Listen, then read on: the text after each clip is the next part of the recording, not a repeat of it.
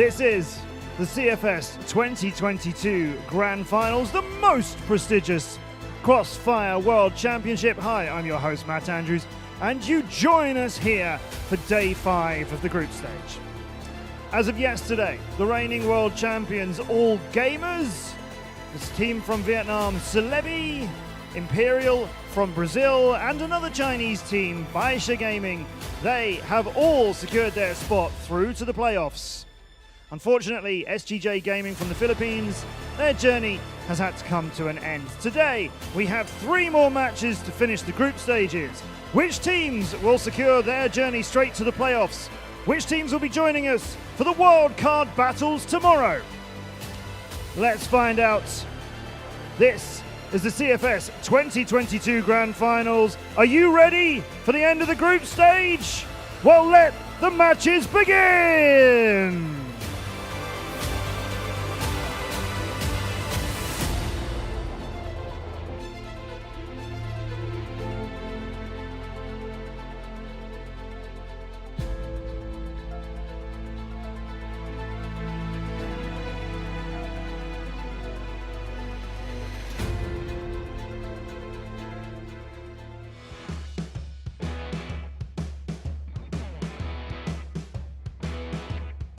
새롭게 써내려가는 역사 CFS 2022 그랜드 파이널.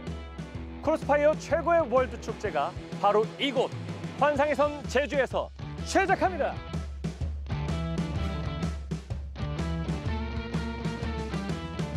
차이나, 이유메나, 아메리카 지역에서 각 3팀, 비엔남 2팀, 그리고 필리핀스 1팀까지 총 12팀이 최고의 무대에서 모든 걸 쏟아낼 준비를 마쳤습니다. 이번 여정은 12월 2일부터 12월 11일까지 총 10일간 제주도를 뜨겁게 장식할 예정인데요. 그중 12월 2일부터 6일까지는 그룹 스테이지와 와일드카드 경기를 통해 플레이오프로 향할 8팀을 가리게 됩니다. 최정상을 향한 팀들이 모인 만큼 상금 스케일 또한 대단한데요. 1위 50만 달러, 2위 25만 달러를 비롯해 총 134만 달러를 걸고 경쟁을 펼치게 됩니다. 특히 CFS 2022 그랜드 파이널은 멕시코 이그라이 맵이 추가되면서 총 7개의 맵으로 진행이 되는데요. 거기에 새로운 맵 뱀픽 시스템이 도입되면서 색다른 재미를 기대하셔도 좋을 것 같습니다. 새롭게 써내려가는 역사 CFS 2022 그랜드 파이널. 이곳 힐링의 섬 제주에서 가장 아름다운 추억의 주인공은 누가 될 수 있을까요? 치열한 경쟁 그리고 힐링. 새로운 역사의 주인공의 탄생을 함께 하시죠.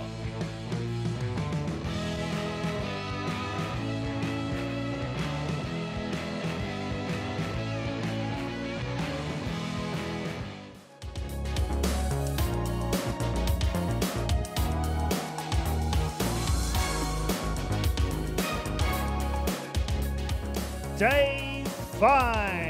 By the end of today, we'll have come to the halfway stage of CFS 2022 Grand Finals. I'm Matt Andrews. Alongside me, we have Paper Thin, we have Akelios, we have Valdez, and we have the last day of the groups ahead of us, gentlemen. 3 matches to go to determine some very exciting battles. We've got all kinds of match possibilities today. We've got teams playing, one of them is going to get eliminated, the other one's going to go to the wild card. We've got teams playing who know they're both going to be going through till at least tomorrow, but one will go direct to the playoffs, one will go to the wild card. We've got 2 teams playing, mathematically, who are 2nd and 4th, and then by the end of today, they could completely swap places, and the team in the middle and 3rd are just going, we'll just stay here then. I'm not sure I've seen anything like it on a group day. It's going to be wild, especially the first match of the day where we have a really important one where Black Dragon's tournament life is on the line. They have to win just to make it out of today. Like, otherwise they're eliminated. So they have to win. How they win will determine in some fashion where they end up in the seeding. But for Anubis, you know, they're through no matter what. But it's a question of how well can they play against the Black Dragons today. Yeah, and this is exactly what you want to see in a group stage. You don't want to get down to the wire, get down to the last day, and have it just be like, oh, well, it's all decided. These matches are scheduled, but we already know who's eliminated, who's not, but you guys still have to play the match. Like, there is still stakes being played for here, and that's exactly what you want at this stage of the tournament.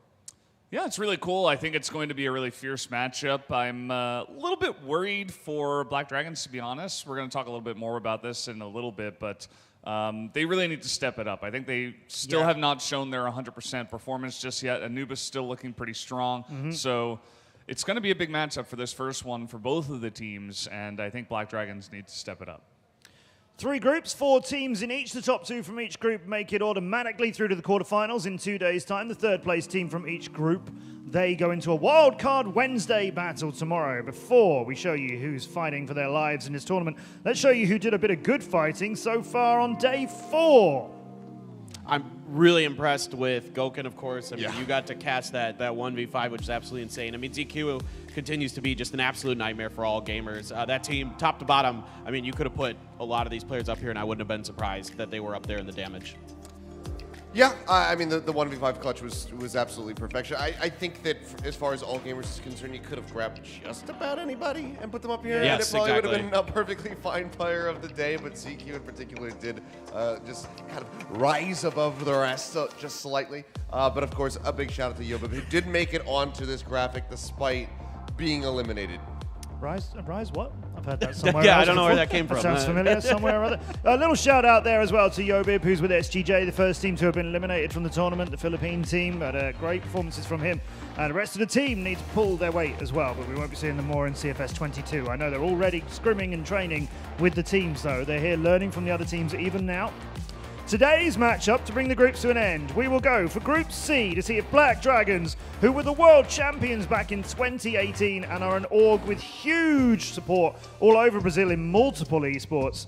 So far, they're 0-2. They have to beat Anubis Gaming, who lost to Baishar Gaming yesterday, which gave Baishar top of the group. Anubis Gaming, not an easy challenge for the Black Dragons. We'll dive into that in a minute. Later on, we've got Extenzy Gaming, another Brazilian team. They are up against TeamMyth from Egypt, who have underperformed. They're a really good team, but we certainly haven't seen the best of TeamMyth. The winner of that will be 3rd place in their group, and we will see them tomorrow on Wildcard Wednesday. The other team between Extenzy and TeamMyth, their tournament will end there. And then Lazarus from Germany will play the Chinese team Q9 Esports Club, who were world champions 2 years ago. These teams are definitely not out today. One of them will make 2nd and go straight through to the quarterfinals. One of them will go 3rd. It's a do or die here for a couple different teams and 2 Brazilian teams. So Extenzy, TeamMyth that we're seeing here in Group A, they have to win. I mean, whoever wins this match, like you just said, is going through to the wild card. So it's a really, exciting day because every game has implications in some manner or another, not just in seeding, but also who gets to play for the rest of the event. Yep, Extenzy or TeamMyth will go to wildcard games tomorrow. The other one will leave. You've got to say how dominant all gamers have been there, though. Even Celebi, who we were expecting a good game from yesterday, they struggled against them. Yeah, they definitely fell shy of the mark. It was not the same team that we had seen in their previous 2 series when they were able to take down Extenzy, take down TeamMyth. Up against All Gamers, they really, really struggled, but they also looked a bit out of sorts. All Gamers played incredibly well, was absolutely impeccable from them, but I don't think Celebi quite hit the same stride that we've seen from them. So I'm looking forward to them bouncing back as they go deeper into the tournament. Yeah, and take a look at this group here, Group B, because we're talking about, how incredibly strong All Gamers are. And we had one of their big challengers up against them yesterday. That challenger fell pretty hard in the form of Celebi. But I feel like any of these 3 teams, maybe they're going to be the ones that could potentially challenge All Gamers. Imperial obviously being the biggest one so far, going 3-0 in their group. But even Q9 or Lazarus, I think, could step up to the plate if the time was right. They're definitely strong teams on their day. I've enjoyed everything we've seen from them. I feel like Q9 might be the weaker of the 3, actually. I've got good hopes for Lazarus later on today. They're both going to be seen later in the tournament no matter what. Baishar go 3-0 at the top of Group C after their brilliant games. Black Dragons, though, this is the interesting one. Black Dragons currently 4th, ranking 3rd, Anubis 2nd. It is possible when Black Dragons and Anubis play each other in a couple of minutes' time, that ranking gaming will remain 3rd and Anubis and Black Dragons can swap. It depends on how many maps are conceded. Maths.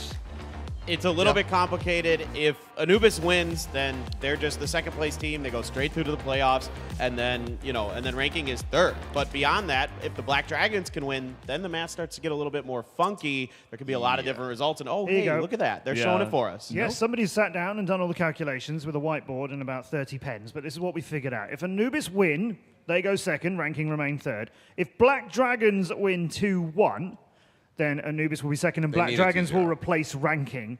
And if Black Dragons can win 2-0, they'll go straight up to second, Anubis will move down to third, and ranking will leave us. And I'll be perfectly honest, I don't see this happening. I see Anubis moving forward in second place just because Black Dragons have not been playing cleanly. I think that if they come out here and they 2-0, it is a complete night and day tonal shift from the last time that we saw them. I have not been impressed enough to confidently say, like, oh, yeah, I think that this could happen. I think Anubis probably have second clinched.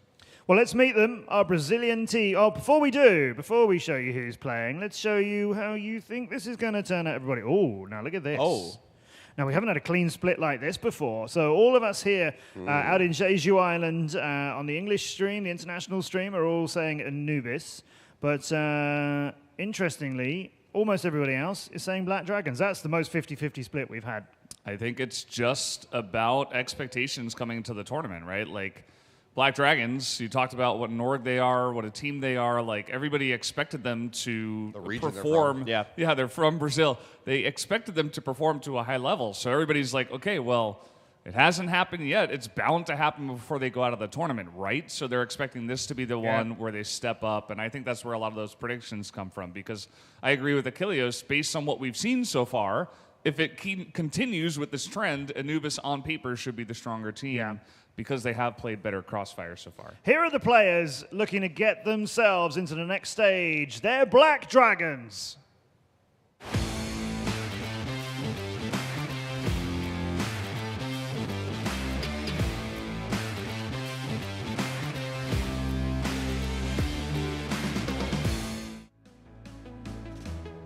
Huddled up in the green and yellow. I mean, are we, as those of us were watching the soccer match last night, or are we maybe a little bit, excuse me, the football match? I should be using the more appropriate terminology, I suppose. But, you know, Brazil beating South Korea last night, those of us here, you know, that has nothing to do with our bias against this. This is truly, I think, you know, Anubis has been playing just slightly better than Black Dragons, but like, you know, we've been talking about the history, the legacy of this team is there. The players have been here for a long time in the Crossfire esports scene, so anything can happen, but they need to dig really deep today. I'm glad we're seeing this, because this team has a lot of camaraderie and a lot of confidence, but you need to take this game really seriously now. They were so confident after their pretty big loss on the first day. They were so confident going into their second game. They lost that one 2-1. You can't do that now. You have to win this one. This is a team you mustn't underestimate on a battlefield. But if you meet them around the venue, they look fairly chilled, like, yeah, we're going to be cool, we're going to be cool, it's all going to be cool, we're going to win this thing. Well, MG, Notsim, Viana, Will, and Action are going to bring the firepower. Anubis, you got a team coming for you. I'm sure Black Dragons are coming for you. I think the biggest thing for me that I need to see from Black Dragons in order for them to kind of get into that group, make that 2-0 possible, is how these comms get cleared up when they're in the game. We have seen time and time again across their series so far that things just get completely scrambled in the mid-rounds. They have the communication and just the awareness of where the enemy is. Somebody gets picked off and suddenly you would expect that there's going to be a trade coming through, but no, that other person also gets picked off because they're just not calming these locations. They're not reacting fast enough. I think if they can clear that up, that is going to be one of the biggest things to give them hope to being able to take this set. Their opponents, proudly representing Egypt, are Anubis Gaming.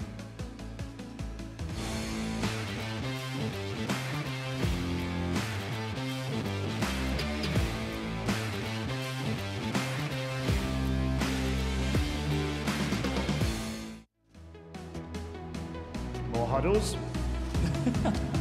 Snare, Toxin, Snake, Bever, and Doom have got to do this. Now, we've said Black Dragons an aggressive side, like a lot of Brazilian play, to be honest, on any FPS.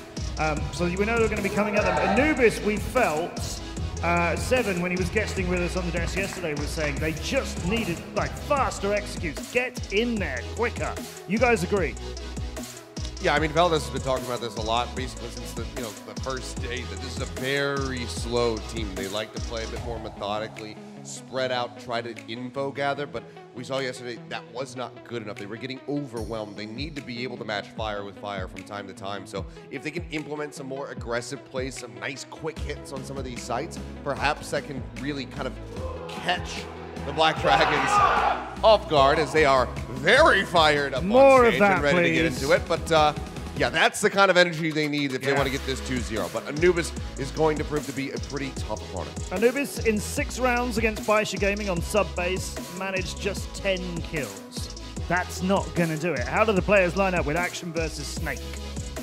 Yeah, I mean, this is pretty interesting here because Snake is also the IGL for his squad. So this guy, you know, able to kind of get it done in multiple different ways. I think this today could really come down to an IGL battle to kind of build off what Achilleos is saying. Like, you know, yeah, we need fast execute. So it's going to come down to the IGL to dial those up to say, hey, we need to show Black Dragons different looks. We need to keep them off balance because also, to build on what you said, their communications haven't been great, so a way you can punish that is by keeping the other team off balance.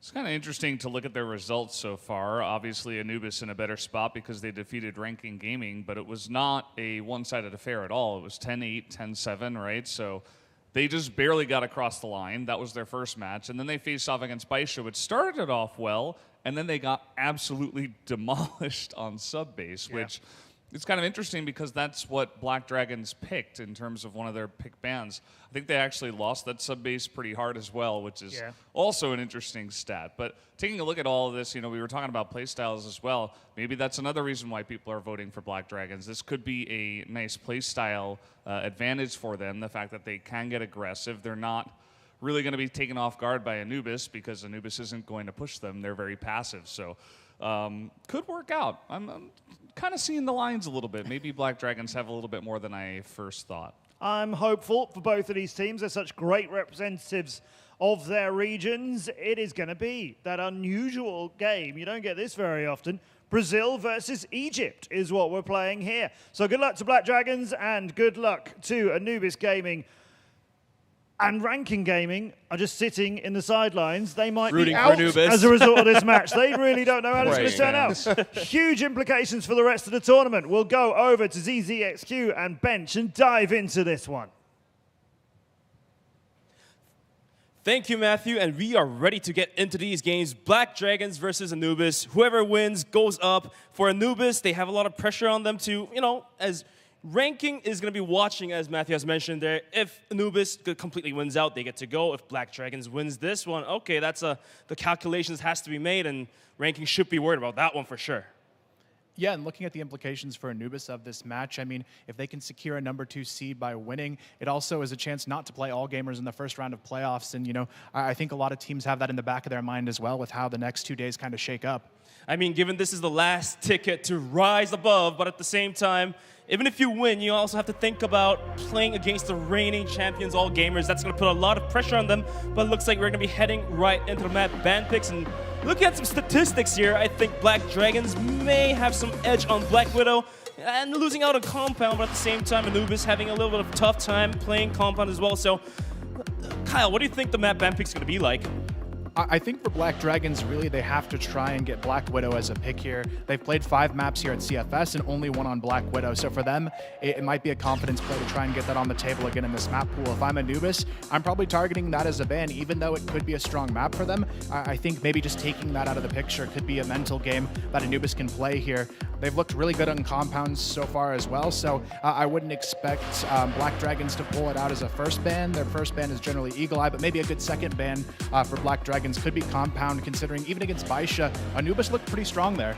Yeah, I mean, at the same time, against Baisha Gaming, they did have a round of 10-6. So those round numbers look not too bad against one of the stronger Chinese teams as well. But when it comes to maps as well, we're getting right into it. Maybe we might have a chance to see some Eagle Eye coming through. I do believe it was Anubis Gaming who won the coin toss, but they gave up the first ban to Black Dragons. Yeah, I think a lot of teams are almost giving it up intentionally to see if the first team will just waste their ban on Eagle Eye, since I think everyone wants it out of the pool, but no one wants to ban it. So the first ban, though, will be Compound. Definitely a smart pick coming out from Black Dragons. It's one of the best looking maps we've seen from Anubis so far. They've played it in both of their previous series, so I definitely think Black Dragons did their homework going into this ban phase. I mean, this ban of Compound fits the 2 criteria. Okay, ban your opponent's best map and ban our worst map, so that worked out. But the second ban coming through from Anubis is going to be Ankara. Yeah, not a huge surprise there. It's one of their staple bans in the best of threes previously. They've banned it both times, so I'm definitely expecting Black Dragons to go for a bold pick, but Eagle Eye, a very, very bold pick to start off this best of 3. I mean, we had a little bit of an expectation as we did play this throughout this tournament for a couple days, and based on the rounds, you know, like teams know which maps they would favor, which maps they don't like, and because we've sorted out Black Widow and Kara Compound Port and Sub Base as well, this leaves us to play some Mexico and Eagle Eye, and looks like we do have Eagle Eye coming through where Anubis is gonna choose Blacklist, so that's a little bit surprising as the Eagle Eye, the opposition side is going to be a little tough to break through. Yeah, I think Black Dragons, this is a really smart pick for them. I mean, we saw them thrive a little bit more on maps where they have closer distance, they can play aggressive. So pulling out a map like this for Black Dragons, I think this is the perfect time to maybe catch Anubis off guard. Anubis, they're going to pull Port out as their pick. A very strong map for them, Black Dragons. They've seen them play it in this tournament as well, and they did falter quite a bit in that matchup against Ranking, losing 10-5. So I think a strong pick going both ways in this initial, and I think really this is going to be a potential map 3 series, considering both of these are very strong picks from both Anubis and Black Dragons so far. So now we have Eagle Eye and Port and Talk, and you know, now we have to go for map number 3, which is going to be the crucial key here. We still have Black Widow and Talk. We still have Compound. Yeah, well, it's been banned out. So we still have Mexico and Talk. Sub-base being banned out here. So that's a smart ban coming in from Black Dragons. Yeah, and looking at Anubis here, I hope they ban Black Widow. It's the only map that we've seen a win on from Black Dragon, so I think it's just smart to get that out and hope that they're going to have the stronger Mexico if it goes to a map 3 in this circumstance. But it's really up to Anubis. It could be a power play to leave Black Widow, and yeah, that's actually what they're going to do. They leave Black Widow in the pool, so map number 3, Black Widow if it comes to it. I mean, it's a little disappointing, so to speak, as we were expecting a little of Mexico to come through, but the site has been chosen for Black Widow. It's going to be Global Risk for Anubis Gaming, Blacklist for its Black Dragons. Yeah, looking at the map pool here, I actually think Black Dragons may have got the slight edge just looking at how they played this one. I think Anubis, they could have done a little bit better getting Black Widow out of the picture here, and you know, having the only map that Black Dragons has won still in this pool could play to their advantage later on if we end up going to a map 3. And you know, also Eagle Eye, a map neither team has played so far, so maybe Black Dragons has something up their sleeve here we haven't seen yet. So it comes down to who knows the map better, who has planned the strategies and tactics that the other teams cannot think of. So it's going to be Eagle Eye for map number 1, Port for map number 2, Black Widow for map number 3, and as Kyle, you've just mentioned, these map ban picks look a little bit edge on towards Black Dragons for sure. But it looks like we are ready to get into the games as well as the players are ready for Black Dragons, although they were coming out from a 0-2 in their series, but at the same time, when we were just able to take a look at those players going into the stage, they were looking pretty happy and they weren't, you know, really startled about it. But let's get into the very first map, Eagle Eye. Nobody thought it was going to happen. It's going to be the second Eagle Eye we get in this tournament, and we are ready to get into this match. Excited to have this one kicking it off. The second time we've seen Eagle Eye here, and everyone is loud on stage and ready to go.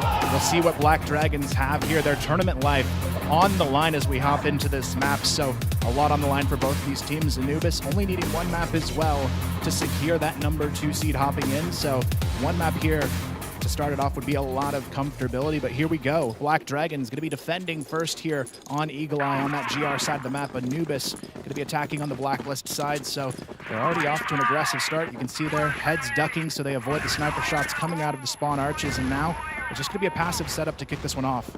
Yeah, I mean, looking at the head-to-head records and, you know, the possibilities of who's going to advance, Ranking Gaming, though, they're going to be sitting back, not relaxed, not so far relaxed as if Black Dragons take a map away from Anubis, then they're automatically out from the tournament.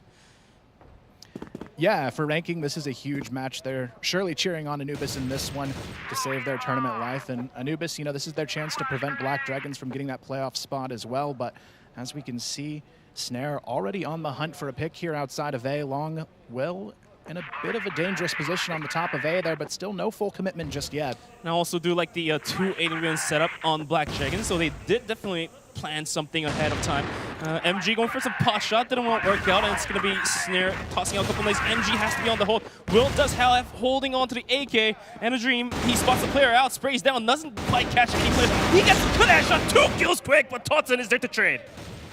Nicely done, but still Totson and Snake are going to have some trouble as action goes through on the flank. Still 3 kills go the way of Anubis on the side execution. MG very low on HP as well. It's going to be a 2v2 retake here coming out from Black Dragons as the bomb will slowly but surely work its way in to get planted here, but Action playing the mid tower maybe to catch them off guard.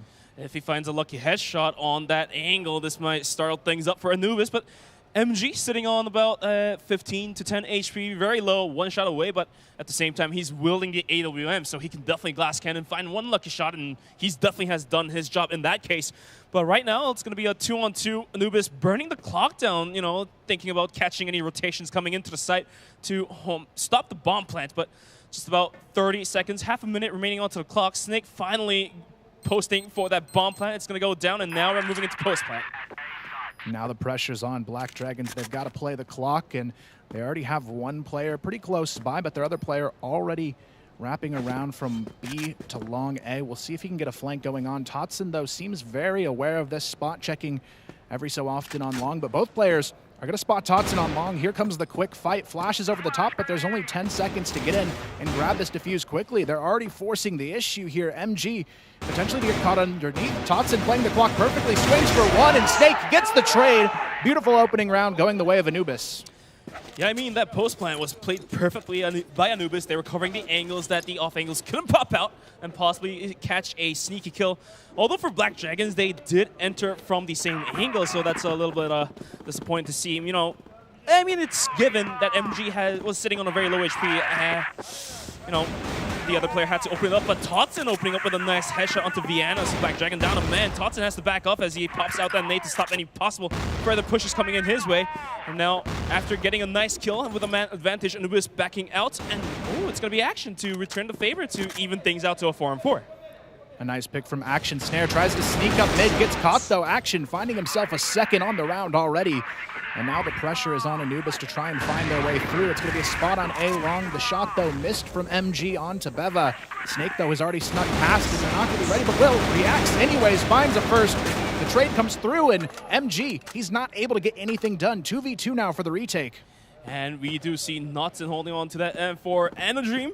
And that's going to burn the clock down to minute 30. The bomb now getting planted, so we're going to be moving into the post plant. Another 2v2 in Action, trying to find those lucky headshots onto the players on A. Well, it's not going to happen, and as the bomb timer ticks down, last retake wasn't too great, but oh, Beva doesn't miss those. He goes for that pot shot, lands that lucky headshot, but we do still have Notson in play, and it's going to be a spray down coming through, just ticking down HP just a little bit, and Beva is there to finish the round, and it's going to be Anubis 2-0. Great start from Anubis. You can tell the way they execute Black Dragons, they just don't know how to respond, but the big standout so far for me has been MG's almost lack of presence over towards the A bomb site. They seem pretty eager to take him out early on, and he hasn't had a kill on the board just yet either, so hopefully he can step up on those A bomb site holds, but right now Anubis, they're doing exactly what they need to and applying pressure very early in this matchup. What I like about Anubis is they post up B, take a kill, then rotate A right away. MG was the solo player holding it down, and he just wasn't enough to stop the firing forces. Will with a nice headshot will open things up. Going for a little more shots there, but it's not going to land. We do still have Totson and Talk here, and he's going to be trading shots with Will. Looks like peeks out. MG finally getting a kill, though, so that's going to be a 3-0. And Will as well pops out, takes the kill. All right, that's going to be a 5-on-2, and Will goes down, but at the same time, it's a 4-on-2, so that's all right. Not a bad situation at all for the Black Dragons. Doom spotted as well outside of the B connector. Gets taken down to about half HP. Vienna trying to take the duel onto Snake in mid as well, and Snake seems eager to try and push through here. Vienna gonna run into trouble. Gets taken down, missing that shot. A crucial one to let go. MG now stuck on the back of the A bomb site. They're gonna try and force him out here. MG goes down as well. The 2v4 quickly turns to a 2v2. I mean, you cannot miss those shots, man, if you want to go into the group stages. I'll get out of the group stages, my bad. And it's going to be yet another 2-on-2 retake. And so far, it's going to be Anubis coming on top of that. Snake with a nice wall and catches Notson off guard. That's what it said, but Action still on top. He's going to go for the shot. Still has some bullets in it, but Snake with the wall bang is going to take the round. Yet again, 3-0 for Anubis. And Kyle, looking at these matches, coming into Eagle Eye, Anubis has the edge here, looks like, on when it comes to aggression. And it's pretty unfortunate as well. I mean, Black Dragons, they had a 4-on-2 there. They had everything in their hand to win that round, and they just couldn't find a way to close it out. And again, you see a lot of holes in their defensive setup. Snare getting boosted over the wall into mid as well. A nice way to catch them off guard. They can't actually spot through mid for that early boost. Notson getting aggressive early, along with Will once again trying to find those early picks for their team, but they're going to have to play a little bit more cautious this time around. I mean, for Black Dragons, they were betting, you know, little chips out on A, but it didn't work out. It's going to be some aggression coming through. Will gets a kill, but Snake is quick to trade it back. Snare with the AWM peeks out Vienna and talk here, but the quick scope is not going to hit. So it's going to be 4-1-4. Another quick scope didn't land. It's going to be ticked down to half HP here. Vienna knows what he's doing, gets a kill, goes for a little bit more wall bang, doesn't land that, so it's going to be even out to 4-on-3. Snare going down super low as well, so Vienna definitely holding this down. Nice hold from Vienna. MG actually finding one as well onto Tots, and Snare somehow still alive in the mid double doors. Gets the kill onto Vienna, but it's not going to be enough. He's traded quickly, leaving Doom alone in a 1v3. 1-on-3. He's still got one. He's got one kill on his backpack. Just 2 more to go. The bomb down. He's going to get picked up by MG. Finally showing what he's got. It's going to be a round going towards Black Dragons after losing 3 rounds straight. So it's going to be 3-on-1 with about 5 more rounds remaining into the first half. So Black Dragons, let's talk about their strategies. They've been constantly getting pushed A, and, you know, even though they're not sending 2 players, they didn't send 2 players A last round. They were actually sending 2 players out long B. So what do you think is behind their thoughts? I think right now they've been using Will really effectively to open up these rounds. The problem is nobody really behind him has been able to make that necessary impact to close out the rounds. MG, though, in the previous round, I think part of the win there was just him stepping up and finding the trades he needed to outside of that A-long position. So if he can keep that up and get some momentum going for Black Dragons here, there's a real chance they can tie this quickly. I mean, no offense. This is like probably the first half of the whole maps they have played throughout this tournament that MG is actually not going negative on the kill-death ratio here. So definitely performing up. Definitely breaking our expectations, although they weren't too high. Vienna, once again, holding the choke points here. Goes for the spray now, gets one, but is quick to be traded out by Snake. So now Will and MG has to do it, and MG actually gets a kill again. Now Will on top of the site, gets a cash shots, gets traded up by Snare, so it's going to be 2-on-3. And here we have it. Snare watching the flank, gets out just in time. And we've seen their post plants on A for Anubis be very successful in a similar setup here. They have 1 long, 1 on the side, and they've been able to hold even a 2v4 in this situation. So Black Dragons, they've got to be very careful on the retake here. However, Snare pushes out alone. A long gets caught by action, and now it's a 1v3 for Beva. I mean, Beva showed some nice kills throughout his games as well, so maybe a 1v3 clutch could possibly happen, but Black Dragons desperately need this round to even things out to 3-on-2. Now the retake coming through the pressure is on. Notson in action on one side. Beva going through some pop shots, not going to land any headshots, and MG on the backside is going to be arming him down, so he's a dead rat here. Stuck. Notson finally sprays him down. That's going to be the round secured.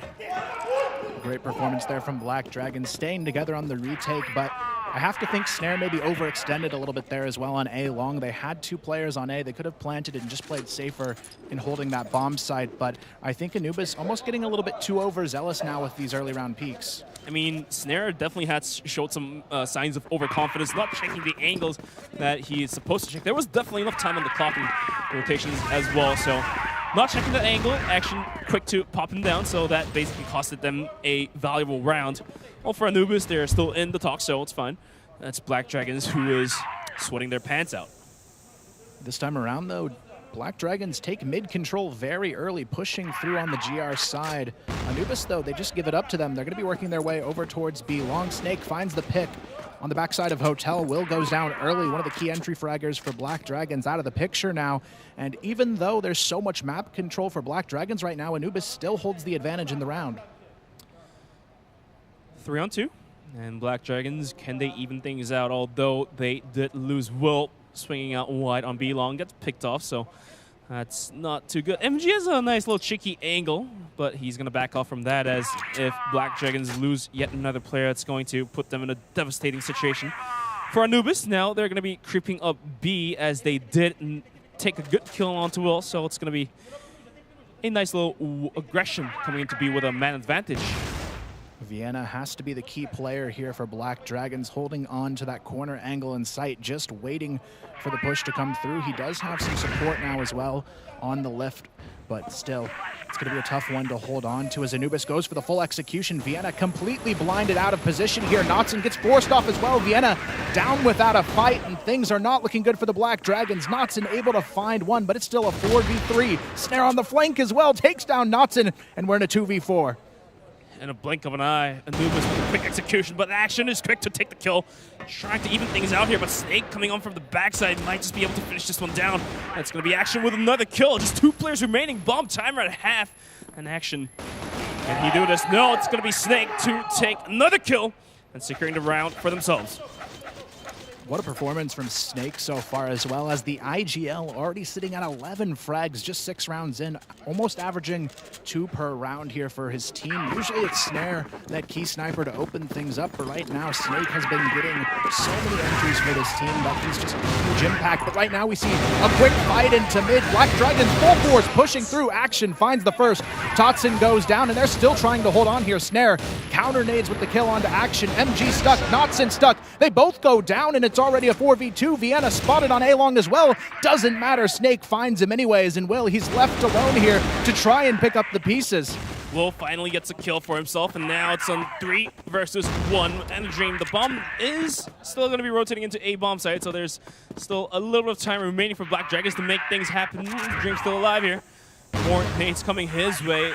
More flashes as well, but Snare's going to be waiting at the corner. Too quick to find the headshot. And it's going to be a 5-on-2. Definitely a dominant performance, especially considering this is Black Dragon's pick going into this one. I was hoping they'd have something unique to show us here, but right now, Anubis, they're just winning aim duel after aim duel here, but Snake, you have to give him a lot of credit here. Still sitting at 2 frags per round, 14-3. Not an easy score to get here. 14 kills when only 7 rounds has been passed. That is some crazy performance coming out. Well, for Black Dragons, they're going to switch things up, finally sending 2 players down A.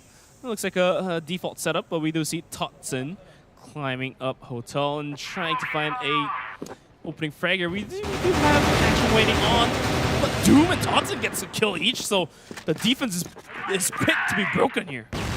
Yeah, he's got to be the one to hold on. Finds the first. Still looking for more. Can't find it. 2v4 already in favor of Anubis once again. Will looking for some sort of redemption in this round, but he can't find any opening into the site. MG sniping in the GR spawn, just trying to pick Snake out of this position, but he's still holding on to the back of sight. You can't be missing those, MG. That was an easy, clean kill, but it looks like the fences there just blocked his bullets, apparently. It just didn't work out. So the bomb now rotating into the site should be planted anytime soon. Will and MG has a decent setup to possibly get a couple kills down there, but yeah, 4-2, definitely a tough one to go. MG is going to be swinging out. Hot shots. Will gets taken down. It's going all down to MG finally getting a nice kill with an AWM. Goes for the pistol, gets another one, but Snare is quick to take that back. And that's going to be Anubis taking another round. Anubis just looking unstoppable so far on this first map. I mean, every round that seems like Black Dragons has a chance to open up into it, Anubis just slams down on them. So 6-2, a very great first half so far for them. The final round here as well, it could be a 7-2 half, and this is standard a GR-sided map, so winning this many rounds already on their blacklist side, a really good sign for Anubis to move forward with. Black Dragons getting aggressive over towards B this time around, but Anubis, it looks like they're going to be going for mid-control here. I mean, Black Dragons, their desperation is only 1 map longer, so if they are able to take 1 map, they get to at least breathe into the wild stages, and maybe that's going to be a big factor for Black Dragon. Maybe they shouldn't be thinking that way, maybe they should think in that way, maybe, you never know, but we are going to be looking at the timer burning down towards minute 50 here. The bomb now getting picked up by Snake, and no, it's still going to be dropped down middle. Aggression is going to be stacked up towards B bomb site. We still have Action and Knotson holding it down. Action is going to be picked to go down. Knotson, though, is going to be able to trade that one out for Doom. That's going to be on 4-on-4. Totson, though, on 1 HP for the remainder of this round, has to be very careful in how he moves forward here. Anubis looking to rotate back towards mid to see what they can find. Will still holding that mid staircase, waiting to see if somebody will peek out. Black Dragons playing this one pretty passive compared to previous rounds, but still Anubis has to make their move, and they seem eager to go back over towards MG's position here on the top of A. MG spots one, can't find the shot just yet. The repeat from Snare almost takes him down, but the lurk of Will coming in through mid finds one. He's looking for more, finds the double kill. Totson on 1 HP has to be careful as well here, but Dotson peeks down Snare, and it's just going to be Totson alone with this 1 HP to work with. With 1 HP and a Dream, it's going to be a tough one. Vienna getting spotted out, is taken down to a super low HP. And Will's going to come from behind, finish that up, so Black Dragons is going to be able to finish the first half with a whooping score of 6-3. It's not too bad. They still have some hopes in it going into second half. It's definitely redeemable now. That third round, very crucial going into the side swap here, but now Anubis, they have the lead. They only need 4 rounds. They can sit back and play a little bit more passive and apply that pressure over to Black Dragons to make their move moving forward with how this one plays out. Black Dragons, though, they go for the early mid control, but you can see Anubis here, they're not eager to take a fight. They want to put this pressure onto BD to make the move. Yeah, I mean, for Anubis, they are sitting on the round advantage here. There's no point for them to make any hefty bets and, you know, risk anything. As they can just play default and go from there. A lot of this is a tendency that you see from teams that feel the dominance coming to the matches. They will, on the blacklist side, go to a site, kind of aggressive, take a kill, get traded out, whatever. It's a kill, and they rotate out. Knock on the other site, and then try the same thing there. If it doesn't work, they rotate backwards. So they're not really they're not playing with any strategies there. They're just, you know, trying to take kills, get trades, as they know they're shooting better at the moment. But the setup is going to be coming through for mid here. Going in, Snare quick to take an AWM shot here. Another one, second one coming through. Thompson's going to pop out from behind. Snare with a third as well, so that's going to break the offense. And it's going to be the round secured. This was already a scary match, but now with Snare stepping up as well, it's only getting scarier for the Black Dragons here, who move very close to going down 1-0 in this series. Only 3 rounds remain for Anubis to get the job done here. Black Dragons, they need something remarkable soon to step up and save themselves. Vienna surprisingly sitting at 3-9 so far in this matchup. He's usually one of the key factors for his team, but Snake here, he wants to take the challenge along. It's only going to be one and done, but still Doom, he's close by and ready to trade here. And now the aggression fully on. It's not going to be MG, it's going to be Doom holding on the side here. Natsu jumps down, gets a kill. Will with a quick headshot too. MG finding a kill, and Vienna is going to find one for himself. And it's going to be Black Dragons keeping the dream alive to go into the next rounds. And you can see the aggression there in the opening round, paying off extremely much so in favor of Black Dragons here, looking really solid with their nade executions coming out of it. If they have more like this left in the tank, this is the time to bring that kind of aggression out. Anubis, they didn't seem ready for how fast Black Dragons was pushing in there. With just about 3 rounds for Anubis to close this map out. Now the aggression is on. Vienna gets a lucky kill onto Totson through the wall bang. It's going to be quick for Will to get a kill. Doom, though, comes around, gets 2 kills, gets traded up by Action. Now down 2-1. 2-1. Beva definitely has it. Beva now looking for that chance to win back this round. He's been spotted by Action, who wants to take this fight, but it's not going to matter. Action gets the kill, and it's still another fast round for Black Dragons to keep this second half rolling. 2 in a row so far. Yeah, I mean, the rounds look 7-5, and, you know, if Black Dragons is able to find the weak points and just continuously knock on that, they might be able to take this into a draw at 7-7, taking 2 rounds straight, actually 4 rounds straight if possible. Anubis, though, wants to take the challenge again on early long, where Black Dragons has been beating them out. Still, it's a 1-for-1 to kick it off. Totson and Action both falling very early in this round, but Anubis, they're still going to be holding on pretty passive after that to see what Black Dragons will do next. Now it's going to be Snake switching spots, switching the position with Vienna here, holding down mid. And spray down's not going to happen. Playing with the clock here, playing with fire. Doom is going to be falling backwards as Snare is going to be peeking out there. No, it's there. Just going to smoke it off and back off from there. No need to risk anything. It's a 4-on-4. Because if any flanks happen down middle, there's too much risk on losing a player. You can hear the comms behind us a little bit. Black Dragons sounding kind of frantic, not sure where they want to go in this round just yet. Looking for that potential opening. It seems like a mid-challenge could be in the making, though. Vienna starting to creep up to the double doors, putting that pressure onto Snake, though. He's been a key player, and he continues to be, though. Pops the quick one-tap onto Vienna and backs off. And now the pressure is on BD to try and answer back here. Snake won that there for sure, and it's a 4-3 with a minute left on the clock. Black Dragons sitting in a tough spot here with a man down. C4 not being picked up just yet, as they probably haven't decided where to go. In case of B aggression, looks like MG has to come over. And these movements has to happen now. There's not enough time left onto the clock, and any aggression has to happen now. Snake holding onto the boxes, doesn't know. Will is going to be jump checking for himself there. Notson going to be creeping up. Beva is waiting with open arms here. Notson is going to be peeking out. Gets taken down to a lower HP. Beva doesn't lose those. Peeks out once again. Finds a headshot onto Will. Notson, though, there's picked to trade it down. MG comes from behind. Goes for the pot shot. Not going to land anything. Snake, though, is going to be taken out. So side is opened up, and Snare misses that. That's going to be a critical point. Now it's all about the retake here. 20 seconds. They have to force the plant, but the flank is already coming through. Snare trying to sneak up quickly behind them. Notson down to 26 HP. This is going to be a very difficult retake here. Snare, he's already ready to attack. The fight going to be on the backside of things. Notson, though, finds Doom. It's a 1v2. Snare, though, already grabs the first. Looks for the second. Notson's very low, but here comes the stick on the defuse. It's a fake, and Snare, he gets it. The 1v2, a huge round as Anubis grabbed their first of the half. That one tap was so crisp and clean, just right out from the deep fryer. And those 2 kills will be another round added for Anubis Gaming. Just 2 more rounds to close this map out.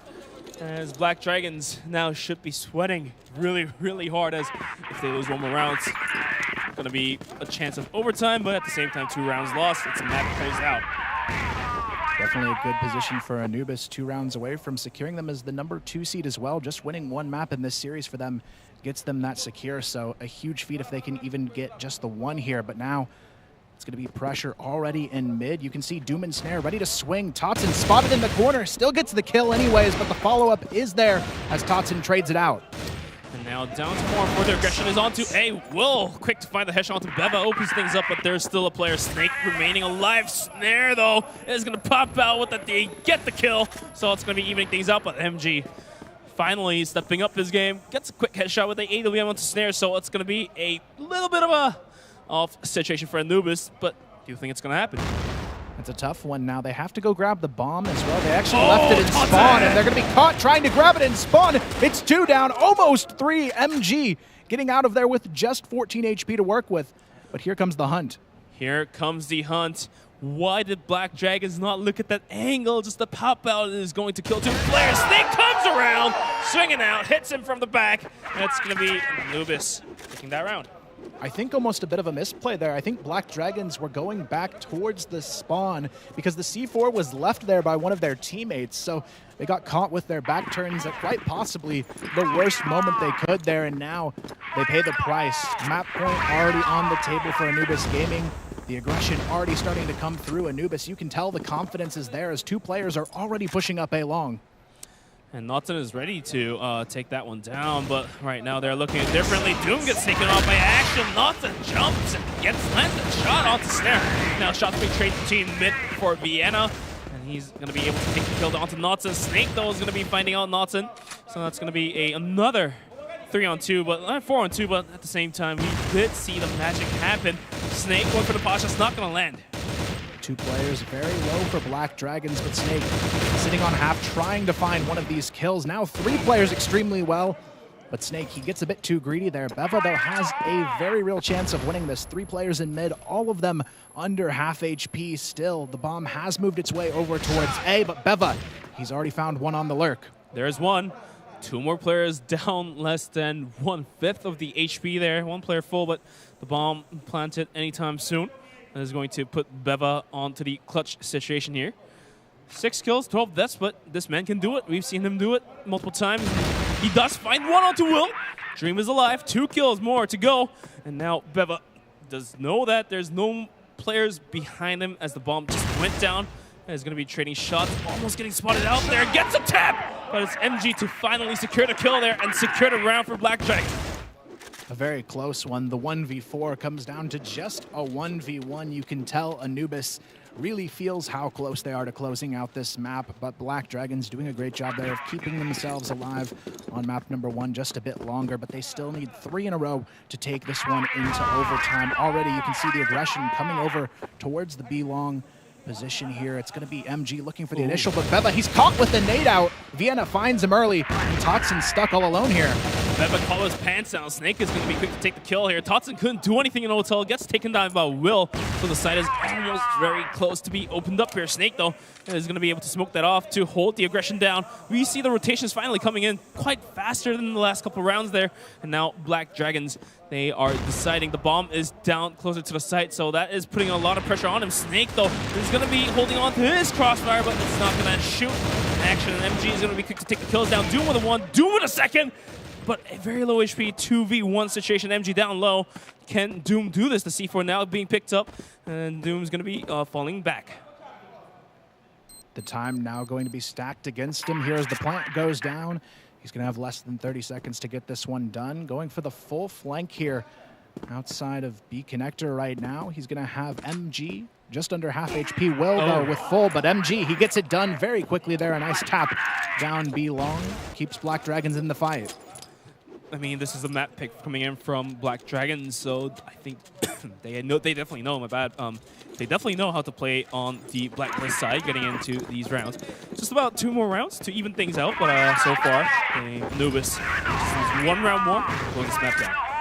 And this is where the pressure is on for Anubis. 2 more chances to bring this one to a close in regulation, but Black Dragons, this could be their tournament life on the line here. Snake looking for the opening pick in mid, moves out of position. Almost a bit of a timing concern here, but Doom, he's going to spot them on the cross here. Spots one, going through that smoke. They know exactly what's happening here, but they still have to hold it off. Action good for 1. Totson, though, gets the double to answer back. Vienna finally puts the trade on the table, but still, here comes the rotation. Snake moving into position quickly, but the bomb, they try to plant it with 3 players still on site here. It's not going to happen. Snare and Snake find 1 apiece, and MG, he's left alone on A long. That was a little bit of a misstep from Vienna. Didn't clear the side, and it's going to go in, and it's going to be a map being closed out. Looks like Anubis finally securing the round there. It's going to be a 10-7. Very close one, but given the map pick coming from Black Dragons, losing that is going to put the hurt in them.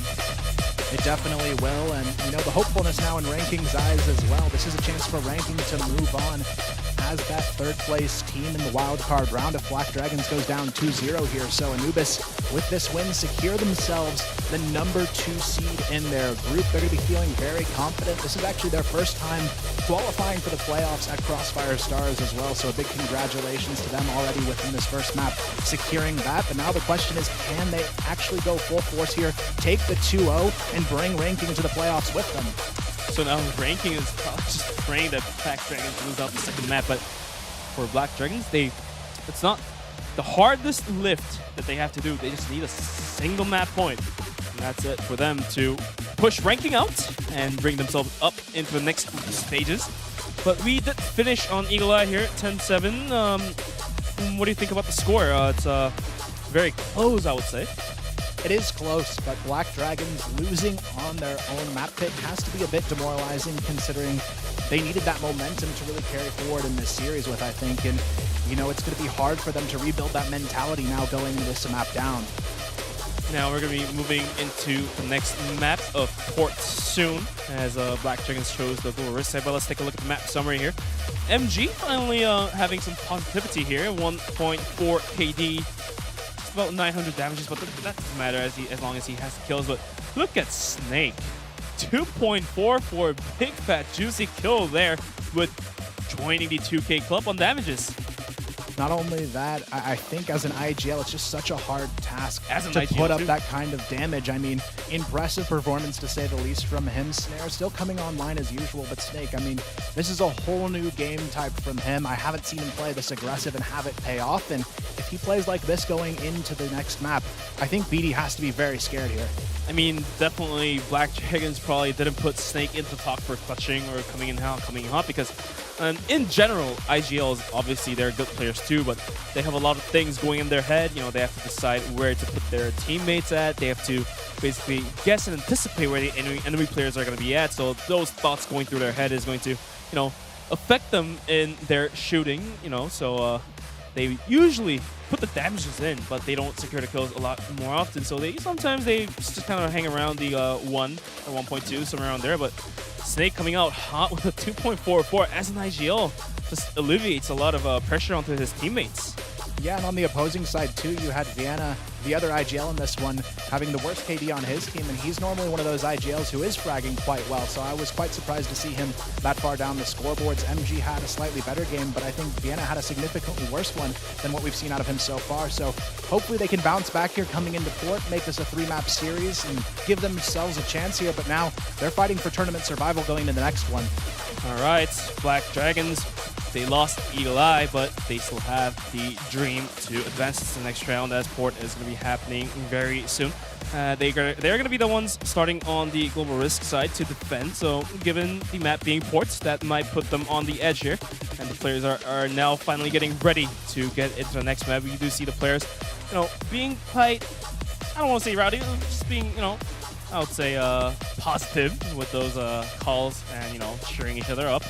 As Anubis was just, you know, right behind us, training themselves up really well. And Black Dragons as well, they're taking a look at them as well. And they definitely have some positivity in them too, because they definitely saw that chances of getting that map point.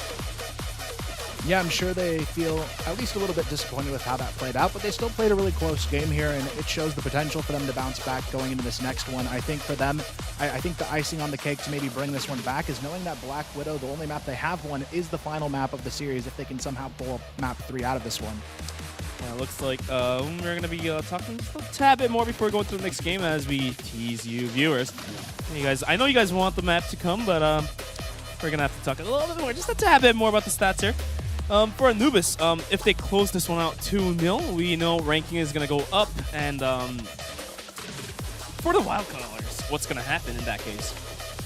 Yeah, it's going to be interesting for the wild card now. Ranking will go into that, and I think a lot of teams watching would rather have ranking be in that spot because Black Dragons with a fire underneath them is a scary team to go up against. And, you know, for Anubis Gaming, this is a chance to take Black Dragons out of the playoff picture completely.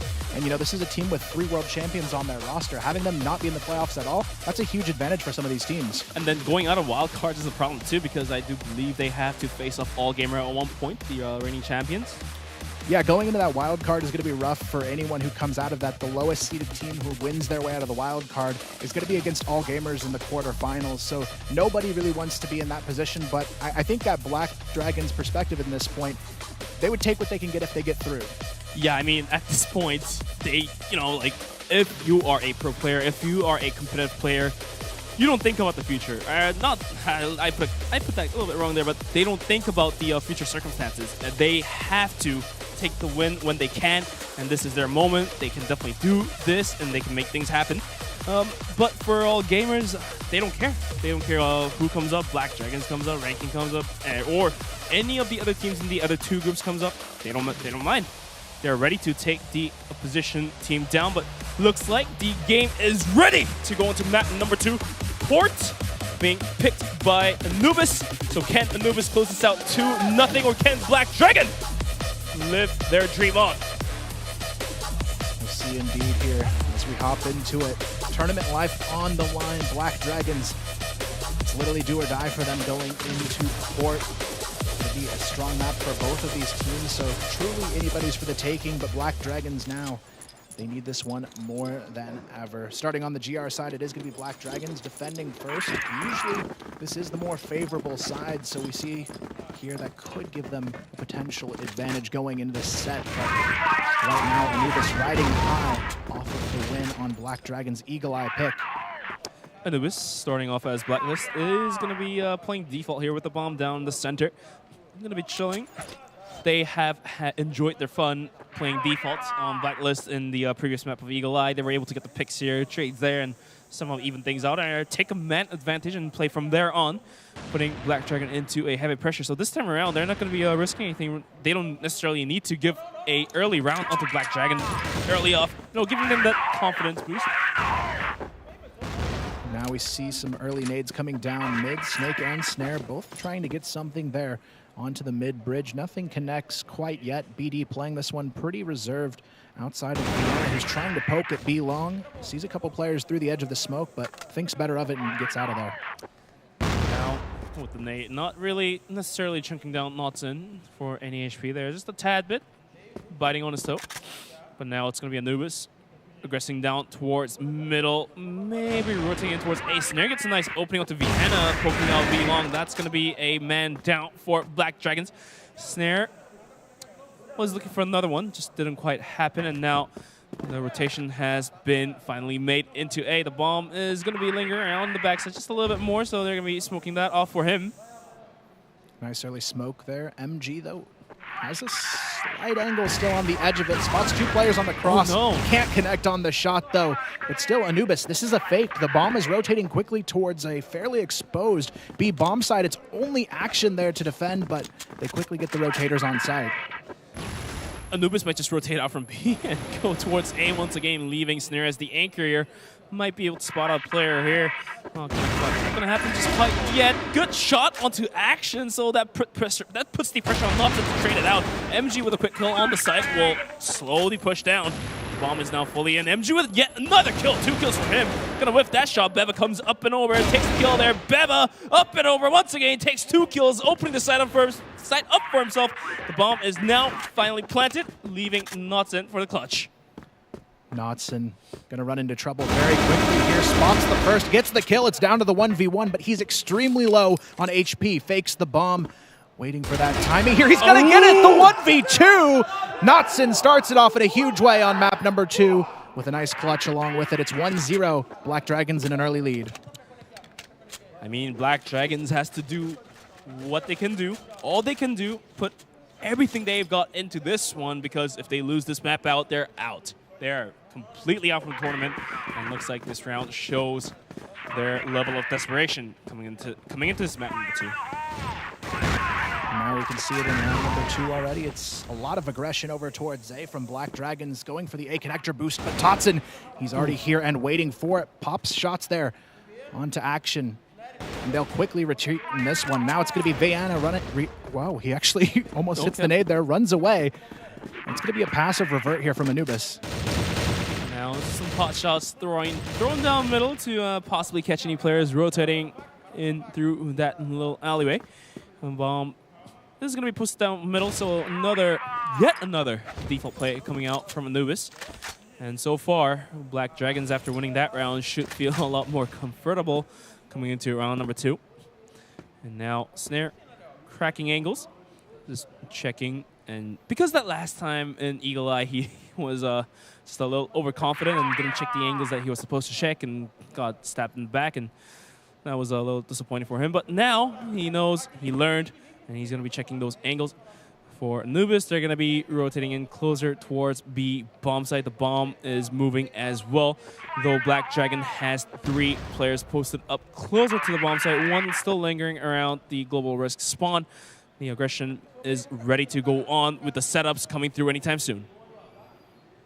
And here we have the execution ready to go. Anubis has Snake on the lurk on top of it. Here comes the push. Vienna good for the first. Backs off. Notson finds 1. Notson finds 2. He's still looking for more, but Beva finally gets the trade. Black Dragons narrow it to a 4v2, but Beva, he's in the site, has the bomb down. Snake alongside him, waiting for this retake to start. Now the smoke's being put out. The retake is coming through for Black Dragons. They're going to be running backwards a little bit, so they have more players coming in from the other angles. The bomb is finally getting planted by Beva, so going into post plant. If Anubis can hold this down, like get 2 kills onto the 2 players of Black Dragons entering to the site, they can even things out to a 2-on-2. And now the flashes are coming through, completely blinding Beva there. The aggression is on. Will gets taken down. Beva with a 2 huge kill. Going for the 3rd one here is not going to happen, but Snake is there to take the kill for him. 1-on-1. Vienna has a pistol out. It's going to take the kill finally. Black Dragon takes their 2nd round. The defuse comes through. just in time here. You can see it down to the wire. The Black Dragons will take that 2-0 lead. A great statement from them to start off on the second map, but there's still a lot of work left to be done here. They can't let their foot off the gas just yet, because there is a lot more to come if they want to win this series back. Black Dragons, they're looking very good so far. We'll see if they can keep it up. I mean, Beva is one of those players that's not, shouted out too much, and finally he's having his moment to, giving those clutch moments, taking the kills there. Not some of the quick opening though, on constant action with a kill. Will as well, 1 kill for himself. That's going to be a 4v2 for Anubis, sitting in a very tough spot. Third round about to be lost here as well, but Snake and Beva, the same duo again. Not going to happen this time, as Notson is going to be taking that quick spray down onto Snake. Beva all alone, 5 kills already and 3 headshots, so he's definitely putting out some results here, but can he connect that to this round? It's going to be a tough one here, 1 versus 4. Only 1 player, though, on this B bomb site. He's going to swing slowly out, and Vienna catches him. It's a 3rd straight round for Black Dragons. You can tell this is the Black Dragons we wanted to see with their backs against the wall, stepping up to the plate and really making a big statement to try and fight for their tournament life here. And now Ranking Gaming in the player lounge is going to be sweating on their palm a little bit, as Black Dragon takes 3 rounds consecutively on port, and looks like we might be seeing a tac pause coming in. There we go. The referee holding out the tactical pause, and us casters, when we were just talking, we really love that referee there. That pose is just perfect. Mwah. Yeah, he does it great every time, and this is an important time for Anubis, I think, here as well. I mean, they've had a rough start to this one, but as we've seen historically, these tac pauses seem to do wonders for many of these teams. I think there's only been 2 circumstances ever where a team didn't win the round after the tac pause, so we'll see if that plays into effect here. I mean, 9 out of 10 times after a tac pause, the team that called the tac pause won. And this time around, it's going to be Anubis calling the tac pause after losing 3 rounds straight. And for now, their default setups are not paying off their dividends, and they might have to spice things up, pull something out from their strategy book they have planned, and looks like it's going to take them a minute and a half to decide on which tactic they want to go with for the next round. It's an interesting one so far as well. It seems that both teams in this series are struggling quite a bit on their own map picks. I'm very curious as to how these picks were decided, because Anubis, they looked so good on map number 1, but we're just not seeing any of that so far here on map number 2. But right now, it's a great time for them to rethink that. They're only 3 rounds into it. They have a chance to hit the reset button on their mentality and swing right back and still take this in a 2-0 series. And, Ranking, they're hoping they can do that as well. I mean, for Anubis, their mentality is completely fine after taking that number 1 here. So looks like they're just trying to switch gears up, as you have mentioned. But the tech pause now complete. Well, just about nothing remaining there. And we're going to be going back into the rounds. Anubis versus Black Dragons. Round has begun. Round number 4. Ding, ding, ding. Who is going to do it? Will the tac pause magic work out for Anubis, or is it going to be yet another failure coming through? But now, some quick aggression finally coming from Anubis, coming down towards middle. Nades being thrown out to clear angles. Oh, Totson with a nice little cheeky movements. We're yet to see a Anubis, making those early plays here. Yeah, it's nice to see them ramping up the aggression, but it could be met by Will here, who's just going to be playing in the cubby, waiting for that push to come through. All 5 Anubis players ready to go for this A hit. We'll see if they can hold it off on the side of Black Dragons. MG misses the shot, gets completely blinded as well, but Will steps up, finds 1 through the smoke. It's not going to be enough, though. The trades come through. Anubis still holds on to sight. Notson tries to sneak in, can't find a way. Now it's down to 3-on-3. Notson with the rifle trying to do his best. Gonna go up and over. Vienna with a kill, though. Notson gets straight up by Beva. And now it's down to 2-on-1. Action, last one alive. Coming in from the backside, though. He might be able to find the lucky headshot onto Beva. And there it is. He finds 1. Just 1 more to go. HP situation for Snare, not so good. 45, but he does have the AWM in hand. So 1 lucky shot might do it. C4 down, though. So that might put Anubis in a little struggle there. Action actually didn't see him on the side as well, so he went all the way to B while the C4 is now planted on A. Action, he's going to ruin half of his time here just on the rotation, so he really needs to hit these shots. Snare, it's all about the decision-making at this point. He has the time advantage and the position to work with. Action just creeping up on the GR spawn wall here, but that time is ticking already halfway down. And they're both going to meet here in the GR spawn wall. Who's going to have the better reaction? It's going to be Snare. Beautiful shot there. Takes him down in Anubis. They answer after the tack pause with the round win. Snare, with that quick adjustment in his aiming, is going to land that arm shot. Nobody expected that to happen with that amount of HP in his backpack. As going against a rifler in close range, we all know what's going to happen. It usually doesn't end well for the armor there. Definitely not the way I expected that to go down, but it just shows you Snare has that beautiful reaction timing on that AWM. So we'll see moving forward if he can keep it up as Anubis try and get that early momentum back on their side this time around. Still round number 5 here underway. Anubis losing 3-1, but overall leading this series. Snare looking for the early pick here outside of B, but Doom about to run into trouble. Will is going to be waiting at the corner. That might catch Doom and Snake off guard, but looks like the whole team of Anubis is going to be aggressing down towards B hallway, just waiting for the timing here. Or they could decide on a rotation, but they're just waiting for the smoke to dissipate down here. Vienna is going to be trading shots once again down this alleyway. Just tapping out Snare for just a tad bit amount of HP, just tagging him down for a little bit. Tutson goes in, gets a kill onto Action, so that's going to open things up. But Vienna is quick to get one. Snare with a pot shot and picks out with a deagle once again. Gets a kill, but gets traded up by Vienna. And now Vienna with another kill, 3 kills in his backpack. Has no more bullets, has to reload back off, but it's now all on to Doom for 1v3. Doom not going to find anything, but Vienna finding a 4th kill and the round for his team. Vienna stepping up in a huge way to keep his team out in front of this one. 4-1 now. BD looking very solid so far on port. We'll see if they can keep this one up, but Vienna, I have to hand it to him. A much better game already than what we saw on map number 1. Black Dragons definitely stepping their game up from the performance coming from Eagle Eye in the very previous map there. Anubis now has to, they may have to rethink their strategy here because their late pushes weren't working. Beva quick to open up onto Notson. He's going to back off. Looks like they're going to be playing their old tit for tat. Go in there, back out, go over there, back out, take the kills, trade out. That strat's probably going to work out this round, maybe? Yeah, they seem to throw quite a few double fakes here, and it works out often, but not this time. It's going to be Action to find Snare all alone there outside of the B tunnels.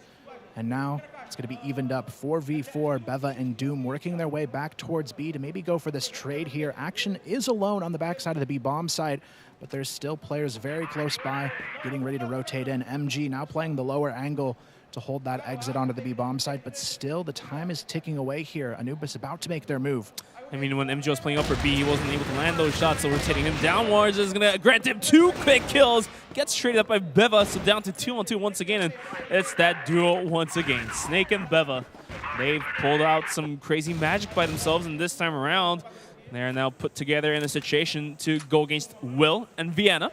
Vienna definitely with a better performance here, and Will as well, just constantly getting kills here and there. So these two going against toe-to-toe with each other. What's going to happen? Will comes out, finds a good kill onto Snake. That was not looking his way.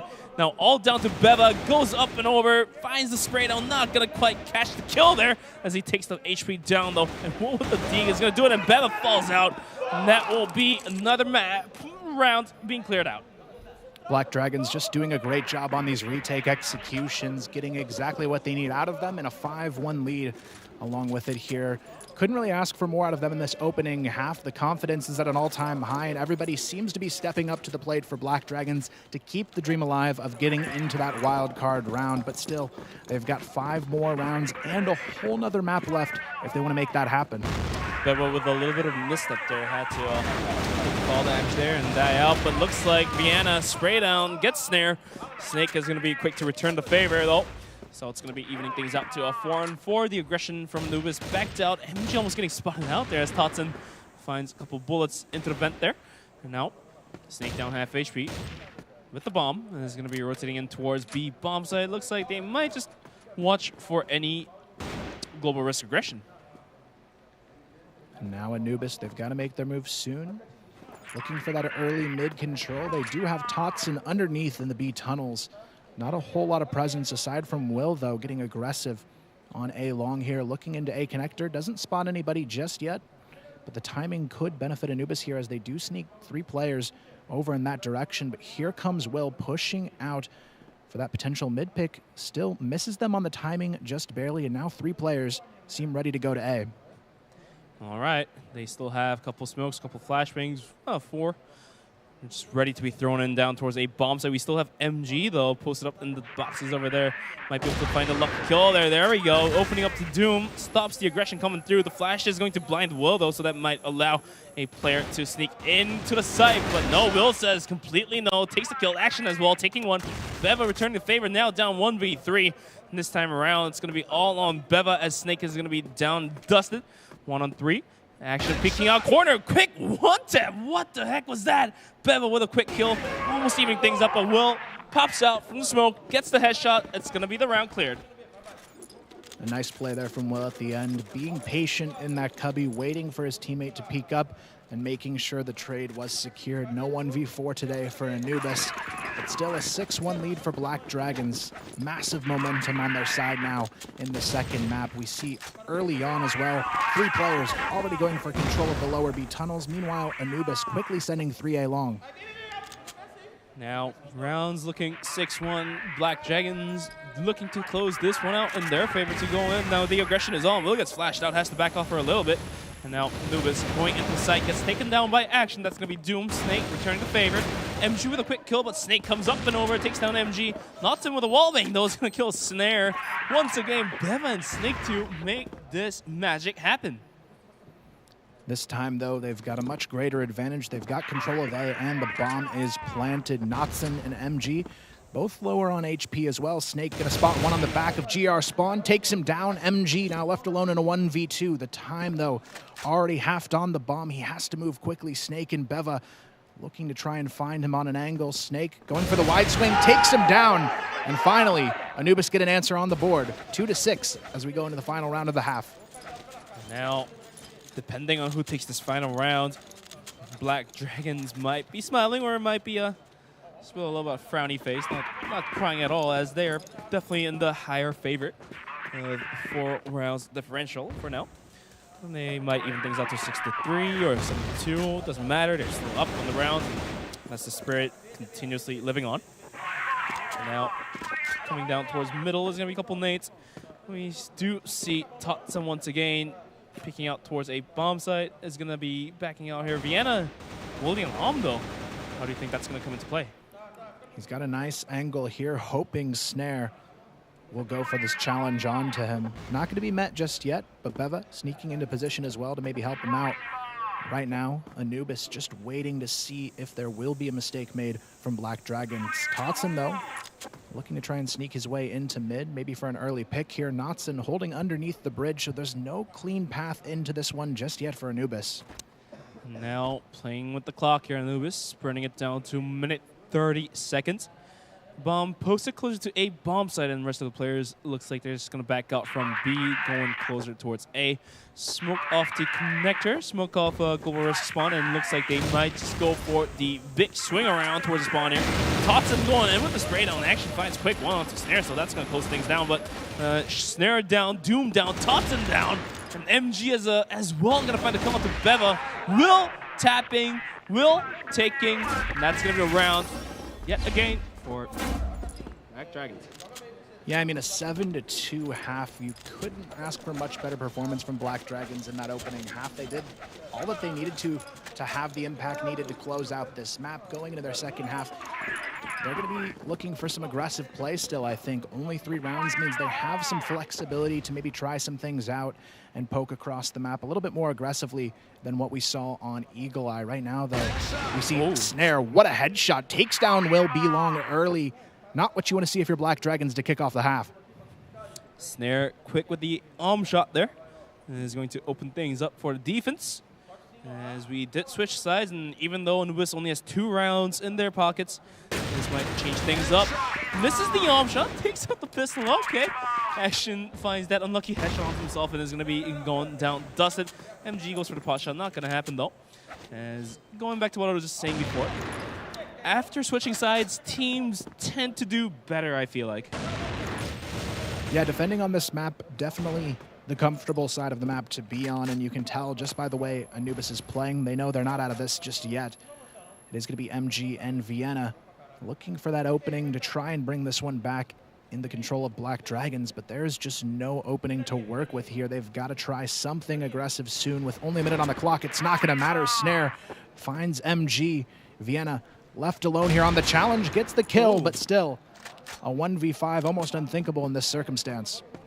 With an as well, if the rest of Anubis just decides to run out and hunt him down, that's definitely not going to be possible. And it looks like the push might just come through in any moment here for Anubis. They're clearing angles, ready to trade. Although, what's good about Black Dragon so far is Vienna at least holds onto the bomb. It's not down in the corridor, so Anubis is not just sitting on top of it. If Vienna could find a couple of opening frags, then he might be able to get the bomb down and go from there on. But Anubis investing 3 players, holding it down. Totson quick to get the headshot, take the round here. That's going to be Anubis.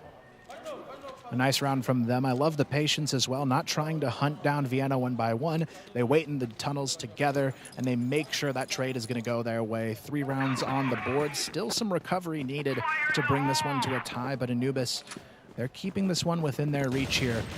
Right now, though, to start off this next round, it is going to be Anubis getting that early A long control, pushing Snare all the way down early. He wants to take this challenge on to Vienna, but who's going to find the shot? It's going to be Snare with the quick reaction to find one. MG, though, able to trade. I mean, we've seen some crazy comebacks happen on this map here, but maybe this could happen for Anubis, or it may not, and Black Dragon's closing this one out. But nice little Omdur there, so Snare getting clapped out of his mind. And is going to be sitting at 1 death for himself. And now the aggression on towards a bomb side bomb coming through, Doom coming up and over, gets a kill, gets traded out by Action, then rest of the players running in. Totson comes up and over, gets a kill, and Snake as well. Find that shot onto Wool as well, so leaving MG all alone. MG finds 1 kill for himself, evening things out. 2-1 bomb down in sight though, so that's going to put a lot of pressure onto him to clutch this one out. MG, this is such a huge round for his team. Anubis, they're trying to get the momentum here, but if MG can find a way to break through, he'll put his team just 2 rounds away from a victory here on Port, and surely they need that vote of confidence at this point in the match. The bomb, though, in such a difficult position. He's going to be going up towards A connector to try and recover it here, but Beva and Snake, they have a perfect crossfire setup. No matter which way he comes from, he goes for the Harvey jump over into mid. A nice little maneuver, but it's not going to pay off. He's quickly spotted, has to back off here, and time is ticking. I mean, had he hit that shot, it would even things down to 1-on-1 and would put him in a more comfortable situation. Gonna miss that shot too. Timer burning down, 44 seconds remaining onto the clock. And now Anubis basically knows where MG's gonna be at, so they're gonna be posting up towards the spawn area here. MG spots out Beva. Beva as well spots out MG, so Snake is gonna set up for a double peek onto the armor here. They're going to spot him, and that's going to be it. Beva finds the final kill. It's 2 in a row to kick off the half now for Anubis. 3 away from the tie, and after a 7-2 half, you'd really hate to see Black Dragons go down here, but Anubis, this is a confident start to the second half. Yeah, I mean, after a devastating 7-2 for themselves, coming into the second half, they do take 2 rounds for themselves. It's going to be trying to close it down for a 7-2-4.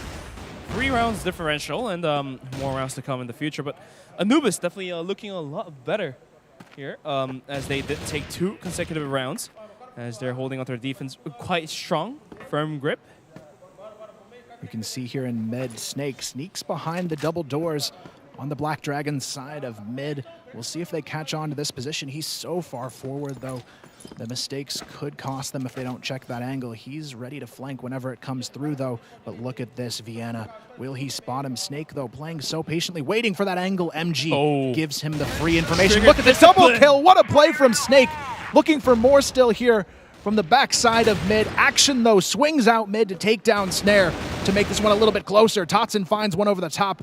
It's a 4v2 now, and Will and Knotson left in a difficult position.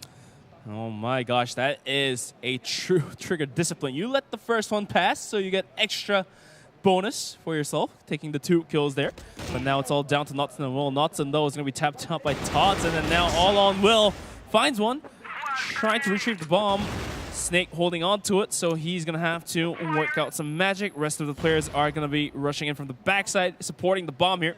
Will, he has an angle, peeks out, gets a quick headshot. Oh, and the second one coming through as well. Down to 1-on-1. Will, can he make this magic happen? It's going to be a tough one here. The 1v4 narrowed to a 1v1. This would be such a huge round for Will to take away, but here comes the lurk. Beva sneaking behind him, but the timing here, it's not going to matter. Beva hits the shot, stops the 1v4 from happening, and keeps Anubis a little bit closer in this matchup. You can see Will a little bit disappointed after that one, but a valiant effort taking it down to that 1v1. But now Anubis, that's 3 in a row in the second half here. I'd be surprised if we don't see a pause coming out soon. Yeah, I mean, tech pause magic is definitely working for these teams out here. So looks like Black Dragon wants to have some voodoo of their own. Tech pause coming out, and for now, for Black Dragons, they need to switch things up. Losing 3 rounds straight means they're doing something wrong, or they're basically getting read like a book by Anubis. So they have to switch it around to make it more difficult for Anubis to counter. Yeah, I mean, for Black Dragons, after a 7-2 half, you think they'd be able to bring this one to a close a lot quicker than what we've seen here. Anubis, though, doing a great job of just playing a very standard but very thorough global risk side so far. Always swinging for those trades, Snare and Snake continuing to open up the rounds. Beva being a very tactical support player. It's made it quite the challenge for Black Dragons to close it out. Every time it seems like Black Dragons, though, gets momentum in a series, they just seem to kind of crumble under the pressure a bit. And at the same time, Will with a valiant effort, almost making the clutch happen, but Beva just thinking one step ahead. It's going to be, I mean, he did a good flank. I mean, if Will was looking at the back, though, Will may have made that happen, but for now, it's going to be Beva taking down Will to stop the clutch happening. Yesterday, we were able to see Goken come out with an ace clutch, so we are definitely getting more of those coming into the future rounds here, but the tech pause is soon to come to an end. 16 seconds, 15 seconds remaining. Yeah, we'll see exactly what Black Dragons does during this pause time, but this has to be probably the most important pause of the tournament for this team. It could be their life decided with how they come back swinging on Fort here to try and close this one out, because Anubis, you can tell they are hungry for the 2-0. They do not want to see Black Dragons continue forward with them into the playoffs. Just as a friendly reminder, Black Dragons just need a single map point to keep themselves alive in this tournament. So right now, they're sitting on a round advantage with Anubis just chasing onto the chin here. As now the round begins. And for Anubis, they had some time to talk as well, so they may also spice things up. The nade almost landing there, not going to happen. Knotson is going to take a bit of damage onto himself as well. It's going to take the boost on towards a bomb site. C4 is going to be left outside of B corridor, B main. Will, after that, good effort. That's pretty good effort. He's going to be aggressing it towards the bomb. So he's going to be backed out as Doom is there and hold him down. A very interesting setup from Anubis as well. Nobody actually directly defending the A bomb site. They have 3 on B, 2 on mid, nobody on A for Anubis. It's a huge gamble, but it seems to be working so far. Nobody from BD contesting A as well means they can take the fights they want to here on the side of Anubis. A lot of early chip damage going their way as well, but here comes the push. Vienna from the lower B tunnels takes down Snare early on to make this one a 5v4. A great way to kick off the round.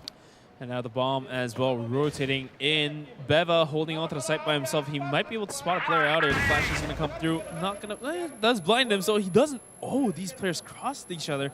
Not going to see. Vienna might be tapped out here. With a quick kill, gets traded up by Will. Beva still holding onto the bomb site here. Looks like Black Dragons might just have to back out of this one as the information has been passed down that A is clear. But not so clear after all. Totson sneaks his way in. Who's going to win the duel, though? Totson takes the headshot onto action. And now it's a 3v2 here. The bomb still in the hands of Will, stuck outside of A. Long gets a nice flash there onto Totson, forces him back, but still the numbers disadvantage not looking so good for the Black Dragons. Black Dragons, after attack pause, was hoping to take the round there. 30 seconds remaining on the clock as the rest of Anubis is going to be pushing down towards B bomb site. So that allows Black Dragons to go into the post plan here. And we still do have Totson looking down towards the connector. So if MG is able to find a kill, he might be able to allow Black Dragons to go for a plant. Although we did see Will cross into the bomb site, so that's going to be the bomb planted. MG with a pick as well, evening things down to 2-on-2. Onto the retake for Anubis. We'll see if they can get it done here right now. Will holding on to the top of A. He's going to spot one over the top. Spots both. Totson and Beva, though, come guns blazing into the site. MG able to grab his second of the round, but can he do it in the 1v2? That nade does a ton of damage, and it's down to the wire in this 1v1. But here it is. Totson saves the day, and Anubis, they get yet another round here. So close, yet so far. 4 rounds straight coming in from Anubis, making this into a 7-6, I believe. Just right down to the neck here. Black Dragons being chased. This is definitely uncomfortable for Black Dragons. I mean, it's got to be 4 rounds in a row. Haven't won a single round as well for them on this side of the map. The pressure starting to be felt very heavily for BD, and this is the time to do it. They bring out the full B push. Only one player on site. It's Beva. Can he hold though? Beva, good for first. Beva, he's good for 2. Finally gets taken down, but here comes the response. Doom, good for 1 already on the retake, and it's a 4v2. Notson sitting on 16 HP as well. The nade not going to do too much hurt onto Anubis, and now the bomb being down in the corner has to be picked up as Notson is gonna try to pick it up as the smoke is still there. Notson gonna kill Notson through the smoke, but Doom comes up and over, finds a shot. That's gonna be Anubis taking the round, evening things down to 7-on-7. 5 in a row to get it done. A 7-2 half completely shattered instantly in this second half so far. We'll see if Black Dragons can still find a way to redeem themselves, but their fate is looking a little bit grim at this point if they can't step up to the plate on this blacklist side of the map. Right now we see Anubis stacking 3 players over towards the A bomb site, 1 mid, 1 B. But meanwhile, Black Dragons, they are hungry for a pick, but look at this positioning from Snare. He is ready to catch an early one as well. Oh yeah, he's going for a shot there. Not going to happen. The nade is going to be tossed his way, but Snare does back out. He's actually going even more aggressive in towards Vienna. He might be spotted out here. Oh no, Vienna comes up and over. Finds the quick headshot onto Snare, so that's going to be opening things up. MG as well takes a pick onto Doom, so Black Dragons might just finally be able to put themselves ahead as Anubis is chasing right behind them. And this is a round they've got to close out here. 3v5. No excuses here for Black Dragons not to win this round. They've got everything in the tank they need to. And along with it, MG to grab the bomb as they start to work their way in. Beva all alone on B as well. It's a 2v5 hold. Anubis, they're ready for it though. Snake holding down this angle on top. Trying to bait for Totson. Gets the opener. Great way to get it started. Totson, though, on the off angle. They don't check it. It's going to be 1 for him. Looking for more. Gets the double kill. Vienna left alone, and he has to try and force his way through. Will gets the shot onto Totson, but Beva on the flank finds 1. It's down to the 2v1, and somehow Vienna is left alone. Vienna, he has to keep the dream alive. Can he clutch this 1v2 out? He's going to be flashed up by Beva, and he does back out with the C4, so he has enough time to rotate into B bombs as there's a minute still left onto the clock here. And for Anubis, they turned things around so quickly. In some way, somehow, he almost evening things out here. Now, an man advantage going into just about 40 seconds remaining onto the clock. After 5 rounds in a row, Vienna needs this redemption for his team. Otherwise, it could be the beginning of the end for Black Dragon's life here in this tournament. He has to try and hold on. He's going to be playing in the B tunnels just on the edge here. Now going back into sight, throwing all of his utility to try and stall, but here comes the 2-man push. Vienna looking for a miracle here. Spots 1, grabs 1, but the trade comes through. Snake gets it, and it's not 5, but 6 straight rounds now for Anubis Gaming on this side of the map. Anubis coming back from a 7-2, turning the board around, making it 8-7 for themselves. Just 2 more rounds. They need to close this one out. For Black Dragons, they need 3 more. So Black Dragons have a lot of work to do if they want to keep themselves alive in this tournament. We'll see if they can make it happen. The pressure at its peak for Black Dragons. They need a round, and they need it now. Otherwise, Anubis will move to 9 rounds. Match point in the series if they can just win more. The pressure, though, being felt. BD working their way early on into A connector. They will get met here on the opposite side of it, though. Doom waiting in the shadows for someone to peek around this A connector box. But really, it's up to Black Dragons to make the first move here. Black Dragons, they have to throw the dice here, as they are still leaving their C4 in the spawn. They're going to pick it up for now. It looks like they might close themselves, aggress on towards B-bomb site, as there's still a single player, Beva, holding on to it. And rest of Black Dragons closing in towards B-bomb site as well. 4-man push here.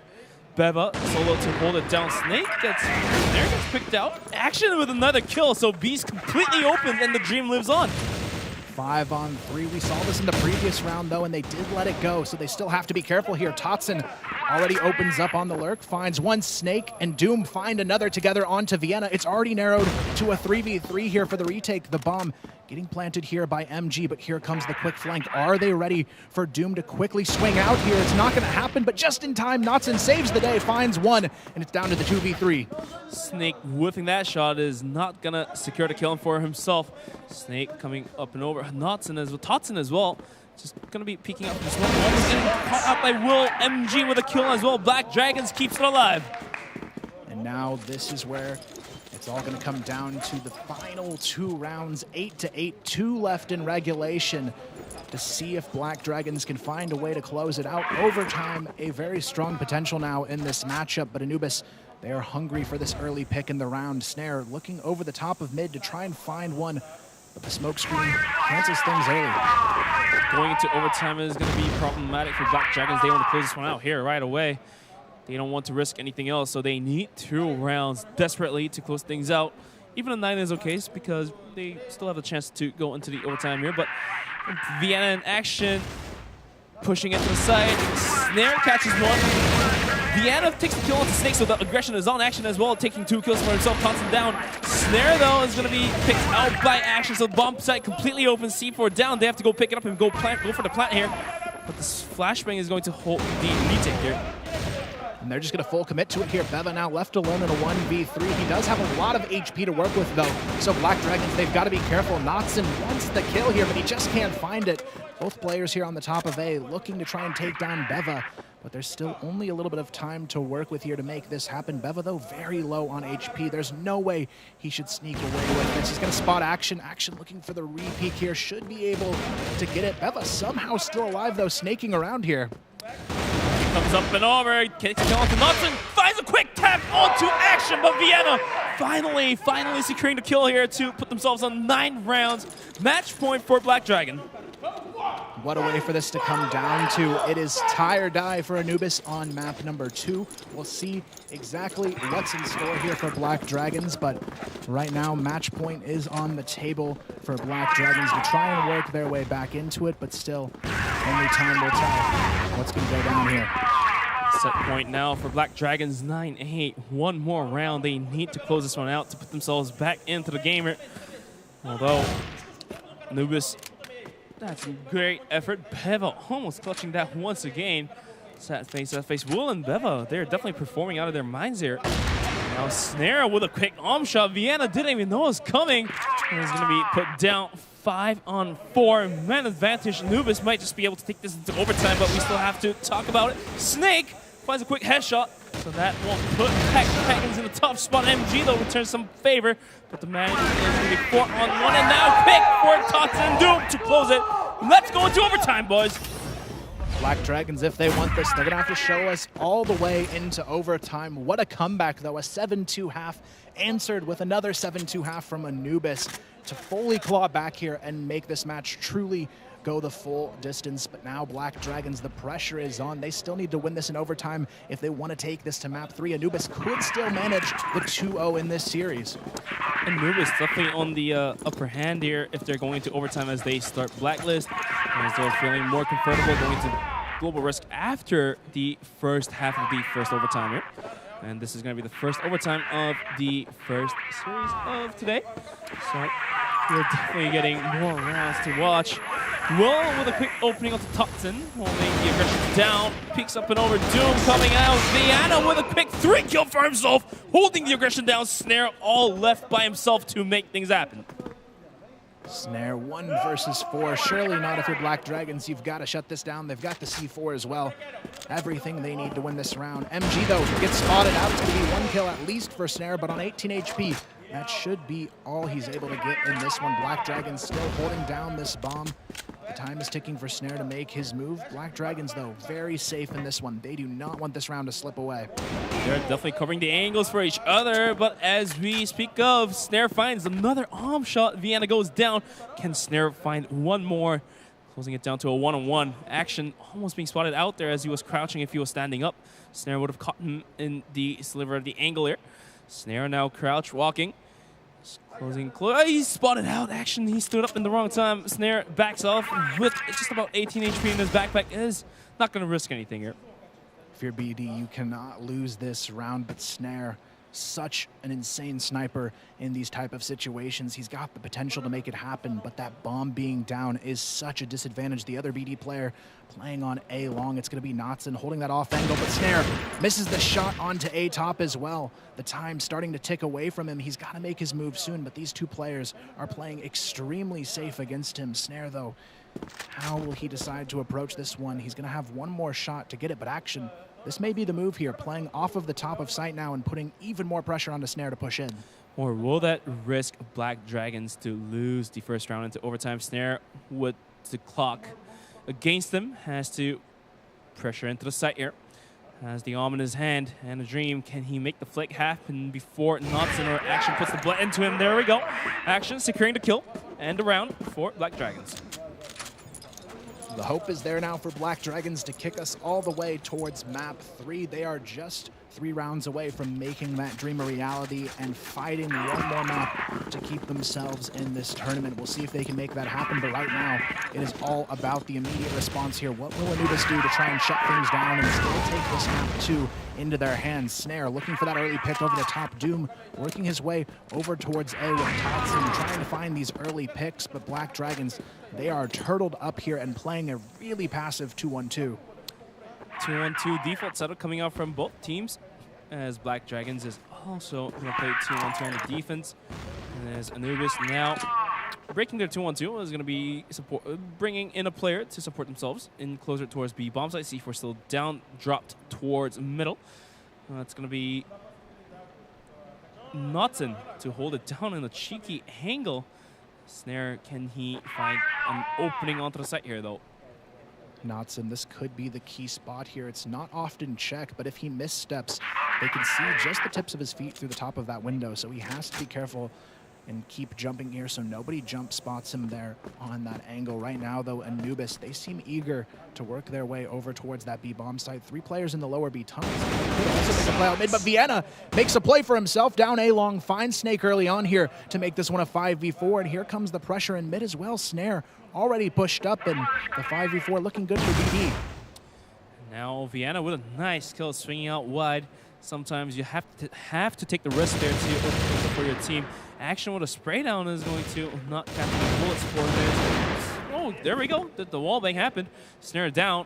5-on-3. The aggression is now to the bomb set. MG with a big off shot. Has the second one for himself, and that's going to be Black Dragons making a 2-0 for themselves. You can feel the energy here. Black Dragons on the cusp of a map 3 situation, and they are ready for Anubis. They've got a chance to shut it down, but they need this final round in our first half of overtime to go their way to try and pull it back. Meanwhile, Black Dragons, though, will be their first match victory in quite some time here in CFS 2022, but Snare looking for that opener. It's smoked off completely to kick off the round. Anubis needs one round. Single round to go into the second half here. Knotson quick to find the headshot onto Snare.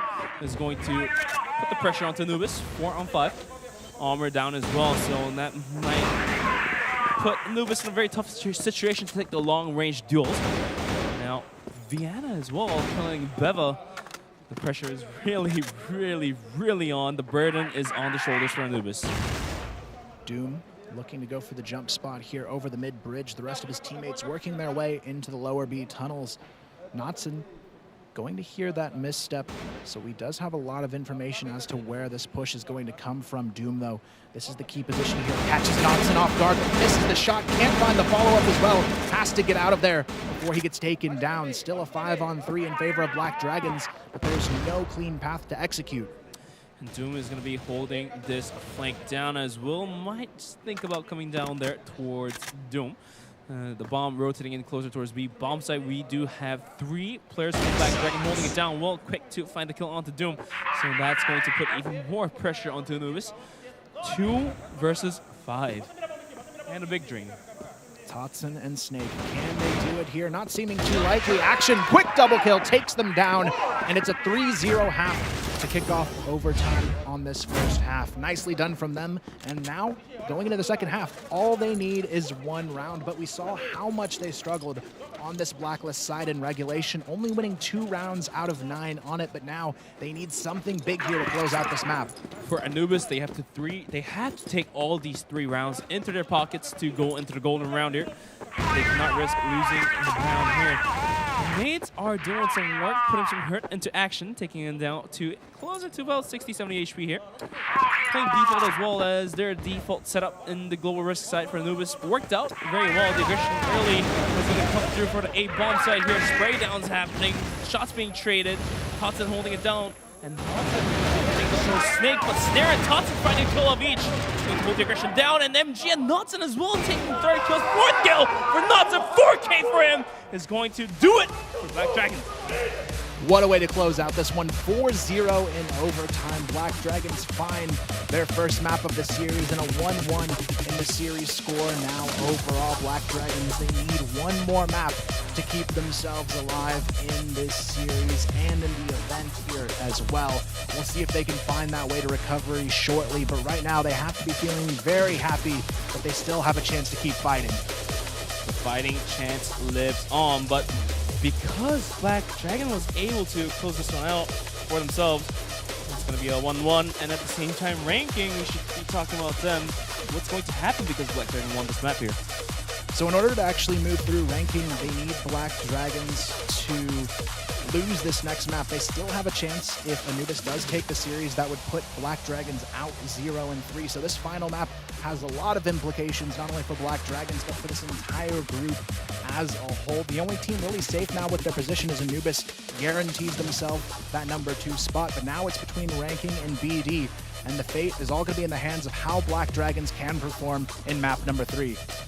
Black Dragons have a chance to take the 3rd map here, and the players, after that such a long round, has to take a little break here. And the 3rd map, we should be talking about that for sure. It's going to be Black Widow on the way.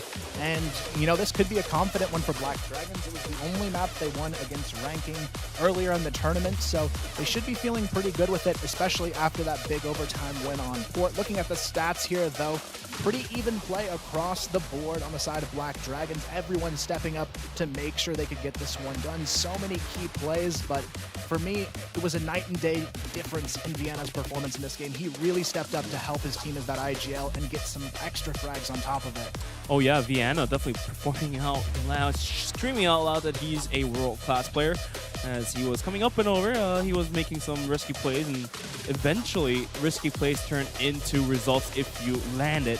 And he did eventually land those kills to help out Black Dragon to come out 13-9 here in the second map, taking the map point and going into map number 3. For action though, 0.76, and it's a little bit disappointing because we always shine the light onto action for some clutches or being the start player for Black Dragons. Yeah, looking at his stats, at least the benefit he has there is he did at least get the most damage on his team, so still at least some solid impact there.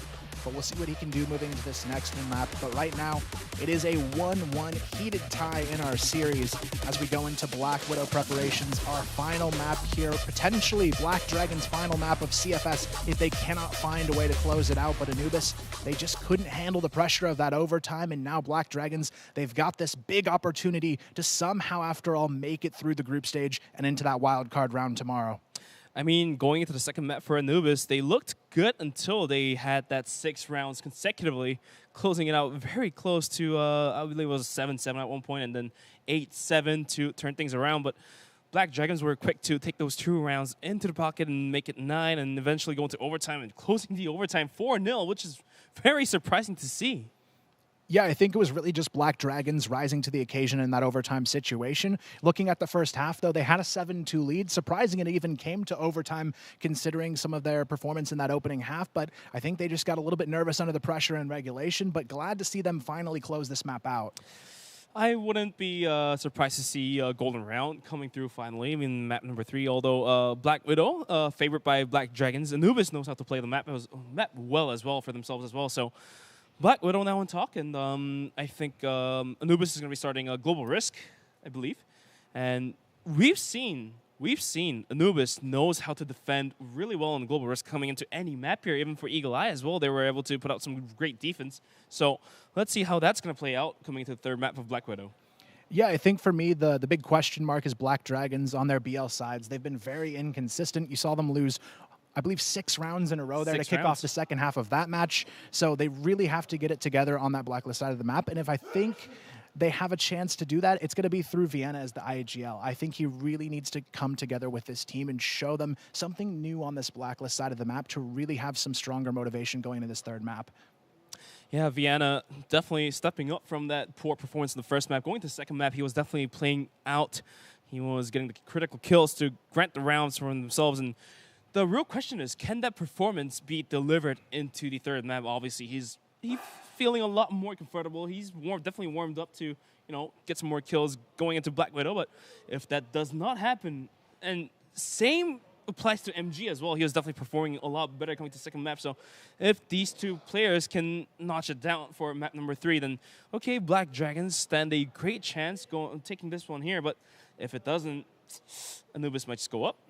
Yeah, I think for me, the big inconsistency on both of these teams is that sniper matchup, MG versus Snare. We've seen them both be hot and cold throughout this series so far. So I think whoever really steps up between those two snipers and wins those early aim duels between them could be the difference maker in this series. And especially on a map like Black Widow, you're talking about very long lanes, long aim duels across the map. That's going to be a massive factor for both of these teams if one of their snipers can pop off.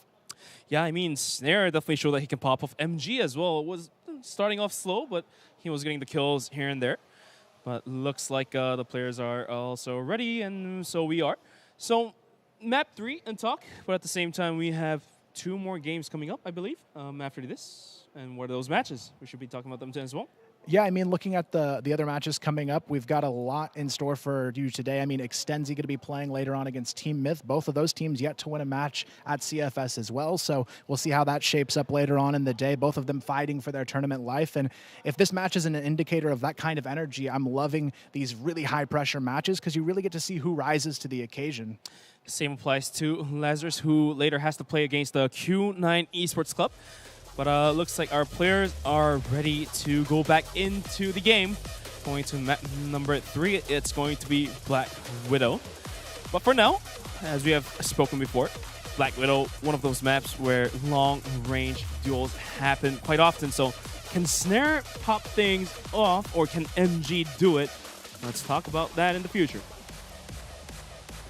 Yeah, right now I think it's really going to be the big question for me is who's going to be a little bit more aggressive between these two players. We saw the likes of Rambo, on that arm, not being able to flank for his team of Celebi in previous matches, and that was a huge benefit on a map like Black Widow. And I think it's going to come down to which of these players isn't afraid to be aggressive on that sniper rifle, because it can just completely change the pacing on a map like this. And, not just the snipers on each team. We have some hybrid players. We've seen Vienna build up here, and we've also seen players from Anubis do as well. So we should be keeping that in mind. Who else is going to take the arm to take over the duel? But looks like the players are ready to take themselves into map number 3, and that's going to be Black Widow. All right, here we go. Tournament life on the line. Black Dragons under the most pressure they've felt at CFS 2022 so far. We'll see if they can rise above here and fight their way out of their group here to complete the group stage. Anubis, though, this is their chance to shut them down and not only save themselves moving in that number 2 seed forward, but also bring ranking along with them. Anubis, though, kicking off map number 3, will be defending on the GR side. Black Dragons here attacking on that Blacklist side of the map. Vienna, though, already a pick through the smoke, takes down Snare. What a way to kick this one off. Vienna with a very critical opening kill here, as he does take the arm for himself. 3 arms in the hands of Black Dragons. They're ready to go for the long-range duels.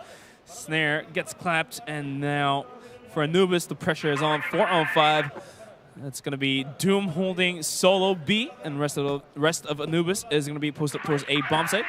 And if Black Dragon is able to go down towards middle, get that information, but it's completely open, they might swing white out towards spawn, or even catwalk towards A, which is what they're doing right now. Bomb being posted up. We still have Beva holding it down. He's had some great moments tonight. Yeah, Beva in the key position here to stall this push. He's going to have 4 players quickly moving in his direction, but he's called for the support as well. Another player rotates through window onto that A-bomb side alongside of him. They've got the pressure they need to stop this push, but Vienna, he's already snuck in here, inching his way up the catwalk, checking every angle one by one. Beva about to be spotted here on the off angle. It's me. Beva, though, hits one. Beva looking for more here. He's still alive. Totson, though, quickly taken down, but Beva, he holds for a second on the cross. What more can he get done here? Will tries to flash his way through, but it's evaded. He gets a 3rd kill. Still, Beva is alive, defending this position. Action, trying to find a way through. Beva spots him as well, gets the 4th kill. Beva, can he be stopped here? But it's MG on the flank to try and catch them off guard. Beva spots him as well. Could he do this? The H-clutch opportunity, it's going to be so close, but MG, he is running down this clock. 40 seconds remaining onto the clock and 4 kills onto Beva. Can he make this ace happen? No, it's going to be Doom actually stealing the kill, but, you know, ace didn't happen, but the round 4, your team still works out. A little disappointing, though. Not quite the ace, but I mean, Anubis, what a round there. Beva on these holds has been unstoppable. And if you're Black Dragons, that's a rough way to kill your momentum starting off this. They won that 4-0 overtime, but this time it's a collateral! Snare 2 for 1s there. Vienna in action fall early. It's a 5v3 already. Make it a 5-on-2 as Beva secures the kill onto MG. Will tries to fight his way out of it. It's just not going to happen, though. 1v4. Notson left alone in a difficult place. 4v1, and Notson, he did have a kill last round. In this round, it's not going to happen. Well, he still has the arm in hand, and with an arm, he can definitely clutch. Maybe some lucky collaterals could even things out to a 2-on-1. He does find one onto Notson and Totson, and it's going to be 3-on-1 now. He definitely has some time to play with. Minute 40 seconds on the clock here. He's going to go to take the C4 for himself, just checking angles as he's afraid the players of Anubis might have posted themselves up, closer out, aggressing. But for now, it's going to be 3-on-1, and just about 10 seconds more. Brent down onto the clock here. Notson, though, the big benefit he has in this 1v3 is there is a completely open B-bomb site and now an A-bomb site open as well. If he can move in quickly, get that bomb planted safely, he might have a chance to find a position to win this 1 versus 3, but the time is ticking away from him because there's quickly a flank mounting that he's going to have to deal with here. Anubis sending 3 players behind him, but Notson, this could be a great decision, sneaking through mid, potentially over towards that A-bomb site, but he does wrap around. This is going to be a complete contact here. 1v3. We'll see if he can get it done. Notson going for the plant here. Gets spotted on the plant. It's going to come down to the wire here for Notson. Here comes the push. Snake finds him, and it's 2 straight rounds from Anubis to open up this one. We'll see moving forward what can be done from Black Dragons to respond, but a great start here for map number 3 coming out of Anubis. 2-0. Black Dragons, they had their heads up. But it looks like Anubis was just a little bit better on that round, and it's going to be 2 rounds consecutively given to Anubis here. Snare with a quick opening, though. This man, after that first round, getting clapped by Vienna, decides to clap back. Last round was a collateral. This round, it's going to be a single kill, but hey, opening's an opening, and you still grant yourself an advantage there. And this is the impact we were looking for. Snare 3-0 on opening picks. MG yet to find one. And that could be one of the key differences here, but Action looking to open it up himself. It's going to be a 1-for-1 trade, though, as Will goes down, but Notson hiding underneath. Going to find Totson to even things up. 3-on-3 now as we move forward. Notson on Totson, but Totson was dead. Now Notson is dead by Snake, so evening things out here. Action goes into the side, but Beva is just too good. He holds it down. Quick headshot, and now MG did find the kill, but Doom was there to trade, and it's going to be another round given, I believe. Yeah, right now Anubis, they're doing everything they need to, and this is the test we said Black Dragons had to pass to win this map. Their Blacklist side has just not been confident in every series they've played so far, and that seems to be holding true in this 3rd map as well, as Anubis on this GR side, completely dominant so far, but Vienna starts it off right. Finally, someone able to take down Snare in this A-long Om duel. Yeah, I mean, I was expecting a flash, or support flash coming out from the rest of the players in the list for as long because, you know, Black Dragons were continuously knocking onto long A, and they should have kept that in mind. gonna happen this time around. Beva putting some hurt into Black Dragons. Actually, can find a headshot to Beva. Second one from Will as well, killing Totson. 5-on-2 hold. Doom and Snake, can they make things happen? 2v5 clutch on the table. A very difficult one in front of them. Doom and Snake push up the double doors. It's Will to go down early. MG looking for the follow-up, finds it, takes down Snake. Doom now left alone, 1v4. MG on the hunt here for him, spots him on the back of A ramp, a chance to get the shot, can't find the one to land right on him for the kill. But Doom, he's spotted on the double doors, finds himself one HP along with it. This should be it here. MG hunts him down, shots through the door to finish the round, and finally, BD find their first. Shot through the door, and apparently it was a headshot too, so what more can you do with 1 HP after taking a kill? You could possibly go for the clutch here, but it's not going to happen. Tac pause coming in from Black Dragons here. So yeah, that's an interesting one here. Even though they win the round, they're going to take it. I think this is still a good idea, though. You're only in a 1-3 situation. They still need 2 more rounds on the board to tie this. This is really a crucial moment for them. If they can start to build the momentum on their side now, they can quickly bring this to a tie. And that's really what they need on their Blacklist side of the map, because we've seen what these guys can do on GR. They're a very solid defensive team, but they really need these Blacklist rounds to prevail here. We just saw the IGL of Black Dragons in Vienna, anxiously and with a lot of energy and spirit, giving out some calls here. Can't quite catch what he's saying over there, but looks like the tac pause is definitely worthwhile for Black Dragons. Even if they did take a round, as we mentioned, they need to tone things up. They need to put those WD-40 onto their gears. Yeah, we'll see exactly what they do here coming out of the tac pause, but we need to see some more of that burst aggression from them. They almost seem a little bit disjointed on their attacking side sometimes, so hopefully there's some Blacklist improvements coming in from Black Dragons here after the pause, because they surely need it. This is their tournament life on the line. Anubis, they have a lot less to lose in this situation. Yeah, the tac pause now burnt down to just about 15 seconds, very close here. And for Anubis, they can also utilize this tac pause to, feedback themselves. Why did they lose their round? Early pick up the snare, obviously getting clapped there wasn't the best decision for him. So maybe finally we might be able to see some support flashes thrown out towards Long, so Snare could have a more comfortable pick towards 8. And now the round has begun. Let's see what the teams have brought onto the table after the tac pause. Anubis still in the driver's seat for this match. We'll see if they can continue that moving forward. Black Dragons, though, they did win that final round before the pause. A chance to build that momentum here in round number 5. Execution already setting up outside of the B box room here. Anubis, though, they have a 3-man lockdown ready to respond to it. It's going to be a death trap setup, but can they hold with it? It's going to be one from Totson. Totson swings a little bit too wide, though. He's traded quickly. Snare finds one onto Will. It's still numbers holding for Anubis, and these players are stuck right outside of B. Snare finds a second as well. MG in action, trying to find a way through, but they just can't. Now it's going to be Action taking the kill onto Beva, opening the side up somewhat. Now Action down super low, has to make a 1v2 happen. Takes the AK of his favorite, has the C4 on him, so he doesn't have to take a risk there. So he's going to be rotating out towards middle, possibly rotating all the way around, spawn towards B or just go towards A. Don't know what's going to be the decision for Action, but he needs to burn the clock here down in the middle, hopefully catching a player on the rotation. But Anubis doesn't want to give that away, so they're going to be putting 2 players onto the bomb site.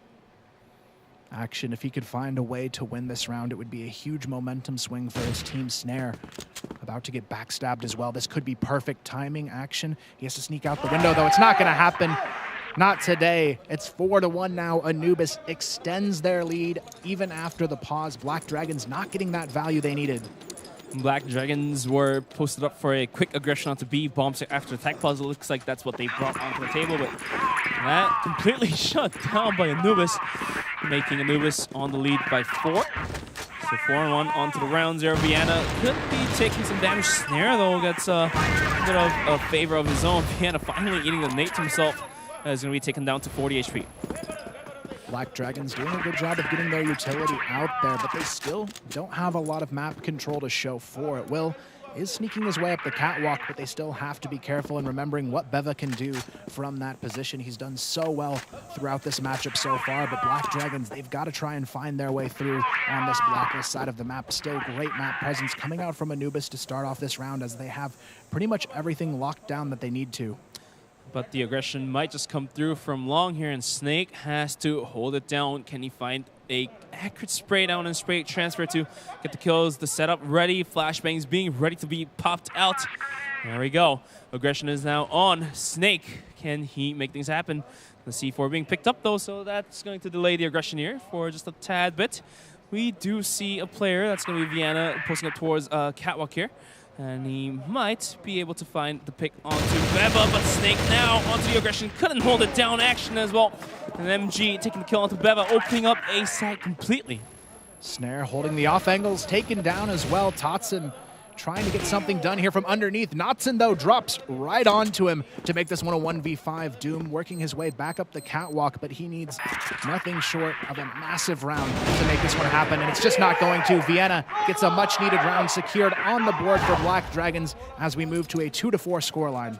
Black Dragon definitely chasing. They're keeping their heads up, as there's not only 2-round differential between these two teams. Anubis, they are still on the lead. They're still driving, but Black Dragon sitting next to them is trying to choke onto them. 3 more rounds in the first half. A lot of early utilities being exchanged there. The nades doing a tad bit of damage onto Vienna, but Vienna is allowed to back out without further damage onto him.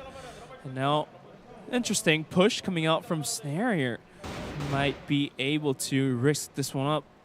Ante up. He got spotted out there, and now he's gonna have to do the crouch peek here. He's got a nice angle. Decides to go ahead and back off here, though.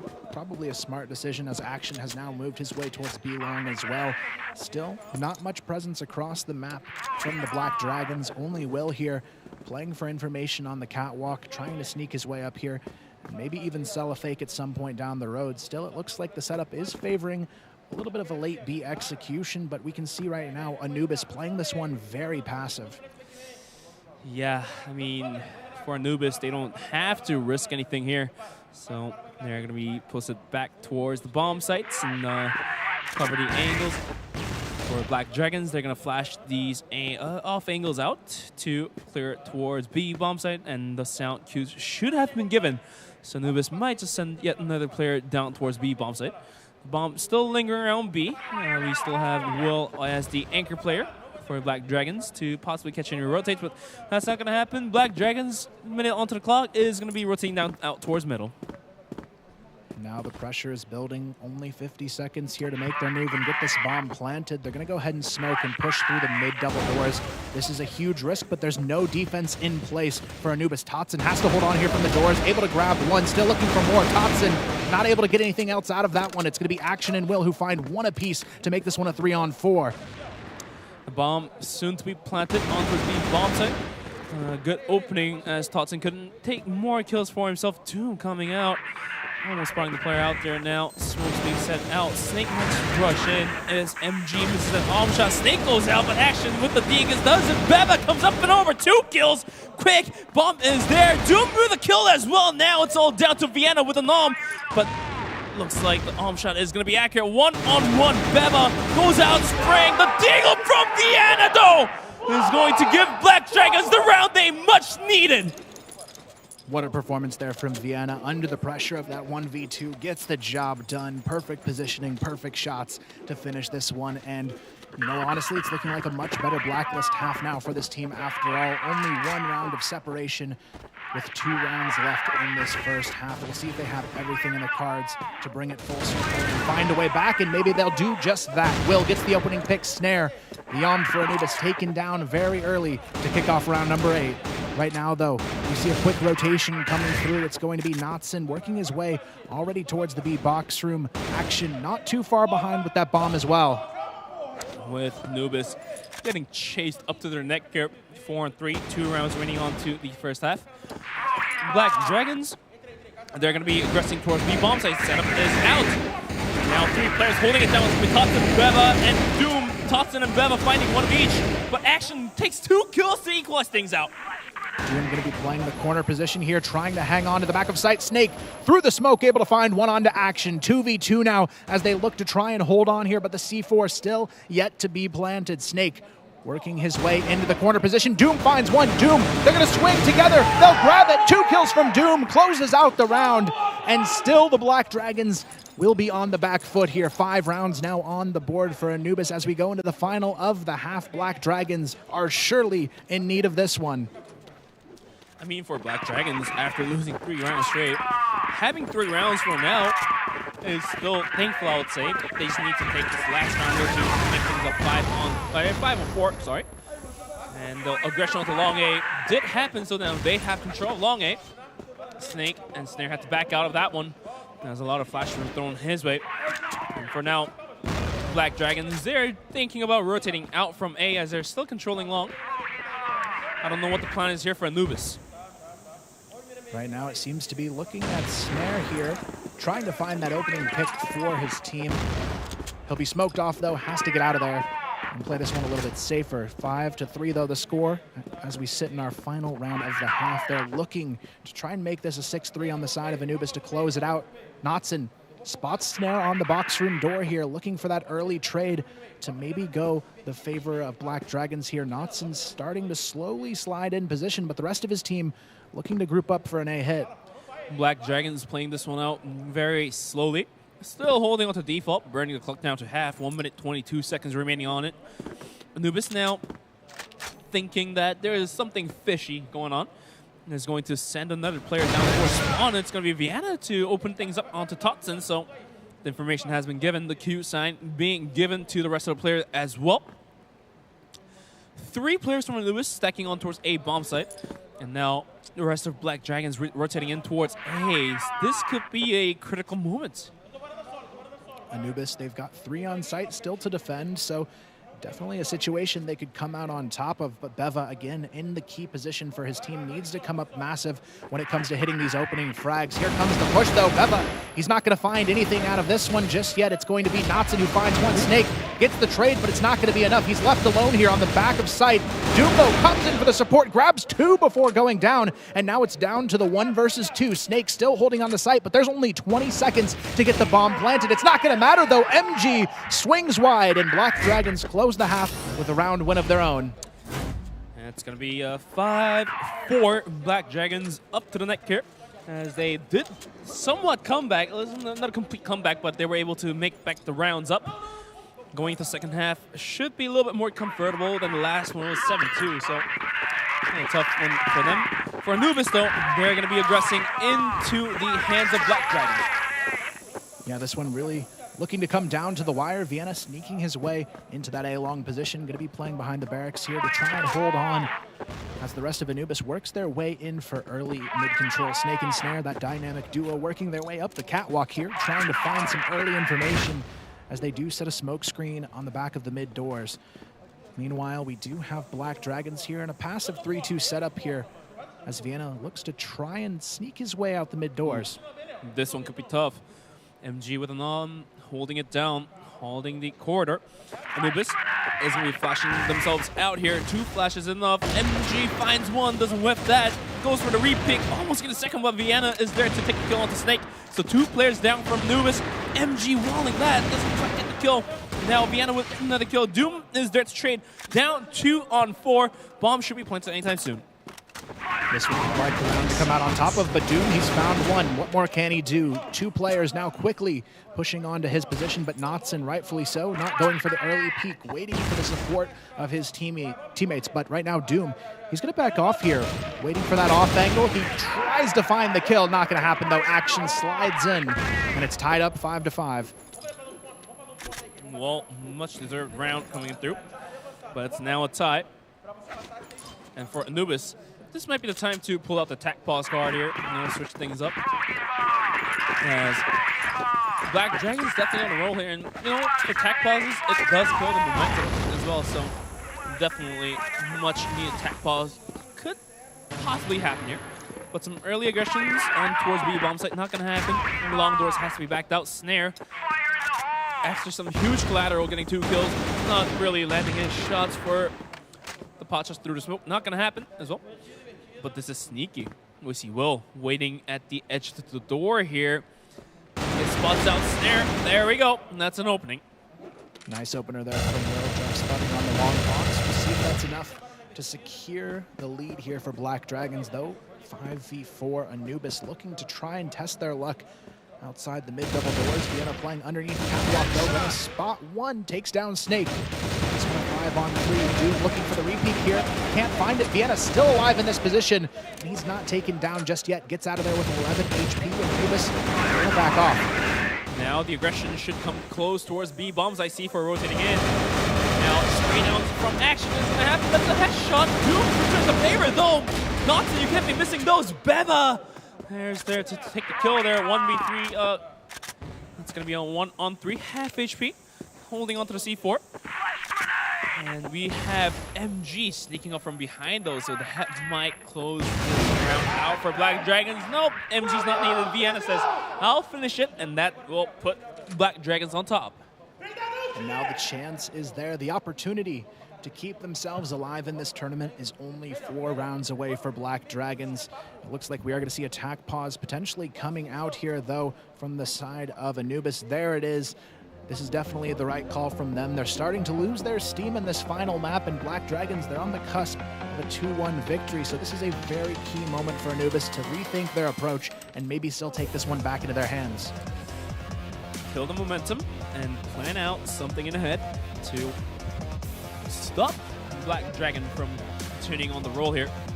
For now, for Anubis, their attacks have been good. It's just that these early aggressions coming out from Black Dragons is what's stopping them. Losing a player early on, Vienna decides to go crazy and, you know, push out the smoke, push out catwalk, push out middle, whatever he decides to do. Anubis is giving away a kill point, and that is a problem. And for Anubis, they have to either A, stop Vienna from doing that, or B, just play backwards, you know, hold the angles for your teammate and go with that. So it looks like they have to make their decision now. We'll see exactly what they decide to do here after the pause, but surely they'll need to bounce back with a round of their own there if they want to keep this one within reach. Black Dragons, though, you can see the fire and how they are playing. They are eager to redeem themselves and save their spot with a chance in that wild card round tomorrow. But right now, Anubis, they have the chance to redeem themselves, win this round, tie it up, and still take this map 3 in their direction. We'll see how they decide to adjust here, because right now it seems like this half is a bit of a struggle for them so far. I mean, Black Widow, we do know Black Dragons know how to play this map, but Anubis as well, they need to pull something out of their pocket to, you know, make things happen. They don't want to lose yet another round here, put themselves in a possible wildcard situation. 6-5, round has begun.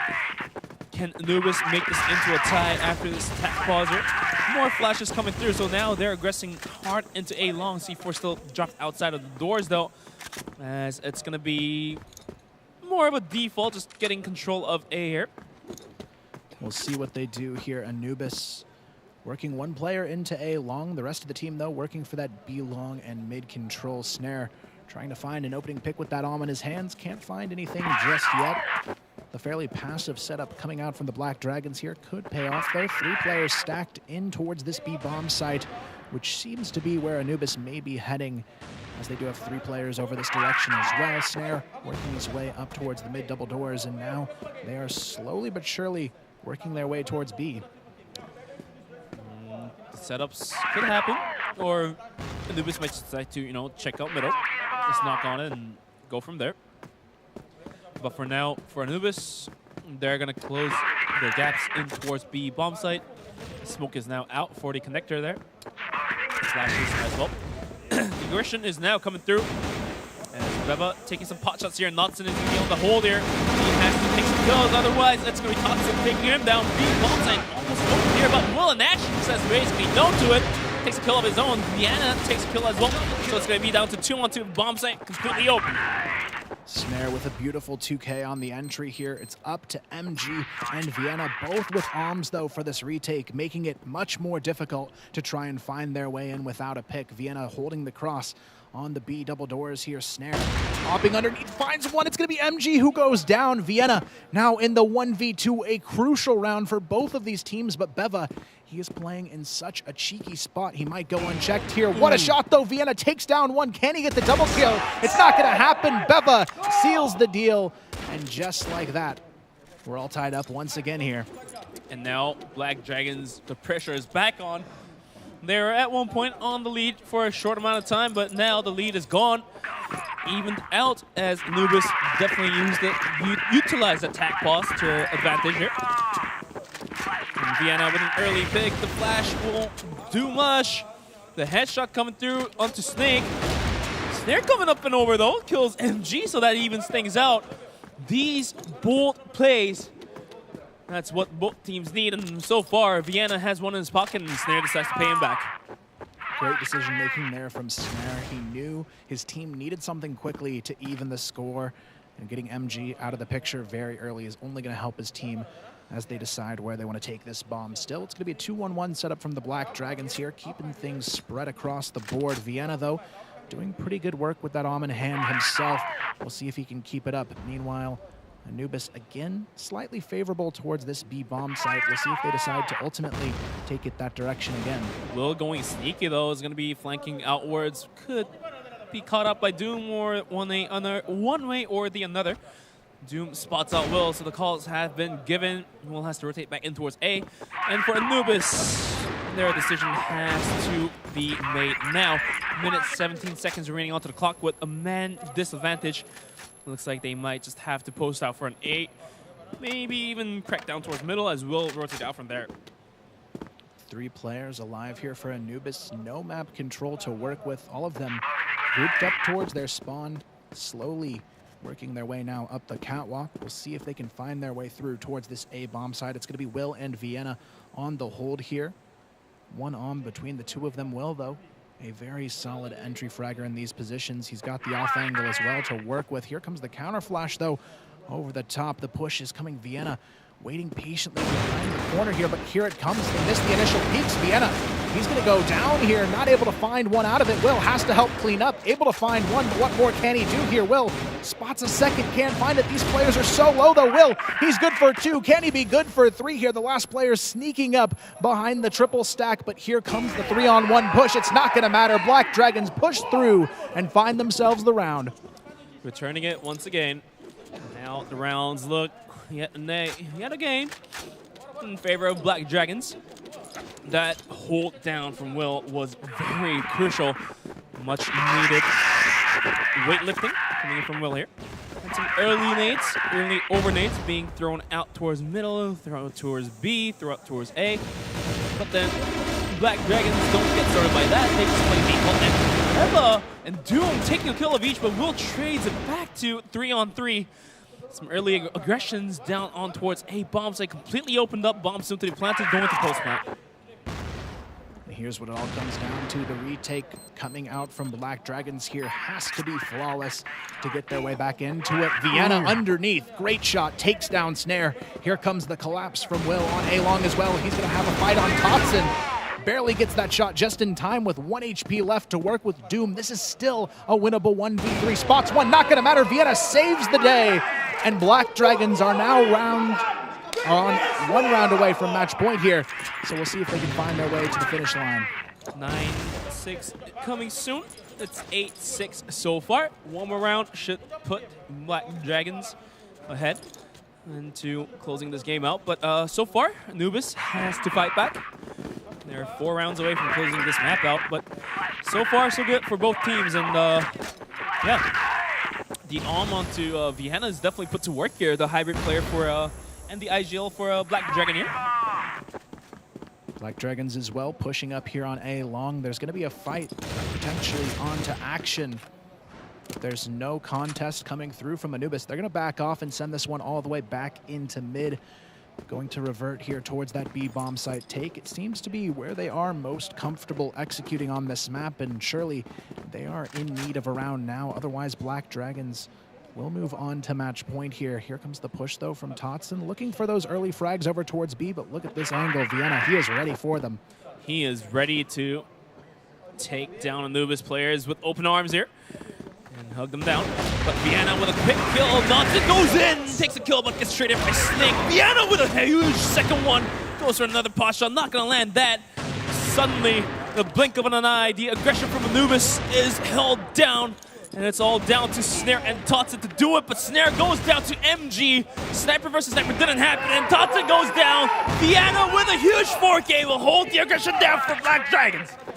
And this is the moment they were waiting for. One round is all it's going to take to send them through to the wild card here. Everything on the line for the Black Dragons as we go into what could be the final round of this series. They're going to be going for a fast play over towards A on the side of Anubis. They want to meet this early on and catch these players off guard. Snare already pushing through the smoke here, but he is finally going to back off. Vienna finally letting go of that arm here, takes out a rifle, and now holding down underpass air. Vienna would have been sprayed out, gets one, MG finds one as well. Totson, though, did kill out Vienna. MG finally popping up 2 huge kills. Aggression from Anubis completely on halt here. And now MG with a third one as well. What is happening? And it's all down to Snare to make things happen. And he's going to be going up and over, checking out those angles. Goes for the Pasha, not going to land. MG, though, in a lot of pressure. Action comes up and over, takes the kill. It's going to be Black Dragons taking map number 3 and this series for themselves. The dream is now real. Black Dragons, after all the adversity they've faced here, they somehow fight their way out of the group stage into the wild card round, and now their chance at the playoffs very much real as they'll go on to tomorrow with a chance at redemption. I mean, until that first map where Anubis took it 10-7 and Eagle Eye, I believe, it looked so dark. It looked so gloomy for Black Dragons to come out from there, but hey, they came back. They came back with the overtime for nothing and taking second map onto their backpack, and coming into third map, they were also losing 5-4, and then somehow coming back from there. Black Dragons, well-deserved win here. Definitely a well-deserved win. Unfortunately, that will mean, though, ranking falls out of this group in that final position. They'll be the team going home when this one's all said and done. Anubis still securing that number 2 seed, though. A great performance in their group from them, but at the end of the day, Black Dragons, everyone's got to be a little bit scared of them now, showing us their true colors for once on this final map. And for Vienna, the IGL of Black Dragons, had some rough times with the AWM in hand as he is the hybrid player, but tonight he's put his skill to use. He definitely did. This team as a whole finally coming together and showing us what they can do in this series. Just an overall very strong performance from each of these players, and really just showing the resilience that this world-class roster has brought to the table. I'm excited to see what these guys can do going into tomorrow's wildcard round, but there is definitely a new threat on the block. But it's going to be ranking out. Black Dragons goes up, and this game was very tight, and let's see if our boys over at the analyst desk is ready to break that heavy game down.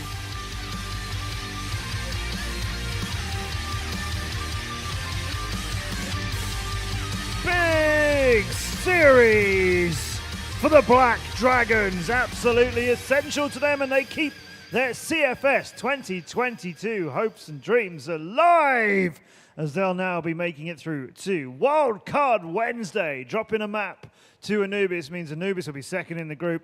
It is Black Dragons who are third and going into the wildcard matches tomorrow, so we'll look forward to see how their journey continues then. But we now have to say commiserations to Ranking Gaming from Vietnam. That's got to be tough for them. They're watching these games knowing that map we lost to Black Dragons. We said it at the time, that might be the difference maker. They're now fourth in the group and are leaving us. So commiserations, Ranking Gaming. They gave us some good games. Yeah, and it's the thing that we've been talking about since the very beginning of this event, is because of the way that it's structured in this group stage, that every single map mattered. Every single round potentially could have mattered. So, you know, every time that you were behind or something, you had to try to claw back. Of course, you don't want to drop any maps, but, you know, in this case, it came down to the map differential, and, you know, the Black Dragons playing out of their minds in those second 2 maps. It's a lot of fun to watch. Yeah, it was the improvement that we were looking for. Obviously, you know, like we said, not quite enough to have that clean 2-0. Team Anubis did put up a very strong fight, made it go all the way to the distance. We had that long overtime as well going through. So it was a really hard-fought battle, but it does really suck for Ranking to not be able to kind of have it in their own hands. I mean, granted, I guess technically it was, because they could have done better previously, but, you know, to just have to sit back, watch, and see another team play, and then that decided your fate. That's never a good feeling, but ultimately, it's the way the cookie crumbles. Yeah, it is tough. You know, you do want to be, oh, we lost that game, and that's why we're out, rather than, oh, something we did before. We're going to look back on that a couple of days ago. Oh, if that had been different, if this had been different. So Anubis losing that match, but getting second, which means they're guaranteed through to the playoffs. We go back. We'll bring you the highlights of the whole game here, which, of course, started back on Eagle Eye. We weren't expecting that. Enjoyed it, but we weren't expecting it. Yeah, it was kind of interesting to see the Eagle Eye focus from the side of Black Dragons. It didn't ultimately work out for them, as that was the one map that they did lose. Anubis, same for them. You know, they went ahead and picked ports. They both teams seemed pretty reluctant to go back onto sub-base after the way it's been going for them in this tournament. And yeah, Anubis, they pick port, and then they get taken down in the extra rounds. And, you know, the predictions we had, I think they really replicate kind of the extremely close nature of this matchup as well, going the distance, 2-1, extra rounds, close maps every single time. Outside of this one, I guess, where Black Dragons did get the better of them on port pretty handily. And Viana, I don't know, he kind of just turned on a different gear. Something happened to this guy because he hadn't been having a great tournament, but all of a sudden port hits, and sometimes when the pressure's on, you just got to make it happen. So Viana on Eagle Eye, there were a few times, Akelios, you caught him running in solo and just thought this is, you know, he's just getting ahead of his teammates and not keeping with him. Yeah.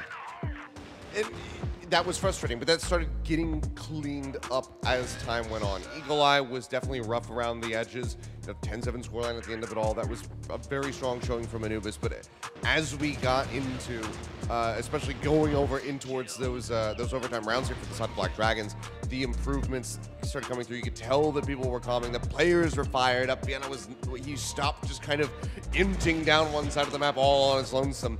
So things just steadily got better and better and better for them, whereas it kind of slightly dipped a bit more for Anubis Gaming. We weren't seeing those crazy, impactful plays nearly as much from Snake and from Snare by the end of the series.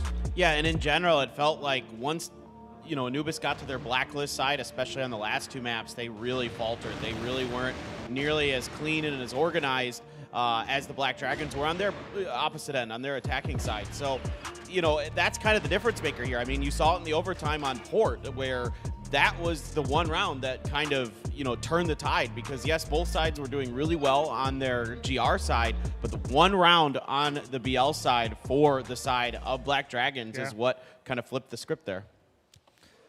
Really strong showing. Let's bring you the stats on that final map. We haven't seen those yet. Black Widow, which saw Black Dragons go through. I think starting on Blacklist as well for Black Dragons on Black Widow was, the momentum they needed. I was expecting that to get them off to a really good start. Actually, at the half, they were 4-5 down. It was a flip of it, which worked out for them. Yeah, definitely something we expected to either be banned away or picked earlier from the side of Black Dragons. I think either or. Taking a look at the stats here, obviously Viana really stands out. 2 KD, huge kill per round. The guy just kind of turned it on when they needed him most, and that was really big. It was really nice to see them finally getting up there and getting the job done. Nearly 2,000 damage as well in the entire map. Yeah, Viana stepped up, definitely, as we get through that, as we made it into the third map of the 3. Really strong performance from them, but let's not forget Anubis is second in this group. Anubis are going through here. Do we like what we saw from them? I know they've lost this contest, but we know they've played well before, but I'm still not sure we've seen the best of them either. I think there's still improvements to be made, but one of the things that was really refreshing to see was that they did step it up as far as the aggression was concerned. They had some really fast executes coming in. That's what they were lacking so very much, and you can tell that, especially early on, that kind of caught the Dragons off guard, and I think that if Anubis continue to work with that playstyle so that they can shift the aggression, they can shift the pace, then they can do well in the playoffs as well. Viana, the MVP of the game, rocking out there for Black Dragons, really came into his own, 0.8 kills a round. It's that veteran presence. I mean, the guy's been around for so long, and he's the one who can kind of just, he's been there, he's done that. So in these moments, he's a guy you can rely on, and he was finally able to show up and show us that. Throughout this tournament, it's been a struggle for this whole team. And as the IGL as well, at times it felt like the communication wasn't there. It felt like they were kind of a little bit disjointed. But at the very end here, they're able to have one of the most incredible comebacks, 2 maps in a row, where they absolutely had to win both to get themselves forward in this event. Let's have a chat with Will from Black Dragons. I see you, my friend. I see you. Hello. Congratulations. Hello. Thank you. That was essential for you. You had to win that. How do you feel now? Are you relieved? Are you just excited? What are they feeling right now? Vocês estão se sentindo aliviados, felizes? Como vocês estão se sentindo com essa vitória essencial para vocês? Primeiramente, boa noite a todo mundo. A gente não está feliz, com certeza. Essa é uma situação que o nosso time não queria estar passando agora. Mas, com certeza, é muito importante essa vitória para a gente continuar no campeonato. E acredito que uma vitória do IDAS, tipo assim, bem difícil, pode fazer com que a gente cresça mais agora nas próximas fases. First of all, good evening, everyone. Of course, we are not happy with our performance so far, but this was a very important match for us and a very important victory that can build up confidence for the next matches. Yeah. Let me say to you, so when you'd lost to Baisha Gaming on your first match of the day, I then had a chat with Black Dragons before they played their next game against Ranking. Everyone was very relaxed. Everyone's like, it's going to be fine, we're going to win this, we're going to win this. Maybe we thought a bit too confident or too relaxed. And then they lost to Ranking. What was it like preparing for this game? How was it different here now that you really, really had to win? Quando vocês perderam para Baixa, ficou uma sensação de que o clima estava muito bom ainda na equipe de vocês, como se vocês não tivessem preocupados com a partida contra a Ranking Game. E acabou o que aconteceu. Como é que vocês se prepararam para esse jogo? O que teve de diferente? Acredito que a derrota contra a Baixa foi difícil, né? A gente não esperava aquele resultado, mas contra a Ranking Game balançou a estrutura do time. A gente ficou um pouco assim, a gente não podia ter cometido certos erros, mas eu acho que a questão maior foi que a gente teve 2 dias para essa partida de hoje. Então a gente entrou no server, tentou corrigir o máximo de coisas que a gente podia, porque algumas coisas eram muito simples para ser corrigida. Então a gente fez o máximo que a gente pôde para conseguir a vitória de hoje. We were sad, of course, for losing to Baisha, but we were shook when we lost to Vietnam ranking game. The biggest difference that we had 2 days to prepare, and our mistakes were simple to fix. With these 2 days, we practiced a lot and fixed it the most. There you go. So you only have a day turnaround now to play in the wild card. You said with that extra prep time, you were able to fix some things. How do you feel about going into tomorrow with less prep time? How are you feeling about that? Agora, vocês só vão ter uma noite para se preparar para o próximo jogo. Considerando que tu acha que esse resultado foi fruto desses 2 dias de descanso, como vocês se sentem agora, sabendo que para o próximo jogo vocês vão ter menos tempo para se preparar? Acredito que a gente está bem confiante. O nosso time precisava dessa vitória também, para a gente vir confiante para as próximas fases, como eu falei. Mas eu acho que o mais importante a gente já fez nesses últimos 2 dias, que foi arrumar os pequenos erros. Então, a gente fez isso já. E agora é entrar confiante no servidor amanhã, independente do time que a gente for jogar, e mostrar o nosso jogo, porque a gente sabe que a gente é muito bom e, infelizmente, é duro estar passando por uma situação dessa, mas a gente tem que manter a cabeça erguida e não desistir jamais. We are very confident. This victory was very important for us to build up confidence. We will have less time to prepare, but I believe the most we had to do, we've already done in these past 2 days. And tomorrow, doesn't matter which team we're going to face, we are ready and we're confident. All right. You'll have 2 teams tomorrow, of course, and at the moment we don't even know who they are because all the rest of the wildcard places are yet to be decided. Just one more thing for you, Will. Extenzy are playing next. What do you want to say to cheer on Extenzy? O que tu quer dizer para Extenzy para dar apoio, suporte para o pessoal? Rapaziada, eles não estão prestando atenção em mim agora, mas eu desejo toda a sorte para eles. Eles são uns moleques de ouro, não tenho o que falar, até arrepio. Os meninos são muito gente boa. Então eu vou torcer muito por eles, porque é importante para o nosso cenário, é importante para o Brasil. Então, se depender das minhas energias positivas, eles vão ter todas. I got goosebumps. They're golden boys. We really like them, and we're going to cheer for them. And it depends on Will's personal energy, Extenzy is going to win. Muito obrigado. Muito obrigado aí. Obrigado aí também toda a nossa família aí que tá torcendo pela gente. A minha esposa também. Um beijo para você, amor. Te amo muito. E é isso, tamo junto. Thank you very much. Thank you, my family, my wife, and everybody who's cheering for us. We're going to see some more of Black Dragons tomorrow. We will always look forward to it as well. Thank you, Will. Obrigado, Will. 10-7 looked like Black Dragons Day, and tournament might be a bit shorter than they wished, but the big turnaround happened, overtime, and 10-6 at the end. Anubis still go through. Black Dragons go to the wildcard Wednesday tomorrow. Anubis will be second seed out of this group. I'm excited to watch Black Dragons now carrying forward, honestly, after this performance, because this is the kind of underdog, I mean, not underdog, it feels weird to say, but maybe dark horse story now, given the way that things started, for them to come out, have this performance, take down Anubis, and now still have a chance to get through that wild card. They potentially, if they can get through there, make it into the playoffs, they could have a deep run. It would be an amazing story. So there's confirmation of Group C. That one's complete now. Baisha Gaming goes straight through as number 1 seed from here. Anubis hang on to that second slot. Black Dragons fought and clawed their way to get that wildcard position. Ranking Gaming, sadly, are the next team to leave the tournament. So next up here in Jeju on day 5 of the groups, we're going to see the one remaining Brazilian team who aren't confirmed yet. We know that Imperial from Brazil, they've gone immediately through. Black Dragons are now through, albeit to the wildcard day tomorrow. It's Extenzy Gaming coming up next. Some of those syllables are in the right places at the right time. It's Extenzy Gaming who are coming up next, and they've got the other Egyptian team. TeamMyth are their opponents next here at Jeju. I'm just going to go and pick some sounds off the floor.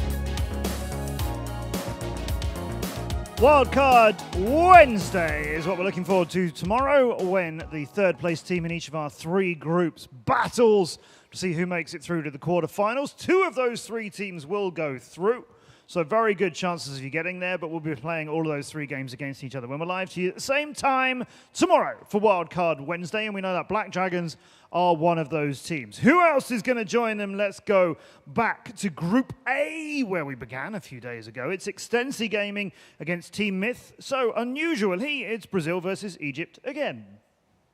Don't get that very often, but then we get 2 in the same day.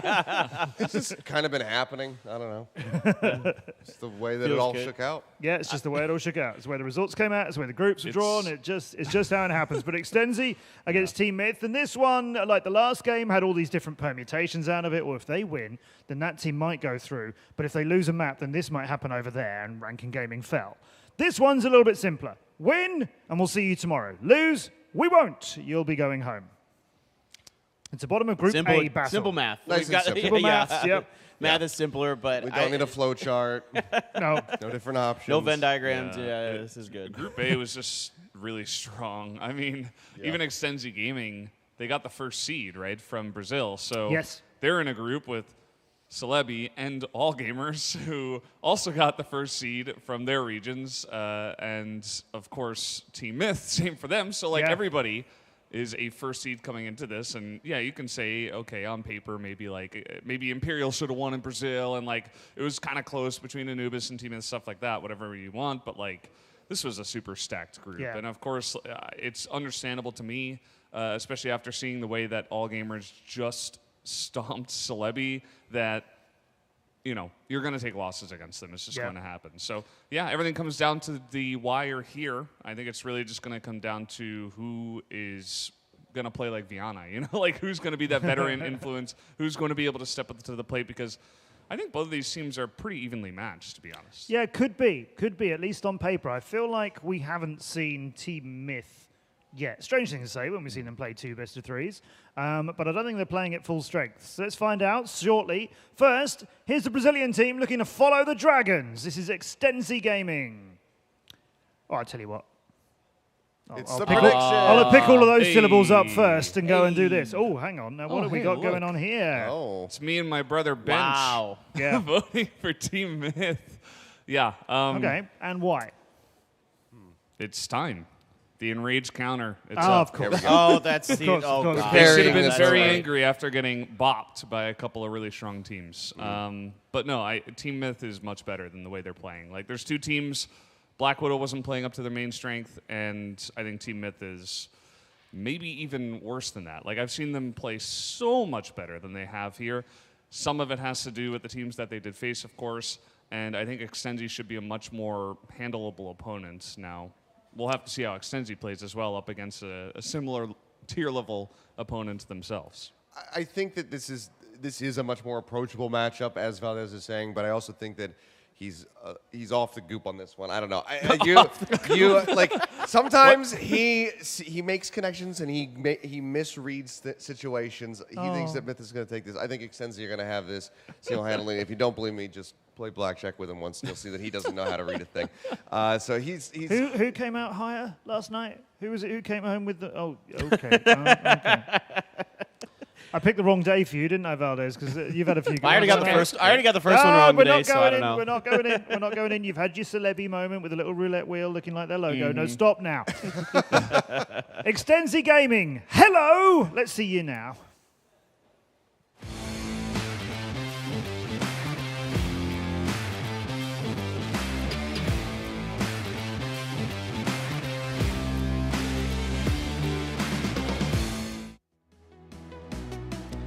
Big high fives and hugs with Black Dragons just now as Black Dragons left the stage and these guys were coming out to get ready, of course. Great teammates, teams from the same region, so much support in Brazil for everybody across just so many different esports scenes. Extenzy now will have been fired up by what the Dragons just managed to do. That'll definitely encourage them on. They are VNC, Tuzins, GDSZ, Eagles, and Silverzera. Yeah, I mean, there seems to be something going on in Brazil right now. They're doing a lot of things right. They're winning in football. They're winning here, and pound for pound, I think Extenzy so far has shown themselves to be slightly better than Myth. I think this is going to be a very close series. I think it's going to be obviously hotly contested because somebody goes home and someone doesn't. But in terms of like rounds taken, they were pretty much even against Celebi. Extenzy took one more round across our 2 maps than TeamMyth did. The concerning thing here is that TeamMyth got absolutely slaughtered by all gamers, and everybody did, but even more so than anybody else. They were at the worst receiving end of all of that. Whereas Extenzy took quite a few rounds off of all gamers. I was pretty impressed. Yeah, me as well. I think they put up a very, very solid fight in that initial series, that opening series, of the tournament for them. So that's why I do kind of have to swing this. We'll see if the enraged timer thing does come through, if this slow burn of a team that finally hits their stride and finds their maximum power level does come to fruition. But I got to go on things that I have seen, and that is Extenzy looking strong. Their opponents, proudly representing Egypt, the #1 seed from the region, it's TeamMyth.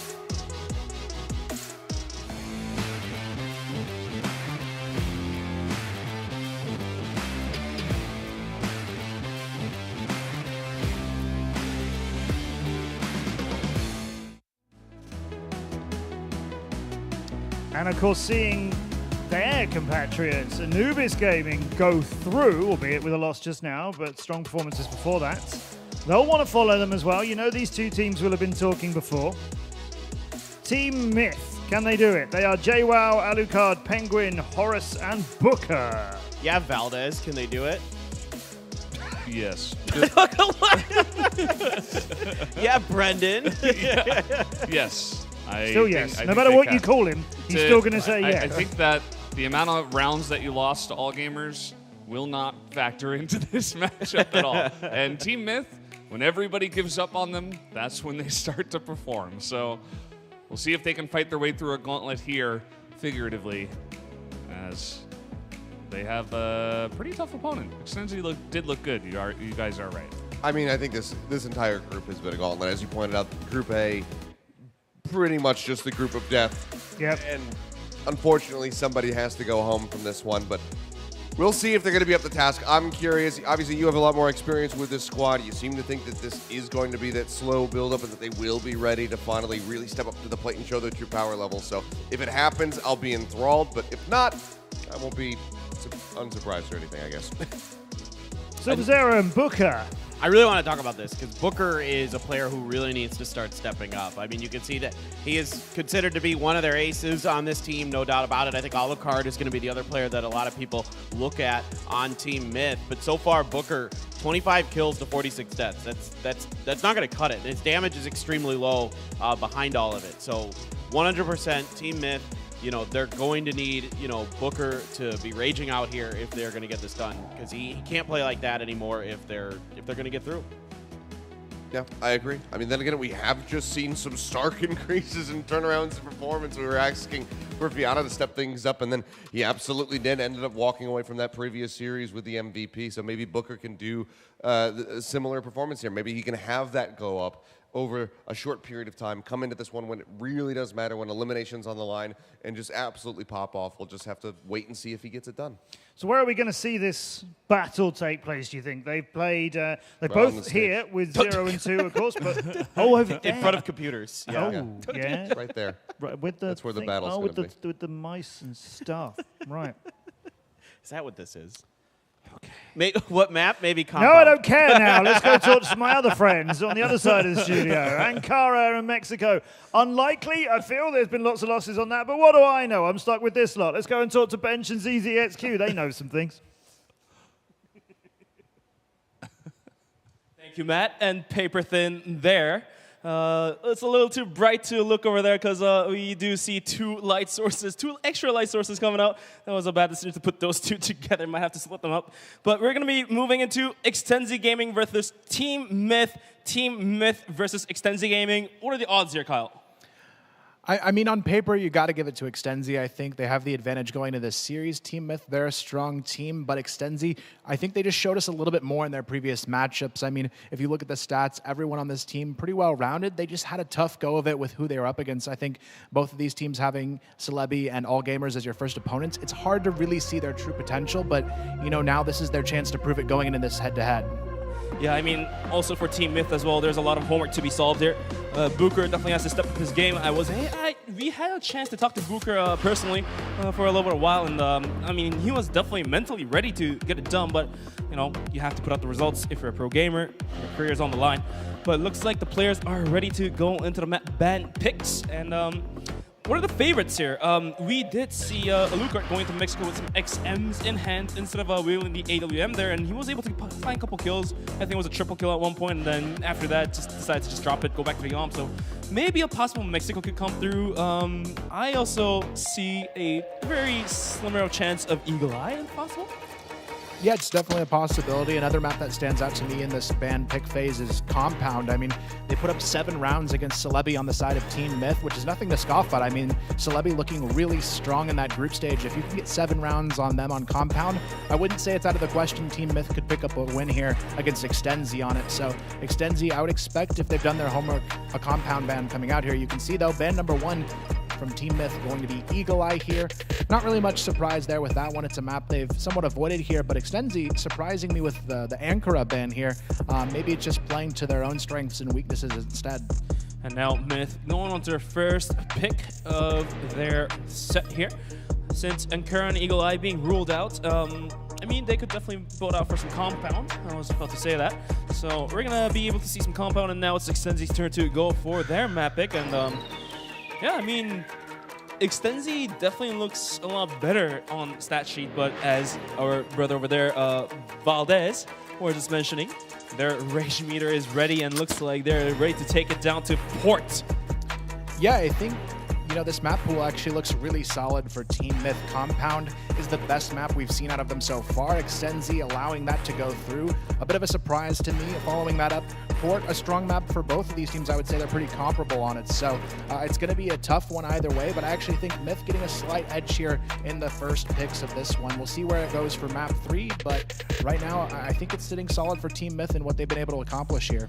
And now the first sets of bans and picks are done. Let's go to the second half of it. We're going to be banning Mexico on Myth's side. So looks like Myth had their fair share of Mexico against the top 2 teams over there.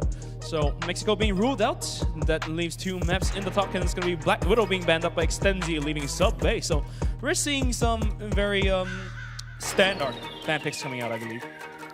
Yeah, I think all of these picks make sense. The bans, I think Extenzy may have fallen a bit short. The Ankara ban, I think, would have been better placed by Compound. Other than that, though, I think this is pretty much what I would have expected from these 2 teams. Looking at the overall pool, though, still definitely close to a 50-50 matchup, but I'm really interested to see how this first map goes, because I think this is the real indicator for Myth to see if they can bounce back, because this is one of their strongest maps to kick off the pool.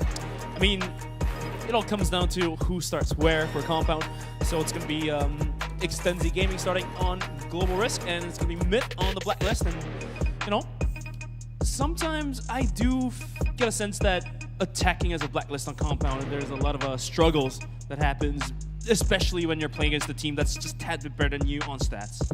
It is the harder map side to start on, but I think this is really where TeamMyth can shine. They're a strong Blacklist side team on this map, and if they can really open it up early on, they're going to get a lot of confidence if they have a good first half here as well, going into their own GR side. So I think it's a great one to set the tone for what's to show for the rest of this matchup. All right, the ban picks have been done. The dice has been tossed, and the teams are ready to go head-to-head. As for them, this group, compared to the last one where ranking was still in the talk, this one, you lose, you're out. Yeah, the pressure is on now. Both of these teams 0-2 in their group. Tournament life on the line. Winner still has to fight in that wild card tomorrow, but they get a chance to fight for just another moment to try and move on to the playoffs. But right now, it's anyone's for the taking here. It's all about who's prepared to rise to the occasion here and show us what they can do in this final day of the group stage. But honestly, I think this is going to be a very close series. The players being cuddled up together, sharing some spirit, sharing some love, cheering each other up. build up the energy to go into the first map anytime soon. And just for the side talk here, Port might be a, I would say it's a, I don't know why Port came through. I mean, they could have picked Black Widow instead of Port and then just roll out Port, because Port could be anyone's map here. Yeah, I agree. I was really interested with the pick coming out from Extenzy. I think their ban was questionable as well, but I think they may have something in store for us we're not expecting. I think they just went for confidence picks instead of maybe banning against what TeamMyth may be good at. So we'll see if that plays out in their favor, or it could potentially come back to haunt them here. I'm excited to find out either the way. I'm just a little happy to see the Port, which we don't get to see a lot often, at least in this tournament. So let's get ready. Looks like the players are all shirted up. They're settled to get going. And it looks like the first map of Compound should be bound to start anytime soon here. Yeah, excited to hop into this one. Extenzy, TeamMyth. You can feel the energy here. Tournament life on the line. A lot of pressure on both of these teams to really show us what they've got for what seems like the first time on this stage. This is a chance to go against a level opponent and really show us their strengths. So we'll see who can edge their way through to the wild card and maybe show us something even bigger in the playoffs after all. But right now, it's going to be up to these teams to prove themselves as we kick this one off. Yeah, I mean, for Extenzy, VNC has to do some heavy lifting for his team, and Booker as well on TeamMyth has to do some extra work, as the works has been done by Tuzin and Alucard on each team. But looks like we are going to be moving right into the very first map for Extenzy versus TeamMyth. It's going to be Compound. All right, the players are ready to go here. We're going to hop right into it. Some crazy action I would definitely expect here in this one, but right now, TeamMyth, you can see the spirits are high as they go into map number 1. Both of these teams are going to be pushing their limits to see what they can do to make it to Wildcard Wednesday and maybe all the way through to a good quarterfinals spot. But it all starts here and now. We'll see who steps up to the plate as we hop in. Wildcard Wednesday, a good one there.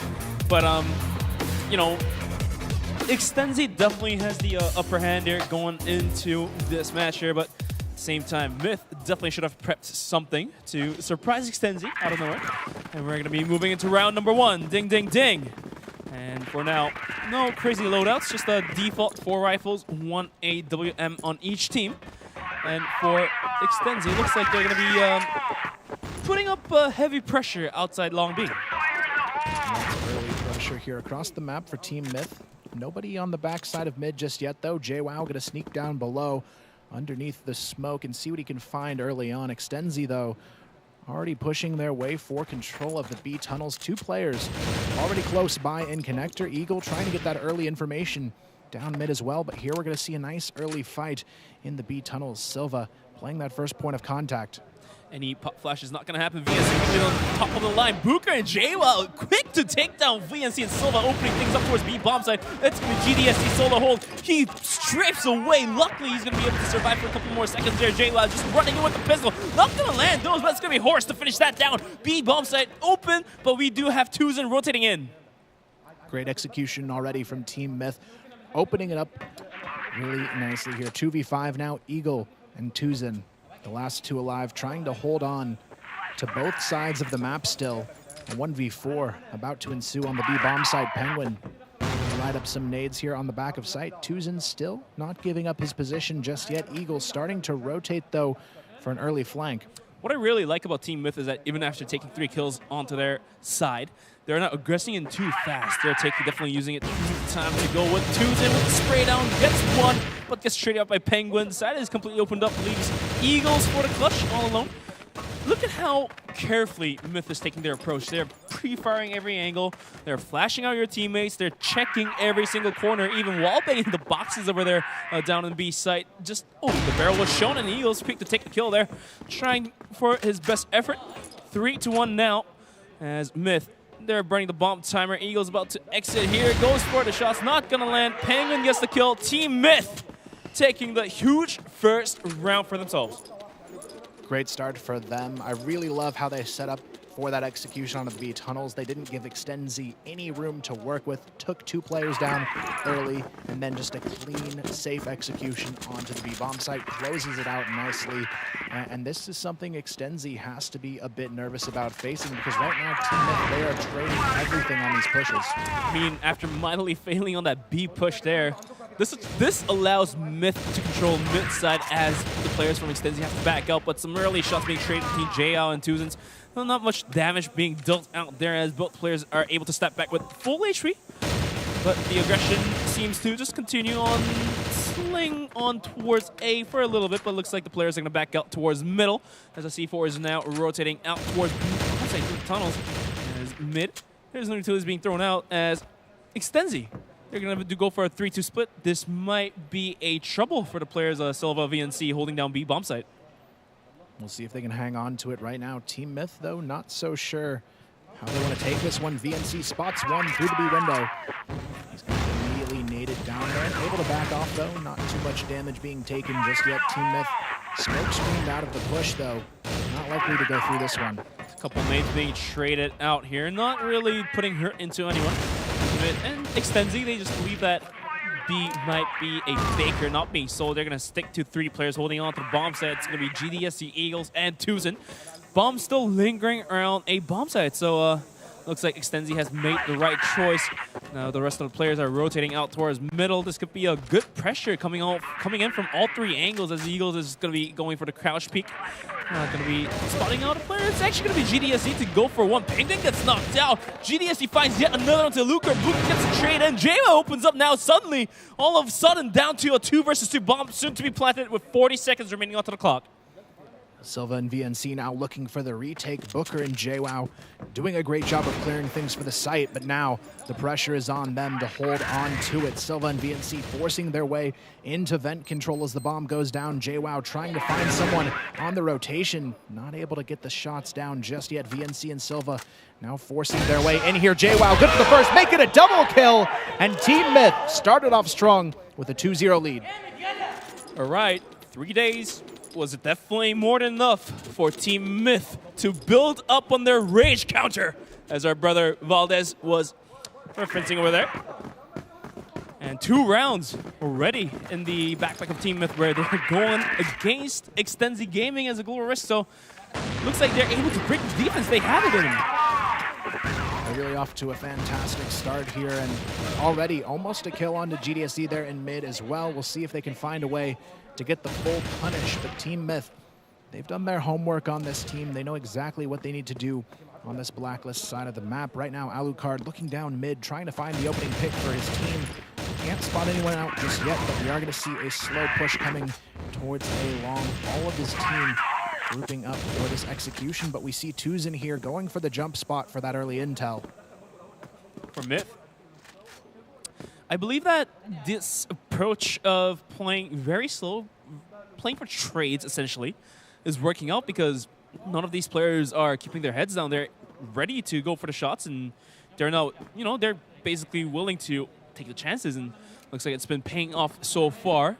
We've seen some trades happen, and it was going to be a 5-on-3 at one time, I believe, and just taking 3 kills without not losing a single player. So Myth definitely putting out some work out there, and just about a minute left onto the clock, so this proves that Myth is definitely playing with the clock, burning the time, making sure every angle, every step they make is correct.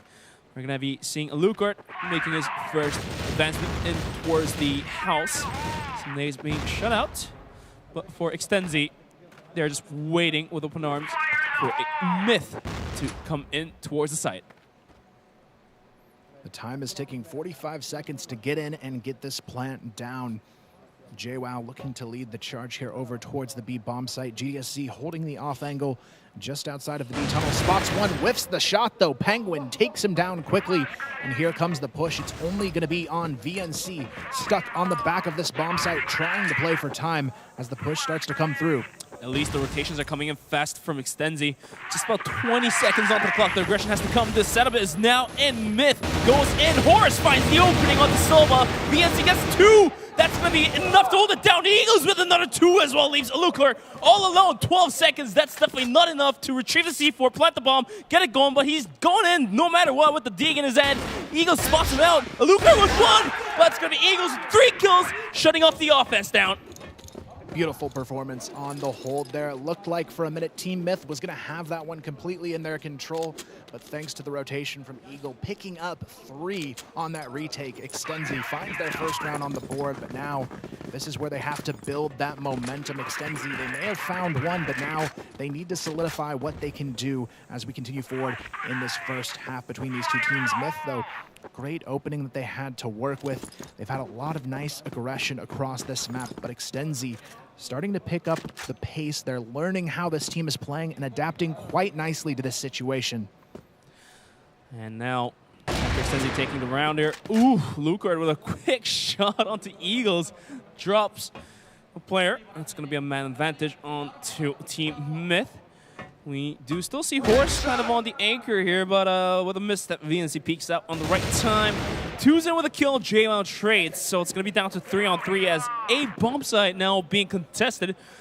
Booker just going to be playing pretty careful here. He's not going to overstep here. Just about a minute half remaining onto the clock. GDSZ just checking down middle as rest of the Myth falls back away from A, surprisingly, and this might be just overthinking from them. Yeah, they have to be careful now. VNC working his way into the connector here, waiting to potentially flank onto them, but TeamMyth, they are very unsure of themselves, and they are about to walk into a death trap here.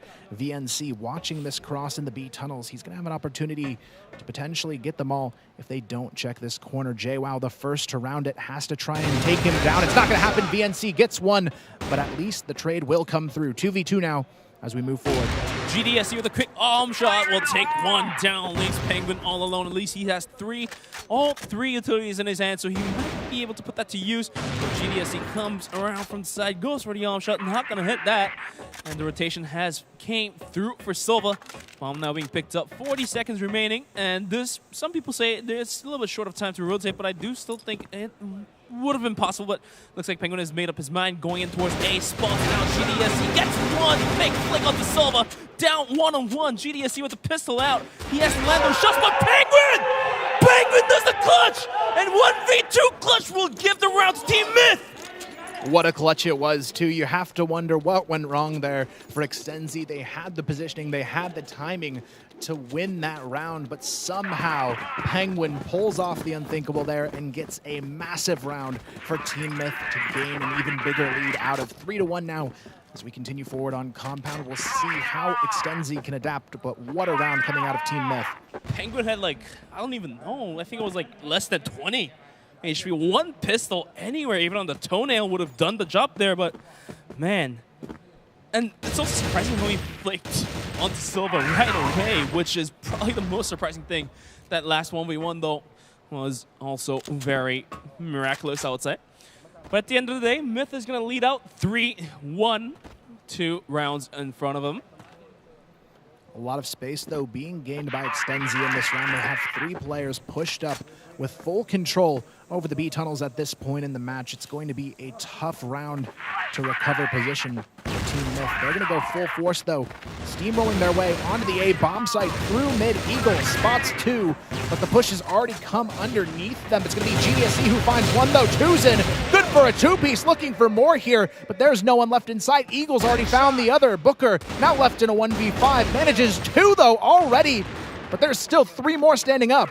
A lot of work to be done by Booker, the start player for TeamMyth. He did find 2 to begin with, is able to rotate in towards B bombs. I get the bomb down, play with the clock here. And now Extenzy with 3 players remaining. They have to think about this retake carefully. We've seen some clutches happen on TeamMyth, and this might put to a halt as well. And for Extenzy, it looks like they're going to be deciding to rush in as a whole. Booker with a tap, takes out 2, and 2 more to go. Booker playing with the angles here, might be able to find yet another. No, it's going to be VNC getting the headshot onto Booker, securing the round for Extenzy. A nice try there, Booker, able to get at least 3 out of this one, but still a 1v5 not going to happen this time around. Extenzy getting a much needed round on the board.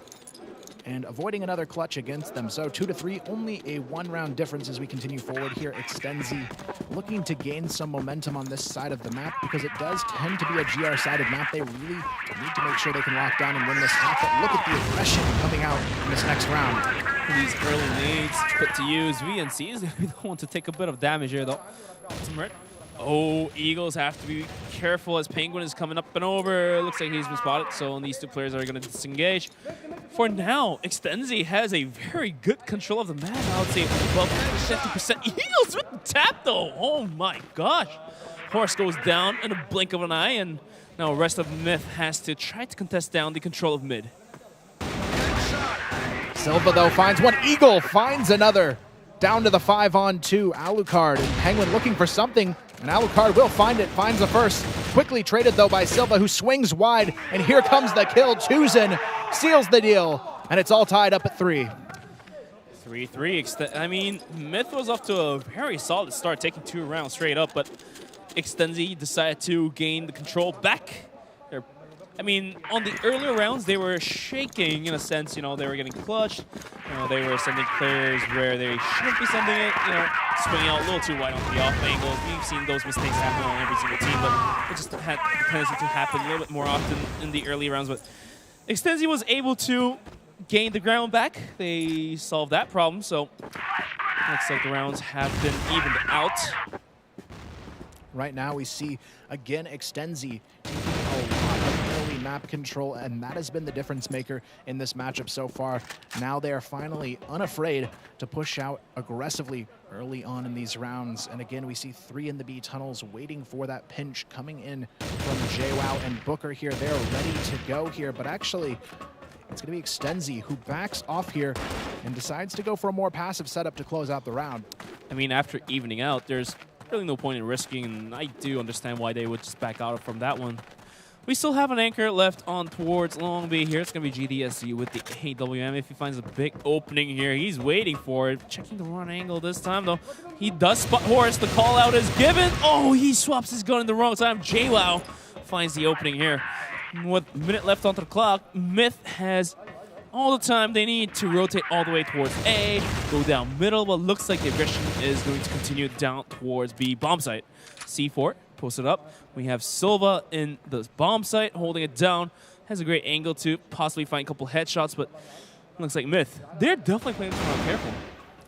Not careful enough, though. Silva able to grab one. Penguin, though, quickly there to find the trade, at least, to keep the numbers on the side of TeamMyth for this push. 4-on-3 as they try to slowly pinch their way in towards B. The time, though, is ticking. They've got to make their move now. And here comes the push. Tuzen about to run into trouble. Will they check the corner, though? The bait comes through. Tuzen and VNC. They're going to hold it down. One apiece. JWoww finally gets the trade to make this one a 2v2. 2v2, no more time to rotate. Or are they going to go for a rotation here? 20 seconds. They're going to have to hot on feet, at least for on the good side. Extenzy was going to be rotating all the way down towards B. Bomb site still lingering around. The spawn is going to be Eagles. They have to hit those strafes, man. Otherwise, the bomb plant's not going to happen. Looks like they have landed into the site. 5 seconds. They're going to go for it. Looks like it has been landed. Just in time. I love the plant pick as well. They planted actually for the mid-tower position and left Alucard there, sneaking it away just in time so he can actually support from where he is in mid as well. This is a huge advantage now on the post plant for TeamMyth. Will they check Alucard's position, though? JWoww just needs to stall the timer. Alucard pops one. Alucard pops the double kill. A huge play for TeamMyth to bounce back and win the round. That call on the rotation, I doubted it at first, but looks like they had just about 0.2 seconds left onto the clock there to get the bomb down. Could have lost the round without doing much, but hey, good decisions pay off. And looks like they've been paid in a round. Going to lead 4-on-3. And now GDSC going to push into the B tunnels here, wants to take that challenge on to Booker, who seems pretty eager to pick with JWoww and Horus from this position. Right now, though, it's going to be Extenzy who backs off just a little bit, but here comes the push from TeamMyth. Still pushing forward for control here on the B tunnels. Extenzy, again, going back to that passive late round setup, though. I mean, Myth could definitely rotate out towards mid here is what I just wanted to say. as we do see a player posted up down mid. Actually, the flank is going to come through, but looks like he's going to be spotted out by GDSC, so he has to fall back. And now, it's just about minute 30 onto the clock. What is the decision going to be made here? We have VNC holding on to decent angle. If he finds a lucky shot, he might be able to do it, but Alucard quick to take down Tombsons, opens things up towards the A bomb site. Now, the aggression is on. VNC has to fall back as the shots are coming through. Nades are going to be put out to hold down the aggression. Quick one, though, as Myth decides to just kind of fall back off of that one. No commitment just yet. TeamMyth keeping the bomb here still just outside of B, but right now it's Extenzy with full map control. GDSZ sitting on the backside of mid, waiting to see where this rotation might go. But as we saw in the previous round, the late game hit on A did pan out in favor of TeamMyth, and it looks like they're going to go ahead and do the same thing once again. The smoke comes through. They're actually going to smoke off the A bomb site and go through it anyways. GDSC, though, finds one underneath, but here comes the response. Eagle, good for two with the Colt. JWoww finally gets the trade here, but here comes the flank. Alucard spotted by VNC. He's going to run into trouble here, but here comes the bomb engage as well. JWoww runs away. Look at the HP, though, on these last two players. I mean, JWoww, he has fell down and he crumbled his knees. That's what's going to happen. VNC with a quick headshot is going to close out the round. And, I mean, that was a good effort, I would say, for Myth. Yeah, definitely a strong effort there. Unfortunately, when it came down to the wire, Extenzy just had that HP advantage to close this one out with. We'll see who can take it in the final round of the half here. Extenzy looking to grab their first lead in quite some time if they can make it happen, and I love the aggressive play we're starting to see from them. I mean, there's only a single round into this first half. Might as well as throw out some lucky shots and go for some aggressive strategies there. Good push, though, is going to grant Extenzy some very much needed map control. That nade, though, is not going to do much as Myth gathering around the far back side of mid, trying to crack open some angles. Eagle here playing very patiently on top of the mid boxes, waiting to see if someone will challenge here. And he's going to get that challenge. We'll see if he can make something work from this position. But right now, JWoww and Alucard want to peek right onto him. Eagle, though, will they know he's perched on the spot? He actually drops down, but here come the shots. TeamMyth just storming their way through. Horus finds one, Penguin finds another, and look at the kills here. Alucard good for one. Silva tries to flank. It's immediately shut down, and there's the round. Horus finds GDSZ, and TeamMyth take the half 5-4. That mid-box boost onto Eagles, we thought that could have been a, an anchoring point for Extenzy, but it looks like the misstep falling down from the boxes. I don't know if that was on purpose or not, but at the end of the day, that box position didn't work out. Definitely a bit of second guessing coming out from Extenzy. We'll see what they can do, though, as we swap sides now on the Blacklist side. This is their chance to get some nice forward aggression on their Blacklist half. Meanwhile, TeamMyth already going for control of the B tunnels here. Eagle, pretty eager to challenge over here. Eagle is eager. He definitely is, and we'll see if it's enough, though, to net his team some nice early picks in the round. Extenzy, though, now with 4 players grouped up to try and challenge Horus. Not an easy task at hand here, but we'll see if he's up for the challenge. Here comes the peek, though. Horus, beautiful headshot, finds one, and he gets out of there very quickly. Horus was feeling it. He sensed it, got the kill, but Eagles through the smoke is going to take down Horus to even things out.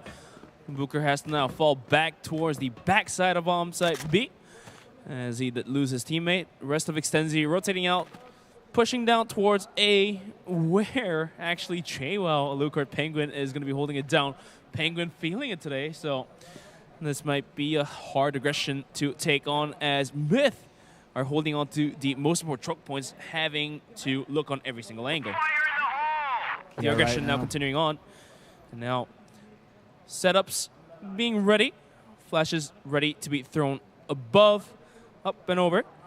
And just about a minute left onto the clock. Looks like the game is on. Tuzin is going to be on the front for entry. VNC following him in. Alucard has a great angle to take a collateral if he's lucky enough. Looks like the barrels are seen. The jump is going to happen. Penguin through the wall, 5-1.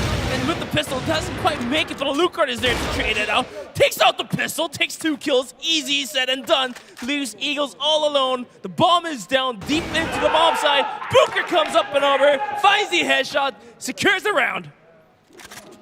Great hold there coming out of TeamMyth. Very close though and down to the wire situations. Extenzy just faltering under the pressure on that execution. They weren't able to get in and take these players down fast enough, and once those rotations come through, it's all but said and done for TeamMyth. Now they have a 2-round lead to work with, but still they need 4 more to close this one out. Early B control though already going out for TeamMyth. They do send a nice early push out from Horus, but the nades scare him off quickly enough. Sure indeed, the nades are scary. If it lands right under you, it does more than half HP, so nobody wants to take that beat up early on. Now the aggression seemingly concentrate towards the B bomb site here, as we do see 4 players. It looks like they're just going to disengage from B, checking down middle. We are going to see the late round rotation over towards A. Long Penguin, though, this time around, he is very far pushed up, spots 1, but here comes the 4v1 in his direction. He's going to get out of town. He does not want anything to do with that engage, going back into the passive 3-2 split now. Just like how Myth played their Blacklist, Extenzy also going to burn the clock down here. Minute left onto the clock, and the C4 still post up down towards the beat connector, down middle. And for now, I wonder what Extenzy's plan is. They might just, test out the water on towards A, rotate back out, and then go towards B. That's one. Or they could just go full send it down towards A bomb site, but we'll have to see what happens. The bomb's going to come over, so it might be a full send we're looking, or as I just say that, they're going to back out from there. So they're just going to be testing out the water. Yeah, there's not much time to work with here. The C4 slowly working its way back towards the B bomb site. There is only 1 forward defender for TeamMyth as well. Here come the smokes over the top, though. They're actually going to go ahead and execute out of mid with 30 seconds on the clock, though. They have to go quickly. It's a mid to B push, and there is only 1 player quickly able to respond for TeamMyth. It's going to be Horus, but VNC, he's already pushing through to go for the flank. VNC sneaks his way behind enemy lines with Tuzin. They find 1 apiece, and here comes the collapse onto A. It's GSC and Tuzin who tear it apart. Eagle puts in the finishing kill, and there you have it. A nice response from Extenzy. Extenzy playing with the clock, making sure Myth is misstepping there, sending the rotations off and whatnot.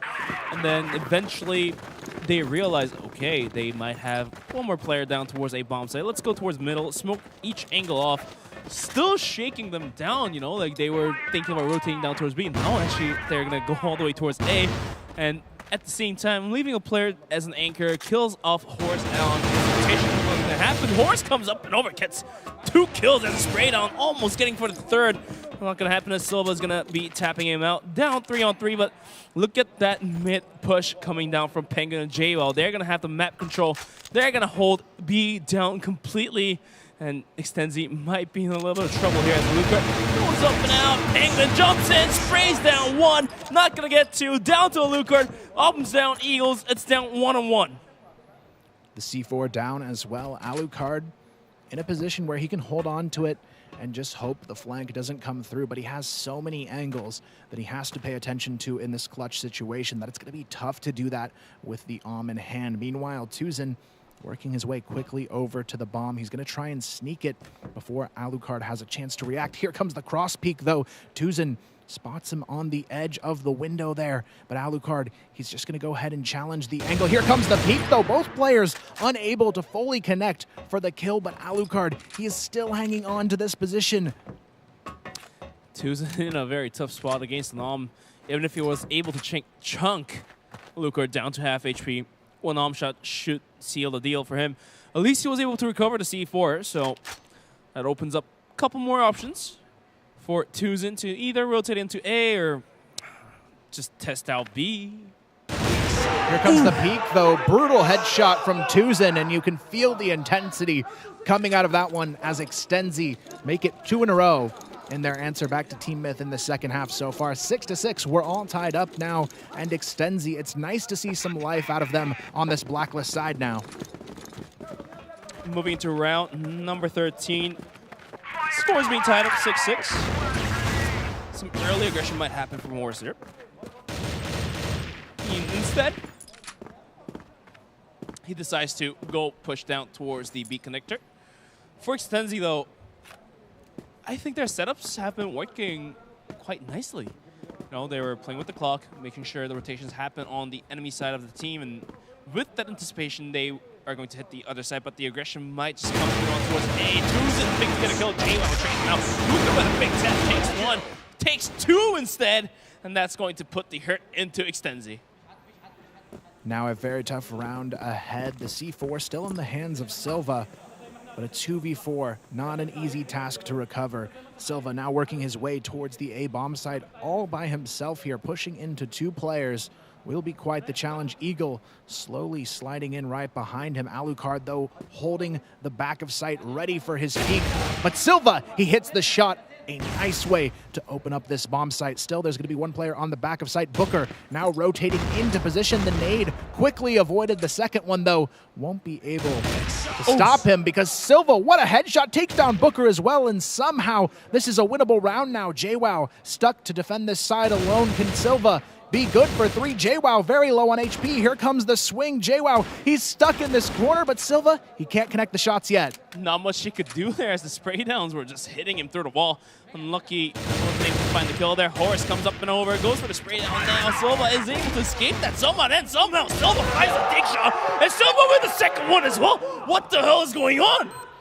A beautiful 4K from Silva is what's going on here. What a way to turn this back in favor of Extenzy at quite the pivotal moment as well. They move into the lead, and now they are just 3 rounds away from winning TeamMyth's map pick to start off this series. TeamMyth, though, this is their response. They're going to be going full force into the B tunnels with 3 players early on pushing through, but right now Extenzy, they've read this well. They are sitting back and waiting for this push to happen.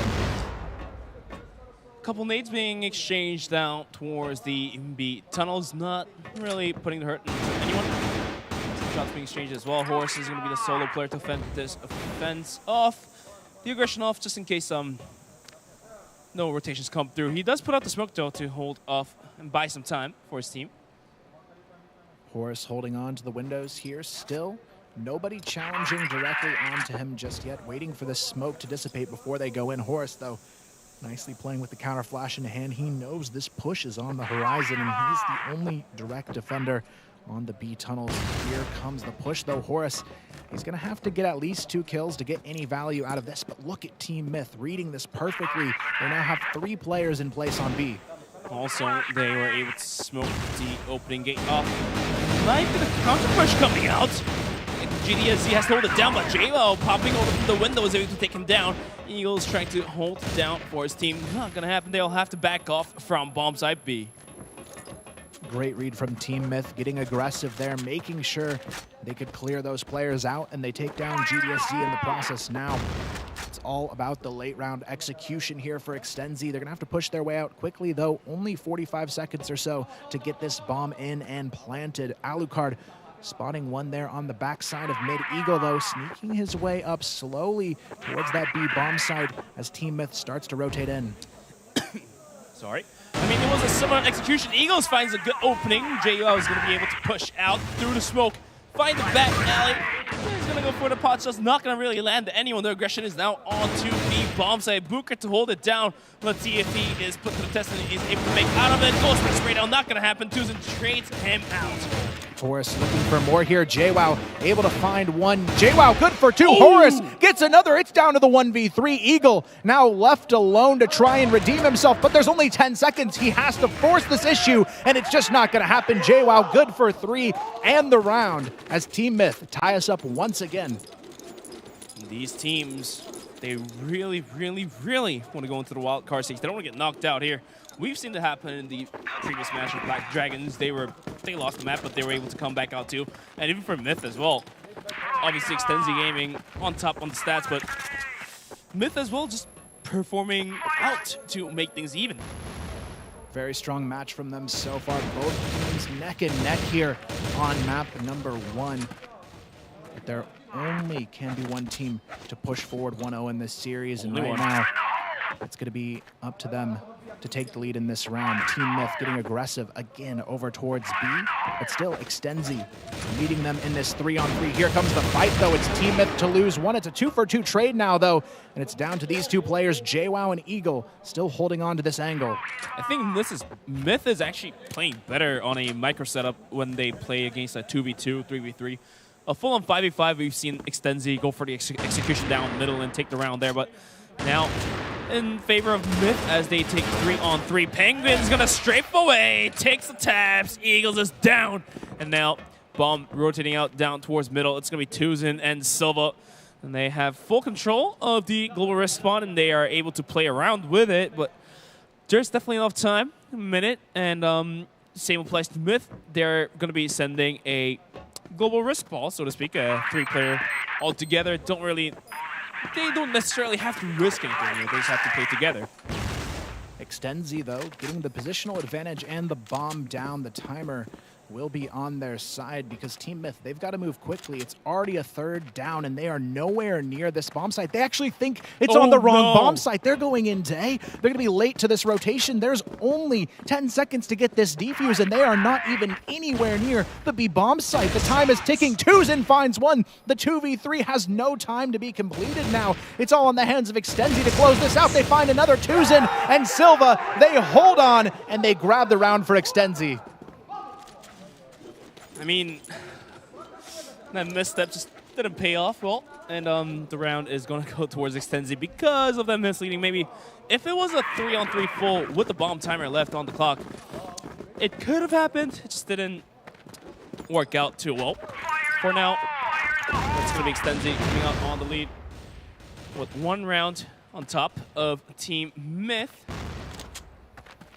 All right, we'll see what they can do here. TeamMyth looking for this tie to potentially bring this one step closer to a tied match, and overtime could be on the horizon considering how close this back and forth has truly been between these two teams. Extenzy going to be challenging the B tunnels once again. This time it's only Horus to meet them in this position. He's going to be playing a lot more safe behind the doors here, holding on to this angle just outside of the windows, but it looks like Extenzy's going to back off and send it into mid.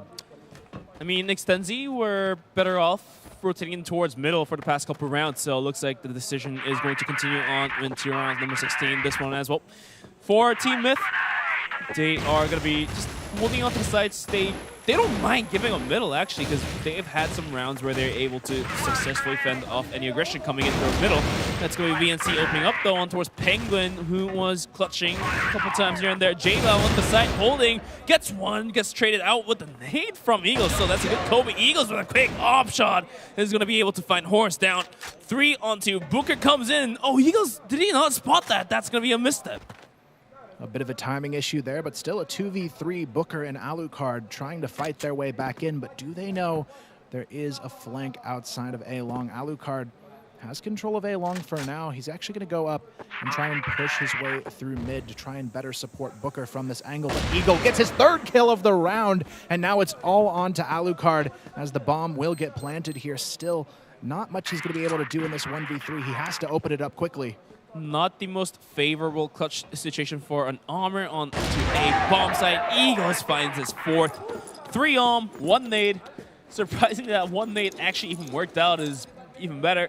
4 kills onto him, and the round added on towards Extenzy. It's going to put the rounds to 9-7. Yeah, and really looking at this team of Extenzy, the big story so far is Eagle, 19 frags in this matchup, really proving his worth for his team, along with Tuzin, both of them having incredible performances so far. We'll see if they can close it out here. They have 2 opportunities to win this one in regulation without the risk of overtime, and right now they have the aggression, it seems, to get the job done. We did see some early aggression coming out from TeamMyth. We did see Horse just posting out towards the B connector, far down towards the spawn of Blacklist, but looks like that's not going to happen. And Alucard just baited like 4 nades by himself, so that's worthwhile. Definitely some good footwork from Alucard to bait out those nades. Now Extenzy trying to work their way for mid control. A little bit of hesitation.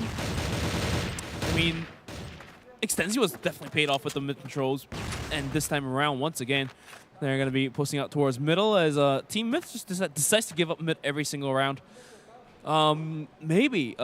Myth should invest a couple players, even one, down to hold down middle, or at least get the information. Because if you're able to hold down middle, you're able to get the information where the bomb is going towards. So we don't get to see that mistake of going to the wrong side after the post plan is not going to happen anymore. And it looks like we may see a similar setup from Extenzy again. The late round smokes go down and the mid funnel begins. We do see this time though Booker playing a little bit more forward on that mid position. Now he calls for support from JWoww as well. This is going to be a perfect setup to try and hold this one off. Booker now slowly sliding in, but look at these players. They're about to meet Booker though. Completely blinded. They don't check the corner though. Booker gets two, almost a third. Penguin slides in for one, slides in for two. What a third kill on the top of the tower. They get it done. The 2v5 in mid, and TeamMyth, what a spectacular round. You know what's even better? You know what's even better? The last 2 kills on him, it was Old Eagle.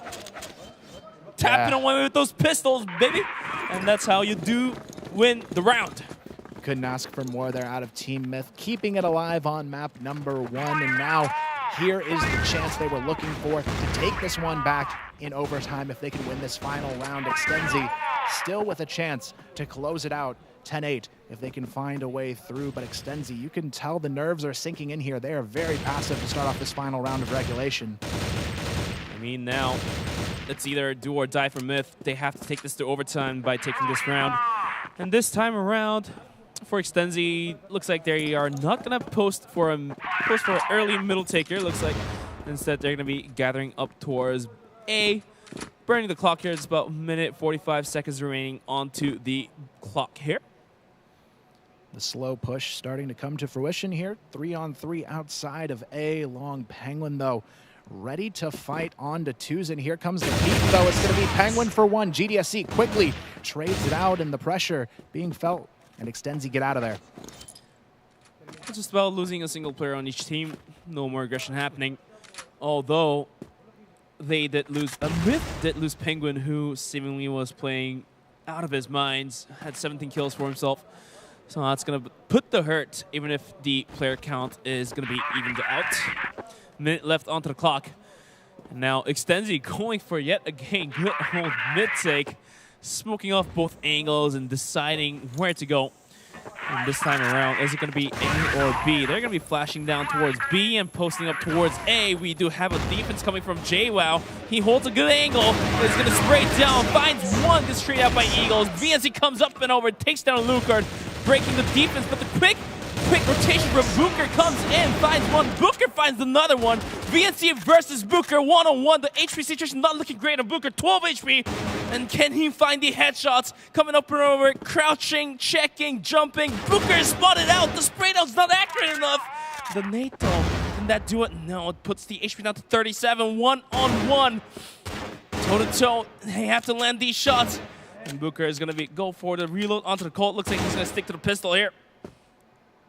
Here it goes, though, the 1v1. 8 seconds on the clock. Here's the shot and the map with it. Extenzy get it done in almost as close of a fashion as you could expect here, but what a win. Extenzy go up 10-8, 1-0 in the series now, and a beautiful close to map number 1. I mean, I thought Booker almost had it when he was flanking out from the side. He got 2 kills. And the rest of his teammates died down to 1 versus 1.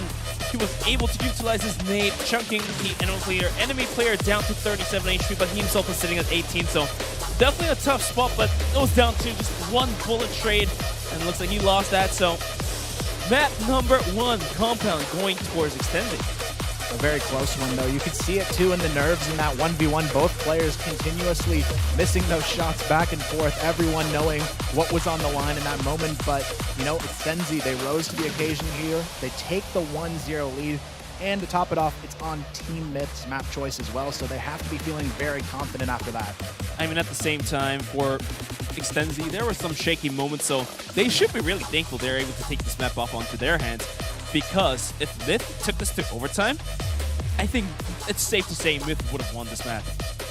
Yeah, I think that would have been the case, and you can see now kind of the emotion on TeamMyth. They were all smiles at the start of this one, but you can see they're pretty anxious now going into this next one, a little bit distraught after that first map loss, and you know, for them, they can't let this affect them. They have to try and swing back hard coming into map number 2. Yeah, Myth supports aren't pretty top-notch. I mean, they know how to play it. They have some good results in it, but it's not their most favorite map. So going to port is going to be a little bit of a hard struggle, so to speak. I think so, especially considering Eagle stepped up in such a big way in that last map that we haven't really seen from him so far. If he can do that kind of work across the map on port, he's going to be forced to be reckoned with for this team. On top of that, the whole roster of Extenzy, I think, was just playing much stronger than what we've seen from them so far. But let's look at the stats here real quick to see how everybody ended up. But look at that, 1.5 KD from Eagle, 1900 damage, clearly the MVP for this first map. Yeah, Eagle is definitely stepping out. I mean, we've seen him get a couple kills in the past couple series for him, but wasn't really outstanding. But coming into this one against Myth, he's able to drop kills left and right. He doesn't care. He does it. Pistol, he does it. I mean, if he was a rifle, I can believe that he'll also drop kills with the rifles as well, even if he's a sniper. Yeah, I mean, you couldn't ask for a better performance out of them in that first match, especially Eagle, but they've got to keep it up if they want to close out the series because it is their tournament life at risk if they fall down into a map 3 and eventually lose the series. So they have to close it out and really push forward with some confidence here to make it happen. But looks like we are ready to go into map number 2. This could be the decider for TeamMyth, whether they go home or advances to the wildcard stage. It's all going to go down in port. Let's go. Map number 2, Myth versus Extenzy. Let's get it going. Here we go, right into the action. It's going to be TeamMyth on the GR side of things to kick us off on port. Let's see if they have what it takes to bounce back and make this a 3-map series, or will Extenzy continue their lead into a 2-0 sweep? Right now, though, a lot of early action and nades thrown here towards the B tunnels. Penguin looking for that free fire on the mid angle across as well. Nobody finding anything just yet.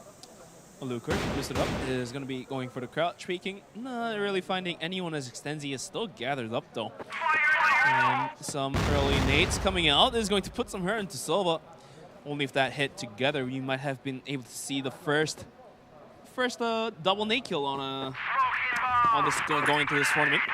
This didn't happen as Silva gets to step away. Some early nades, early flashes, some setups happening. Silva, though, is going to be able to spray down Booker. Gets traded out by JWoww. It's going to be GDSZ evening things out.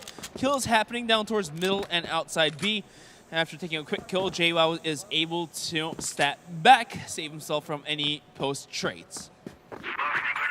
And now JWoww going to be feeling that pressure alone on the B-bomb side. Half HP, might have to hold off the push by himself. The rest of his team pushing pretty aggressively outside of A long. Silva is holding the angle, could potentially catch Horus here on that A long trade. Meanwhile, the rest of the team, though, for Extenzy, working their way back to support. But look at the sneaky play here. Horus, he takes the angle, but he doesn't push through.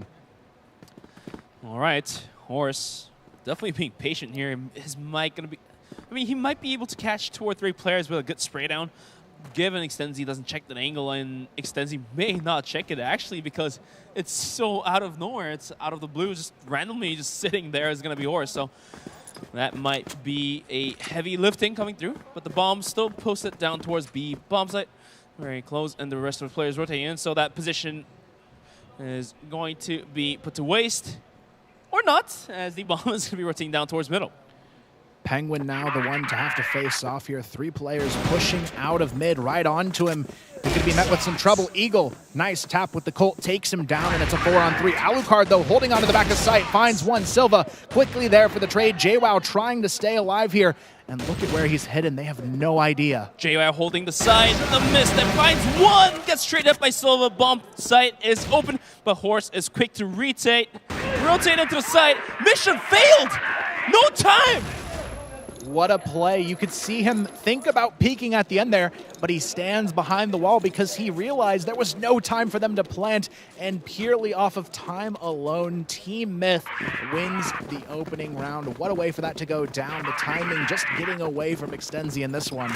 I mean, when Extenzy was going down middle, there was about 24 seconds remaining, if I can recall correctly.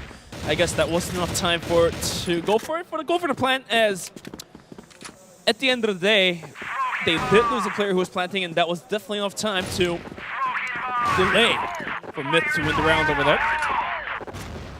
now Extenzy going for that early control in the B tunnels. Booker, though, looking to be up for the challenge. He wants to take this peek on to B long. 3 players, though, have Extenzy will be waiting there for him. Booker, though, he decides better of it, backs off, and now the push will be met full force, but nobody there just yet for the defense. All right. We'll have to see what happens with Booker. He's been having some tough time. Although he was able to put out some kill numbers, he was choking here and there. But Tuzin with a quick shot will take down JWoww, rotating him from the back, going for the flanks.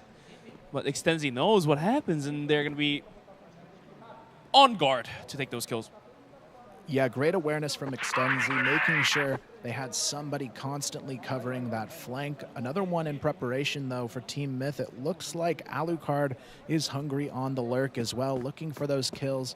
This time he's sneaking his way over towards A long. Tuzin, though, has to be careful himself here, alone with the bomb in hand. Potential pinch could come through, but he thinks better of it and now groups up with his teammates to go for the B execute. Minute left onto the clock, less than a minute now. Extenzy gathered up on B, like I've mentioned, and is ready to go for the execution. They have a nice little cheeky step up on top, and they're ready to go for peeks. And some overnades as well. Execution is on. Let's go. Booker holds it down. It's going to be forced to find 1 kill. Tuzin comes up and overtakes that Booker, so the defense is up, but Penguin with the D is able to find 1 kill. Horse as well is going to be stopping Tuzin from coming in. The Eagles with a quick arm shot is going to take the Horse. The VNC as well, killing Penguin. So it's down to 2-on-1. Alucard all alone, but a pistol from him is so accurate. Look at those bullet holes. It's going to be down to 1-on-1. VNC versus Alucard. 13 seconds yet again. The bomb timer not in favor of Extenzy. He's going to go for the plant as Alucard is going to be allowing that bomb plant to happen. Here comes the 1v1, though. Alucard just toying with him on the angle. VNC spotted. The shot missed from Alucard. VNC just hanging on for the full peak to come through. Alucard slides out. Still can't connect on the shot, but the time is ticking. Alucard has to go wide. Misses the shot again.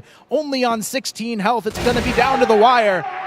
And it's Extenzy who find the way through after all. Had Alucard hit that shot, we might haven't seen yet another crazy clutch happen, but at least this time around, we do see a rifler punishing on close range. Well, that's going to be evened out to a 1-on-1 as we move into round number 3. Starting off round number 3, we've got a lot of presence here over towards the tunnels. 3 players for Extenzy set up over here early to meet the 3 players of TeamMyth. They do actually send 1 over towards A long now, 2 into A connector. Going to potentially hit this bomb over towards a late A execution, leaving just 1 player there on the lurk. It's going to be GDSZ outside of B long. Meanwhile, we have TeamMyth here, a pretty passive setup, 2-1-2 approach to kick it off. Tuzin and VNC down a little low on the HP, still above half.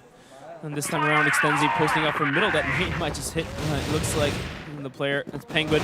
Back to Booker and JWoww finds a kill of each. Tuzin and VNC goes down. Silva goes for the spray down, not going to connect. So JWoww allowed to strafe away and safely group up with his teammates. B bomb site, though, might be contested here with Silva playing as an anchor. Bomb rotates in as well. But look, Booker and JWoww holding it down. And the offense from GDSC might just be put to shut here. Eagle actually does spot out Booker jumping up and over. And goes for the pot shot, not going to land. The smoke is going to come out. The execution is strong as it goes on as Silva finds the opening. JWoww with the pistol gets 1. Is going to be traded out. The Eagles with an arm shot as well. So it's even down to 2-on-2. GDSC playing with the clock here. The bomb soon to be planted as Horse and Alucard is stuck in the hallway. Here we have it in the 2v2. The bomb being planted now by Eagle. Alucard, though, tries to sneak in. He's going to be caught, but still gets the shot anyways. Eagle down to the 1v2. It doesn't matter. Horus gets the shutdown, and TeamMyth, they fight their way through to take the round and lead it now 2-1. We've seen this happen in the previous map. Myth going in hot early on, and then somehow they get read by Extenzy, which kind of proves how Extenzy, as a team, is able to adapt to the enemies. For now, though, it's going to be a 2-1. Still Myth leading. And going to round number 4, Extenzy might switch things up a little bit. Instead of trying for mid-execution, they might go for like an early A push. And looks like they are posting out for it. Yeah, nice 3-2 split in the making onto the A bomb side. Alucard, the only defender here for TeamMyth as well, so a good read coming out from the offensive side of Extenzy. But they've got to have the execution to follow. Alucard, though, gets the first shot. It's VNC to go down. Alucard now flashed out looking for more. Penguin grabs one on the rotation. Silva stuck underneath, but he still grabs the kill onto Horus. Alucard fought for position, and it's taken as Silva grabs a second. He's still alive somehow here on the top of this A bomb site. Two's and good for one. Penguin and Booker, though, they are stuck in the GR spawn, and here comes the push for Eagles to seal the deal, and Extenzy find the round. That push looked amazing on point, and looks like the round is going to be given up once again for another tie, as Myth mildly struggling to hold down the aggression. Just didn't quite happen on the last round over there. And this time around, Extenzy, after for an early A push, goes back to their original strategy of just playing with the time. Penguin is going to be missing that hit just a little off there. Doesn't really hurt anybody there. Here comes the push, though. It's going to be 3 players right onto Alucard's position. He finds one, and here comes more. VNC gets the trade, but Penguin, he's able to find one on the top of A. VNC dancing around here on the top of site, trying to stay alive. Gets himself another kill, but Penguin and Booker are still alive and kicking here. GDSC and Eagle trying to slide in, but the site is safe for now. 2-on-2. The aggression goes on. Nate does put some hurt. Penguin down pretty low. GDSC comes out, finishes the kill, sure. But Booker comes out, gets a kill, goes up. Eagles is too good with his Eagle and is able to secure the round. Great performance there from Extenzy to find themselves yet another. These rounds are down to the wire, but Extenzy just barely edging out TeamMyth when it matters most. We'll see if this momentum will be enough for them to pull ahead and potentially take this one in a 2-0 sweep. They're on track to do it so far, but the work is not done just yet. TeamMyth this time around going to be getting eager in the lower B tunnels as they send JWoww into position and stack 2 on upper A as well. Now, timer down to 2 minutes. Bunch of stuff to play with. Bomb's going to be rotating in towards B, as we do see a 4-man stack, soon to be a 5-man stack, where JWoww is going to be the solo player to hold it down. That HE, though, if the hat that landed could have been a huge nade. Just didn't happen. And we have Booker once again back on B bomb site. The aggression is now on. But will Extenzy vote to go mid or go towards B? Still in the question. They are just testing the water. They've cleared the entrance towards B, so they're going to back out instead. Pressure onto JWoww now. He's actually holding a great corner. A decent one, too. If he is able to find 1 or 2 good kills. He's holding it down, gets 1, goes for the connection, gets 2, but at the end of the day, traded out by Eagles. So, man, somehow, when Horus, wow, just strafes, doesn't care. Running guns down GDSC no matter what. Great start to the round here. 4-on-2 now for the remainder. Alucard a little over-eager, though, taken down now by Silva. Penguin and Horus trying to rotate in to try and regain control of this A bomb site, but it's Eagle to quickly get out of there with Silva. The quick rotation now coming back towards B, but all 3 remaining defenders still here on that A bomb site. And now C4 has to rotate out of A as the aggression has to be stopped. The rotations has finally arrived. But for Myth, it looks like they are somewhat anticipating a rotation come through, so they did post 2 players down towards the spawn, but they're going to be sending them back to a bomb site. Extenzy, though, they're going to be going down towards middle, and once again, they really love middle, and obviously for this map, you really have to control down middle. And one misplay could cost them around here, as C4 carefully making its way towards the bomb site. Eagles did take a little bit of beating there. That's fine. Is going to be able to plant the C4. And now it's all about the retake here. TeamMyth, they have the numbers to easily win this one, but Eagle, he's got such a nice position here on the back of site. Silva as well, starting to wrap around. Look at this flank, though. Do they have an idea? Yes, they do. Horus quickly shuts it down. It's all onto Eagle in a 1v3. They spot him immediately. Horus finds both remaining players, and TeamMyth grab the round. And once again, the rounds are equaled out, so Myth really catching up to Extenzy running away.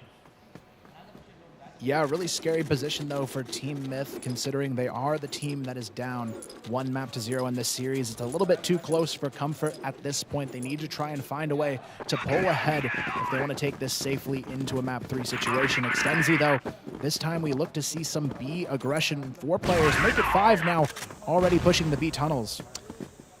I mean, they might just rush into the B halls and see if they can get a player. Booker actually swings out, goes for a smoke, so he has to fall back.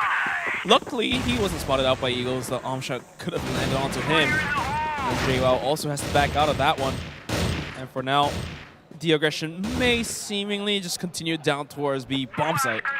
As Extenzy just now getting ready for some nades to be thrown. Let's see if we're still posted backside though, so the aggression just might not happen. Extenzy taking their time here, trying to filter out across the map and see if there's an opening to move in. Horus, though, has snuck into that position on A-Long once again, getting that forward control and waiting to see if he can catch the rotation if it does come through, which it looks like he will have the opportunity here. There's 3 players now working their way into the A connector. There's no defense on the top of this A bomb side as well, so there should be some great opportunity here for TeamMyth to hold. All right. It's down 5-on-5, minute left onto the clock. The nade, though, is going to hit Penguin. How did that even hit? It's going to chunk him down for about 20 HP. As we see JWoww coming up and over, might be able to spot out a player if he just swings out a little bit wider. But this won't happen as he himself wants to live as well. Clock ticking, and he does see VNC, puts a bullet in him, backs off. And now the aggression down middle is happening. Extenzy goes in hot Eagles. It's actually Tuzin to take the kill. Alucard quick to trade it down onto Silva. Alucard with a second one. Penguin as well with the pistol will put the hurt into Extenzy. Alucard with a third. Huge one as Penguin finishes off the round. What a play there from Alucard. I mean, 3 kills from that position. How did they let him get away with that? But what a way to keep his team out in front here. 4-3 now. TeamMyth in the lead by 1 with 2 rounds and a half. This is still anyone's for the taking, but TeamMyth doing a good job of keeping things in their favor. But look at this round, already setting up for an A execution. They are ready to go on the side of Extenzy. It's a quick one to happen. The nade from JWoww not really going to hit. The set is now up. Nades are being thrown. GDSC already puts some hurt. VNC goes in hot. GDSC's nade's going to put down Horus. VNC goes for the spray down, not going to hit, but the pistol's going to do work. Silva with a 2 kills, going to open things up. Silva with the 3rd is going to close out the round. Quick and easy. And that's exactly the response they were looking for. Extenzy, beautiful execution and flawless on the entries there, tying this one up as we go into the final round of this half. Extenzy, they can see the light here for that potential 2-0 sweep to go their way, and they are looking for the shutout on TeamMyth to make that happen. 3 players, though, eagerly pushing A-Long to start off this round. Horus and Penguin ready to meet them there. Continuously trading rounds here and also trading kills. Eagles get spotted out by Horus. Good kill. Goes up and over. Sprays down. Almost getting the second. GDSC and Tuzin getting kill of each. Alucard with a quick arm shot will take down GDSC, so evening things out to 3-on-3. And now the bomb also coming in. Has to go for the plant, but VNC taken down super low. It's going to be Booker holding it down. Alucard as well might be tapped down here. Just be careful. Booker with a quick headshot to Silva. Now the 2 hurt players of Tuzin and VNC has to back out of this one as they're both sitting at, like, what, 15 and 25?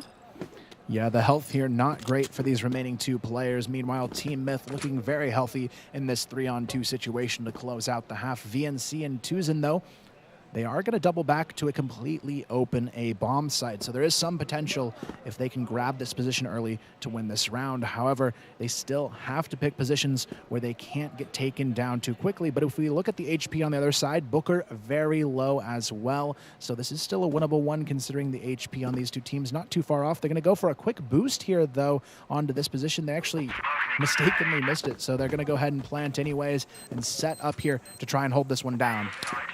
Now going to post plant. Could be anyone's round, but a little bit more in favor of TeamMyth as they do have the man advantage onto their backpack. JWoww still sitting at full HP. 1 nade onto Alucard. Let's see if he's able to pop that nade and take a kill into his backpack. Bomb timer ticking down into having that nade almost hitting. Doesn't quite do it. Booker finds a quick kill. VNC returns the favor, almost getting the second one as well. Has to reposition himself. JWoww with the pistol out is going to go up and over Alucard as well. Alucard sticking the bomb. VNC has to do it. Goes up, gets a kill. JWoww comes from behind, gets the kill. But at the end of the day, there's no time for the bomb. It's going to explode. Secures the round. Really have to hand it to VNC there in that 1v3, knowing the time that he needed to create. He made the space he needed to. He hit the shots he needed to. Even though he couldn't take down JWoww, he created the timing he needed to win that round for his team. And that 5-4 could be the difference now as we go into our second half. I mean, this is the gambler's fallacy. I thought this was going to have it because of that round trading, but it's going to be Extenzy to take the round there in their lead 5-4. Some early aggression we did see outside of B. It was going to be GDSC pushing out, but he does have to back off. Doesn't he? Putting a little bit of hurt into VNC as well. And now Extenzy looking to collapse here on mid. Meanwhile, TeamMyth kicking back in their spawn, trying to find these picks over the top of the bridge. Hopefully from the hands of Alucard here, constantly trying to challenge onto Tuzin's position, but there's just nothing to be met just yet. Right now, a very passive setup coming out of the defense. Minute 40 onto the clock, and Myth just carefully creeping up down towards the B hallway tunnel here. VNC first one to hold it down, but the flashes are all up and over. GDSC realizes what's going to happen. VNC comes up and over, sprays down, gets traded out. It's going to be Silva with 2 kills and GDSC with 1 as well. All down to Alucard and Penguin to make the job happen, but Penguin's so accurate with his pistol, gets a quick headshot as well. C4, however, is down, but Alucard on his way to find it, takes down Silva. Tuzin about to get challenged here on the back side as well. Tuzin, can he find the shots, though? Yes, he can. It's down to the 1v2 now. Alucard, he's going to have to fight his way through on this B bomb site. Tuzin, though, he's on 8 HP. He gets spotted as well. The counter flash, though, right over the top, and Alucard is taken down along with it. So close yet so far. First round of the second half gone away. And now going into round number 11. Extenzy on a 2-round lead. 4 more rounds to close this one out. As Myth is still on the chase. Stream is on. Maybe an early aggression coming out from Myth. He does nade. Okay, let's go. The push is in. Might be seeing some flashes go up and over. Not going to happen just yet as the bomb is posted down towards the middle. And now they're going to try and change the pace here from TeamMyth, backing out 3 players towards A long, but the bomb still sits in the lower B tunnels here, potentially for the split to go later on towards that B bomb site. Here comes JWoww storming his way up mid, a nade in hand as well to go over the top, back towards the GR spawn. Extenzy, though, pretty stacked towards this B bomb site as well. Tuzin almost catching the head of JWoww, but not going to happen anytime soon. As Myth gained the mid control of mid here. They have all the more spaces to use as GDSC does go for some pot shots. Does find 1 bullet onto Penguin, and the smoke's about to dissipate away. And now the full team of Extenzy posting backwards in the backsides to hold down any future aggressions. You can see Penguin taking a nice little hit there from GDSC in mid, down to about half HP. But still, the time is ticking away from them. 1 minute to move into sight. And they still seem like they want to take this one late towards the B bomb site, putting that pressure onto VNC. And this is the spot that they've used before to catch people off guard. The jumping position on top of the window. He actually backs off, though. Smart decision as Silva comes in for the support on this execution. All right, the aggression now seemingly about to happen on towards B bomb site. We still have Penguin as an anchor. Flashes are out. Horse enters, gets tapped up by Silva. Booker goes in. Going for the trade, not going to happen as Penguin goes down by GDSC down the middle. And now site almost being cleared out. Not just yet as VNC gets 2 huge kills. And now Tuzin with the wall bang, finishing it off. It's going to be VNC and Tuzin, the duo, is going to secure the round for themselves. And you can see them ramping up in the second half here. It's looking better and better for Extenzy. And look at the conversations happening here from TeamMyth. You can see the frustration starting to build with the pressure on. The tack pause will be drawn from TeamMyth here, and definitely a good time to bring this one out. Yeah, I mean, you could see those players, I wouldn't say discussing. It's more of just giving the calls, I would say, giving the comms. And Penguin definitely not happy with what happened that last round. Is going to be putting out some different tactics and different strategy this time around. And Tech Ball's magic didn't work out on the last series, so maybe this time around it might just happen for TeamMyth. They are definitely in need of it because 3 rounds is all that separates Extenzy from knocking them out here in the group stage and securing themselves as that final team to go into our wild card Wednesday here alongside the team to fall in our next matchup today. So we'll see how it all pans out. But right now, the pressure definitely on the shoulders of TeamMyth to prove themselves here and fight for that map number 3. I mean, Myth already down on that point. Needs to secure this one and to go into map number 3, which is going to be sub-base. Going to Port, though, the rounds were exchanged evenly, I would say, when Myth started off as the global risk, and now switching sides, they lose 2 rounds straight consecutively, so maybe Myth might just have to put out the aggression. They need to go in more aggressive as their passive plays has been completely read by Extenzy, and that just doesn't pay out. Yeah, they seem almost a bit hesitant on this side of the map. The defense from Extenzy has been raw aggression, taking that map control away from TeamMyth, and when they don't have a way to go, TeamMyth seems almost a little bit flustered and not sure what they want to do in these situations. They need to get that confidence here and now, though, as we hop back into it. 7-4. Extenzy just 3 away from the victory, but TeamMyth looking to answer back here in round number 12. I mean, even after side switch, some rounds are close. Some, not all, as Myth did take the attack pause to advantage. Let's see if they're able to do it. No, Silva puts a bullet into Penguin's face, and that will do a man down for TeamMyth to begin with. Penguin the clutcher for Myth, and down 4v5. Let's see what the decision is here for Myth. Silva going to be taken down, though, with some nice pre-fire through the mid double doors to even things up to a 4v4. Tuzin going to face some pressure as well here. TeamMyth still no control over the map, but making a nice dent here on the backside of mid, though JWoww has lost a lot of health in progress. JWoww ticked down about 30 HP, losing 70 of his own. Bomb now being picked up as at least the man count has been equalized down to 4 and 4. So Myth definitely feeling a little bit better on that trade. And on a good 2-2 split, Extenzy gonna do that. Here we have Extenzy starting to work their way back towards the middle of the map. Both VNC and Tuzin going for the quick 1-2 punch peek on mid.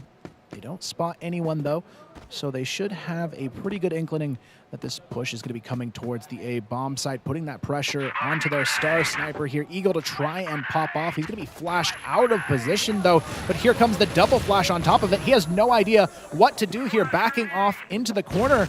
But TeamMyth, they haven't checked. It doesn't matter. Horus is good for 2. Finally, he's taken down here, but Eagles answers back with the 2-piece, making a triple kill. Eagles! The falling shot to boot with it as well. What a way for that to go down. And Bench, I'm a bit shocked after that one.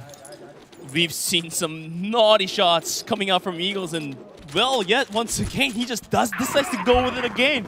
This man is feeling it tonight as, you know, you lose, you get knocked out. You might as well secure it out. 2 more rounds for Extenzy to shut this down.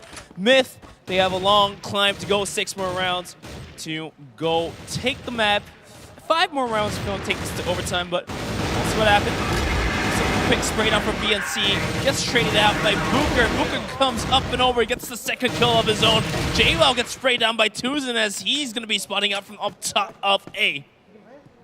Now we're into the 3v3. The C4, though, is down outside of their spawn, and Tuzin is quickly working his way into a position that should be very, very valuable in this round. Look at Horus and Alucard here in the A connector. If they drop down towards A, they could completely be devastated by that A long positioning from Tuzin, but they will decide to take the safe route here, picking up that C4, but look at the push coming through. Tuzin, he's already on the bridge behind them. He has no idea. Alucard, he's going to be completely caught off guard, but now here comes the push as well from Eagle. It's good for 1, good for 2 from Eagle, and just like that, with their backs against the wall, we go to match point.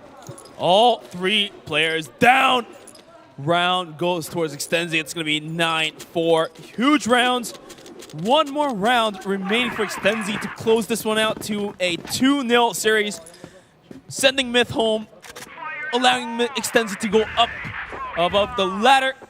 But right now, Myth, in all hopes, they have to Grissom down. Well, if there was ever a time for that enraged timer to pop, it's now. TeamMyth, they need it. Now more than ever, it's going to be a quick trade in the tunnels, but Silva and GDSZ hold on as Booker is good for 2. Here comes the flank, though. Alucard good for 1. Silva re-peeks from the corner. Alucard has no ammo. He goes down, and now it's down to the 2v2. Eagle and Silva fighting their way for survival, but the bomb will get planted by JWoww. And now the retake situation. A good rotation coming in from Booker. He's actually going to go all the way towards global risk spawn, so he has some time to play with, but it's going to be JL holding down the side. Some support flashes coming through from Booker. May not allow the retake to happen, but for now, Eagles, the man is cracked out of his mind, so this retake just might as well be possible. Only half timer left onto the bomb. JWoww gets taken up by Silva. Booker chases him out. Now Eagles coming in from the side with the pistol in his hand. He's been quite accurate. Not going to happen as Booker takes him down. It's going to be Myth keeping the hope alive. They'll keep it alive for just a moment longer, but they still need 4 more rounds to try and take this one into overtime and win it back. It's going to be a very difficult task against the likes of Extenzy, but we'll see if they can get it done. Eagles still been playing really well throughout this matchup, but now TeamMyth. Is the enraged timer a reality? We're going to find out here in 4 more rounds. Bench, do you think they have what it takes? I mean, we'll have to wait for the analyst boys over there to break the rage timer down, but for now, we get to cast this crazy game where one team who loses goes home. Just 1 round away for Extenzy to send the boys from Myth back to where they're from. And Myth just lingering on with 4 more rounds to go for overtime. More nades being exchanged down middle. As we see Eagles, the man, sitting on 15 kills, and at the same time, Silva sitting on 18 kills for himself. And now it's down to the wire, but here comes what could be the final push starting to mount from TeamMyth. Grouping up outside of mid and A long, they seem eager to start pushing forward. However, the bomb is in the hands of Horus, so the late B hit could be the play. Here comes the push up the B tunnels, taking this nice early control here, but look at this defense turtled up and ready to win this final round. They are very passive, though, in this approach. Minute left onto the clock. Minute 10. C4 down middle. Some quick rotations could be fatal, as Extenzy are known to make those rotations here. And now with the smoke down towards the spawn. Looks like they're going to go down towards the middle push here. That's going to be GDSZ to hold it down. Gets spotted by Horus. Gets traded up by twos. And VNC with a huge 2-kill is going to hold it down on Alucard. Solo player left. Finds 1. Goes for a push shot. Lands it for 2 kills. And now it's down 2-on-1. If somebody has to clutch, it has to be the man. Alucard goes for the 3rd. Not going to happen. It's going to be Extenzy. What a way for it to come down to. You thought Alucard might have had a chance there, but when it's all said and done, Extenzy take this one in a 2-0 sweep, and more importantly, secure themselves into our wild card round tomorrow. Wildcard Wednesday is going to welcome Extenzy with open arms, as Myth has to lick their wounds and go back home. A tough one to say the least, but now the wild card gets that much more interesting. 2 Brazilian teams now in that wild card. Black Dragons, the team they'll be joining. We'll find out who the 3rd is in our final match. But Bench, what a surprising final map here. I mean, Extenzy showing up in a whole different way from what we've seen so far from them. And at the same time, their playstyle was different from what they were playing last time. And Eagles just playing out of his mind, landing shots after shots after shots. Not even arms. He was landing pistol shots as well. Silva too, like just quietly adding up the kills, actually coming on top of Eagles in terms of total kills made. So what do you think about the whole change in playstyle coming out from Extenzy? I love the aggression they were showing, especially on their global risk side of the map. They just weren't afraid compared to what we saw in their 2 previous matchups. Once they knew they could win the aim duels in this match, they weren't afraid to consistently push forward against this roster of TeamMyth, and in the end, that was ultimately one of the biggest strengths that led to this victory. But at the end of the day, it's going to be TeamMyth sent home, Extenzy ready to go up. So this match came down to the wire. All right, the boys over there, break this down for us, please.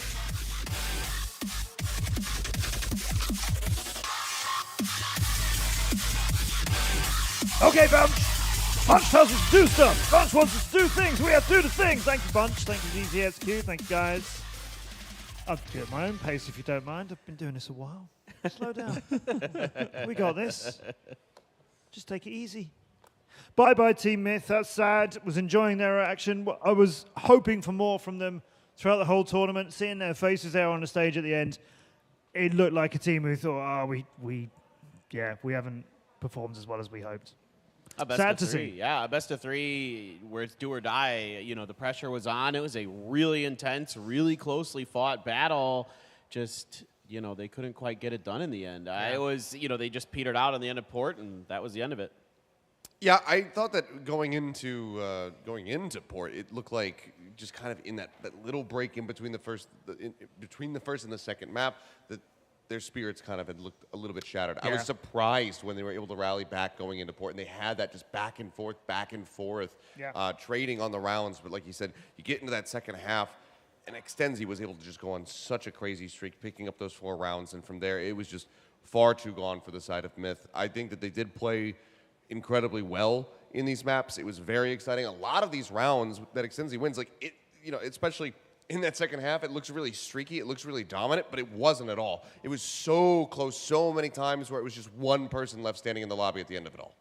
Yeah, and going back to Compound as well, 10-8, like that easily could have been 10-6 for TeamMyth, or like 13-9 an extra round or something for Extenzy, right? Like it really could have gone either way. Even in the final battle that almost brought us to extra rounds on that map, it could have been Booker that clutched it there. You know, it was really, really close between these two. So that's why I think their spirits were a bit crushed. And also, you know, going into Blacklist on port can be a rough task. You know, they looked pretty good, pretty even when it was on the first half. But then the second it switched, it was just a totally different ball game. And some of the guys on Extenzy just got really good rolls going. Like they were beginning to get insane kills, like insane clutches. Eagle was unbelievable at the end of that second map. So you really got to hand it to Extenzy. I think it was really, really close, but they were just a slight bit better, and that pushed them over the edge.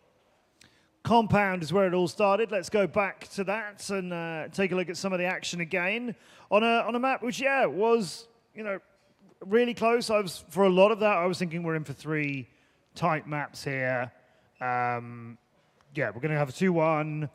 We're probably going to have an overtime. We might get 3 overtimes. But it seems to me a little bit like TeamMyth, when they start losing, they lose hope or faith in it fairly quickly. And that's a mental thing you're going to have to change to compete like this.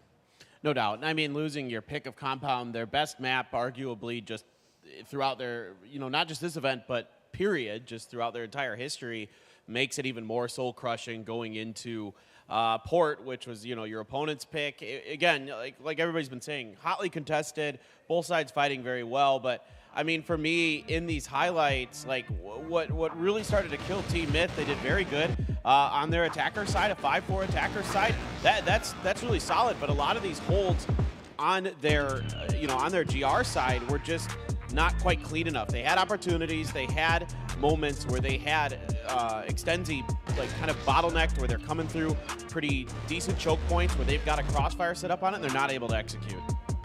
Yeah, I mean, you could see the energy right there in that little just player cam footage coming back. Like everybody was so hyped up, but they were also looking distraught when things didn't quite go their way. This was a high-stakes match on both sides, both teams knowing how important this is for their tournament lives, everything on the line. And Extenzy were able to dig just a little bit deeper to be able to make it happen, be able to clutch out on that first map, deny it away from Myth on Compound, and then from there, just they really found their footing in port.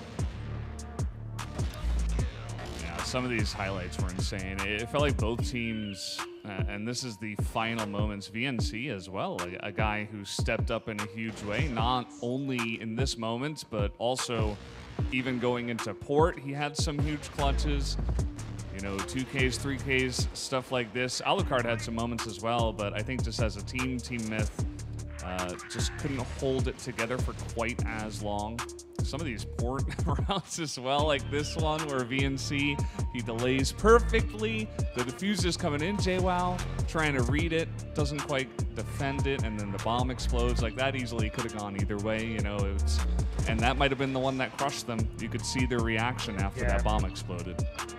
It's the individual performances here for Extenzy in the long run. I mean, I think overall, I thought Extenzy just had better GR sides, and that like their defense was a little bit cleaner. Their holds were more proficient. They were able to find their shots a little bit faster. But there were a lot of individual clutches, like Brendan is mentioning, that just kind of pushed them enough over the edge. And then by the time you get to that second half of port, it seems like the gas had run out on the side of Myth. And credit where credit's due. They played their hearts out today. They really, really came at this with, I think, a lot of energy, a lot of passion, but it just wasn't quite enough. Yeah, and heartbreaking to see on the stage there. That you could see they really took that one hard. Of course, that's it for TeamMyth. They'll be bottom of the group, and they're out of the tournament at this stage. We will see Extenzy Gaming again tomorrow, as they've won that match, putting them third in the group, which is very exciting because that means, together with Black Dragons, who made it there earlier, we're going to see, amongst all the three teams playing each other tomorrow on Wildcard Wednesday, we're going to see Black Dragons against Extenzy. Two Brazilian teams playing each other. A little vision of what it's like over in that region. I'm really excited to see those two go up. And there's a chance that only one of them is going to be able to make it out of that. Yes. So depending on how everything shakes out and who the third team is going to be that they're going to have to play against. But for now, taking a look at this, I mean, we already mentioned him. Eagles went absolutely nuts in this map. 2.5 as far as his KD was concerned. Perfectly average, 1 kill per round, as well as dropping a good amount of damage, considering that he is oftentimes using that ALM. So for him to be able to come in here and still put up 1,400 in damage, that's pretty crazy figures. Great on the KD. Look at Silver Zera's damage. Dropping a lot of them. MVP Eagles, somebody who we've seen be left on his own at the end of rounds a few times, but he had a bit more support today. Yeah, you beat me to it. I was actually just about to mention that. He's a guy who has, at times, felt like he was struggling a little bit, but today seems to be the day of redemption for these Brazilian teams, for these Brazilian players. So, we saw it earlier with Viana. Now it's Eagles. This is a really kind of watershed moment for them. Are they going to be able to carry this momentum into the wild card and further? Because, these two teams absolutely can get it done. If they can build the momentum, I know we've talked about Myth's rage meter, but there's an experience meter here for these guys that is absolutely charging up. We've met a lot of our Brazilian friends so far. We've had Black Dragons here on the desk. We've had Imperial here on the desk.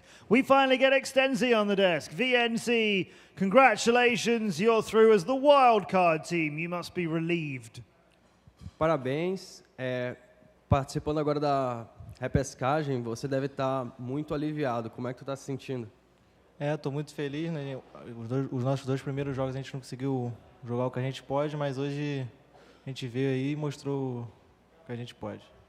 I'm very happy. In the first 2 games we couldn't play what we know, but today we came and showed our full potential.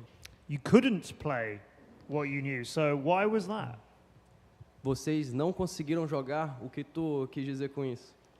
A gente não desempenhou o que a gente pode, né? Porque lá no Brasil a gente é o top 2, assim, só basta aí, porque a gente foi campeão em cima deles. Então, a gente podia jogar muito mais do que a gente jogou contra a G e contra a Celeb. We are top 2 in Brazil and we won against Imperial in the finals of regional finals. So we think that we could have played a lot better against AG and Celeb. Okay. So I want to know, you've come into today, it's just essentially a do or die. You either win or you go home. What was the mentality like of your team, and what were your leaders like GDSZ saying to you to kind of get you guys prepared for today? Hoje era matar ou morrer. Perdeu, saiu, ganhou, passou. O que o GD falou para vocês, como ele motivou vocês para essa partida e como foi a preparação do time para jogar essa partida de hoje? A gente está muito tranquilo, né? O GD passa muita tranquilidade para a gente conversou ali ontem e hoje também, que é só a gente fazer o que a gente faz no Brasil que a vitória ia vir. He gives us a lot of calm and a lot of confidence. He told us that we should just play our game, do what we do best, and we would leave with the win. I think we saw a really big improvement compared to the previous 2 series today from you guys, and you look absolutely incredible. And clearly, the graph is trending upward. Things look very good. Moving into the wildcard match, do you feel confident now that you have this series behind you? You know that you have at least 1 more day of play. Are you guys confident to be able to get through the wildcard and then also to make a deep playoff run after that? vocês estão numa ascendente. A gente percebeu que vocês jogaram hoje muito melhor do que nos 2 dias anteriores. Vocês estão confiantes que podem chegar amanhã, representar, jogar, ganhar e nas próximas partidas conseguir melhorar ainda mais para, quem sabe, tomar a vitória de times que já, inclusive, ganharam de vocês? Com certeza, mas a gente vai vir muito forte e com certeza a gente vai conseguir essas 2 vitórias aí. Absolutely, we'll come back strong and we'll get those wins. Yeah, so most of the guys covered most of the stuff, so focusing on you, one of the craziest clutch fights that I've seen at the end of Compound, it's you 1v1 versus Booker. What was going through your mind and how did you finally win that fight to eventually, avoid extra rounds and take the map right there? Aquele clutch, o X1 contra o Booker na Satélite, que foi dos clutches mais absurdos que a gente já viu na história do Crossfire. Qual era a tua mentalidade? O que estava passando na tua cabeça enquanto tu fazia aquela jogada? Não, estava muito tranquilo ali. Já é uma situação que acontece diversas vezes no treino, então só foi mais um dia, mais um clutch, né? I was very calm. This situation happens a lot in practice. It was just one more clutch. That's a good way to look Just at it. one more clutch. Before your game, we had Black Dragons here, and Will said he had goosebumps. He was so, excited to see you guys qualify. Now you got to fight each other. What's it going to be like when you line up opposite Black Dragons tomorrow? Antes do jogo de vocês, eles perguntaram como o Will estava se sentindo a respeito da partida de vocês, da Extenzy, e o Will disse que estava se arrepiando com energia positiva para vocês. Vocês ganharam e amanhã vocês vão precisar enfrentar Black Dragons. Como é que vai ser isso aí? O Will é um parceiro da gente, muito gente boa ele. Felizmente a gente vai ter que enfrentar eles, né? Então, vamos ter que partir para cima. Will is one of our brothers. We love him, but unfortunately, we'll have to go forward. He has to go. Extenzy want to keep going. Obrigado, Vinci. Thank you. Thank you. Thank you. Thank you. Thank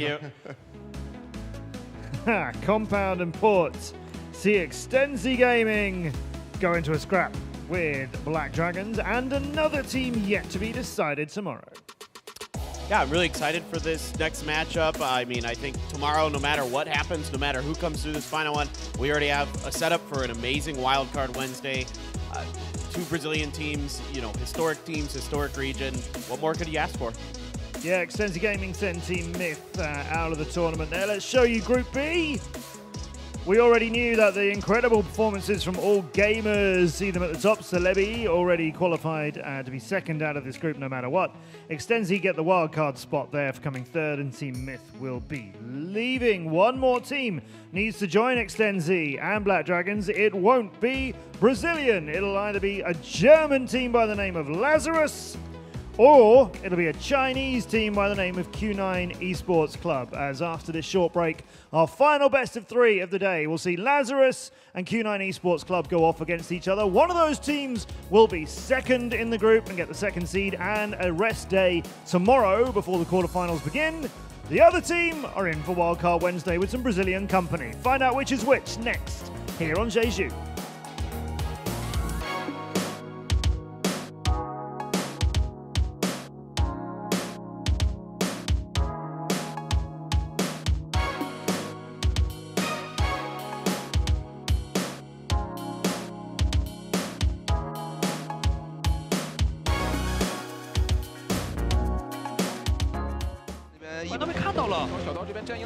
Top off, but now from Diana, not good enough.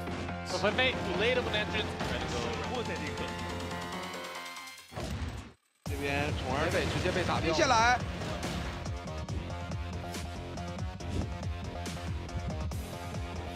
知道了房里面有无难，1楼直接被秒了。突一个走中路自己突，一个往 A 区来突，这个 A 哦，有没有第4个？被小梦给补了。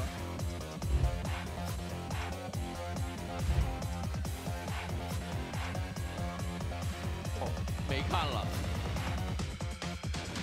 难受。知道血不多，宝宝打得非常有耐心。对啊，刚才说了，就是这个位置。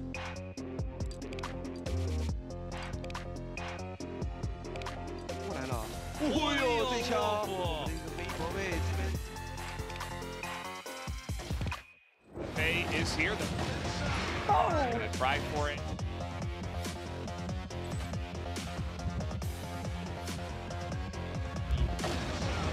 Oh, but Silva's going to solve it out.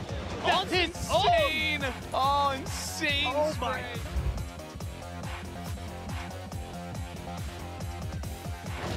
First. Gets one. Headshot with the... Oh, my God! That Go was get. just gross.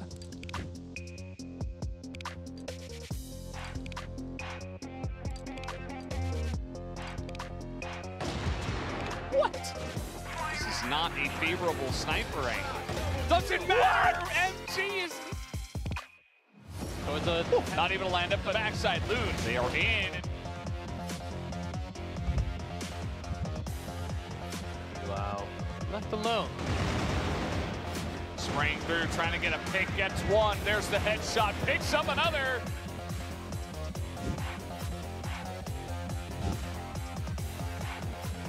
In they go, Awesome has the back angle, 9 to 5. The spray with the triple. Yeah.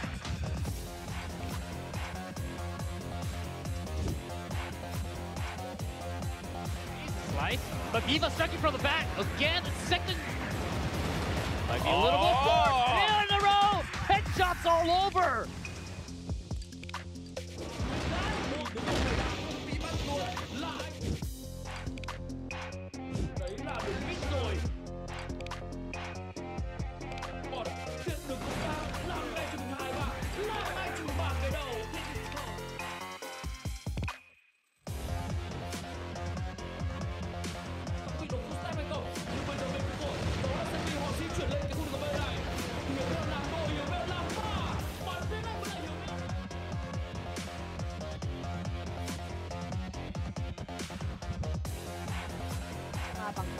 Which right now, nagpapakitang kilat! 4K! Oh my goodness!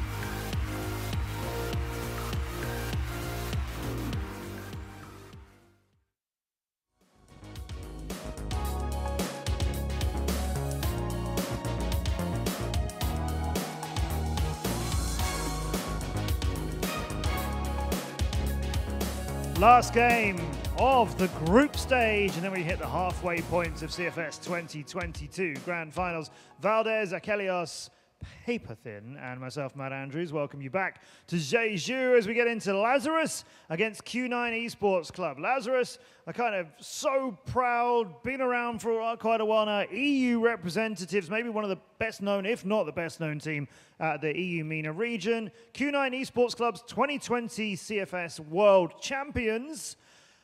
Part of this trio of Chinese teams that are absolutely deadly here. 2 of them straight through, top of their groups, both All Gamers and Baisha Gaming. Q9 lagging behind both of them a bit. This one's going to be a great game. Both of these teams know they're not out, but they would rather like to be straight through the quarterfinals and second seed rather than playing tomorrow on Wildcard Wednesday. Exactly. Having that buffer day, being ready to, well, A, figure out who you're going to be playing against, and do some prep against that, have that day to just take some rest, relax, maybe do some kind of just, VOD review, look over things that you need to improve based on the results of this series right here. That's going to be fantastic. That is going to be invaluable for you. If you have to immediately turn around, play through those wildcard matches tomorrow, and then immediately get ready to go into quarterfinal matches, that can be so exhaustive. So dodging that is going to be huge. So let's take a look at who you think is going to win out of Lazarus and Q9. Normally in a vote like this, the Chinese team is very heavily favored. Oof. Normally. But on rare exceptions, well, they're very, very rare. Yeah. Yeah, this isn't one of them. I think I picked Black Dragons one time. This is, I mean, it makes sense. They've been really good. Lazarus has been close. They really pushed Imperial to the edge, going 10-8, against them, I think, on both maps. And so clearly there's talent there. Clearly there's legacy there. There's veteran experience. There's all the right pieces. But right now, the Chinese teams are really starting to dominate. They're heating up. They're gaining confidence. They're gaining momentum. I think they're seeing that they can, handle the other teams pretty easily sometimes. So I think absolutely Lazarus has a very uphill battle. Yeah. Well, let's go and see the teams starting with Lazarus.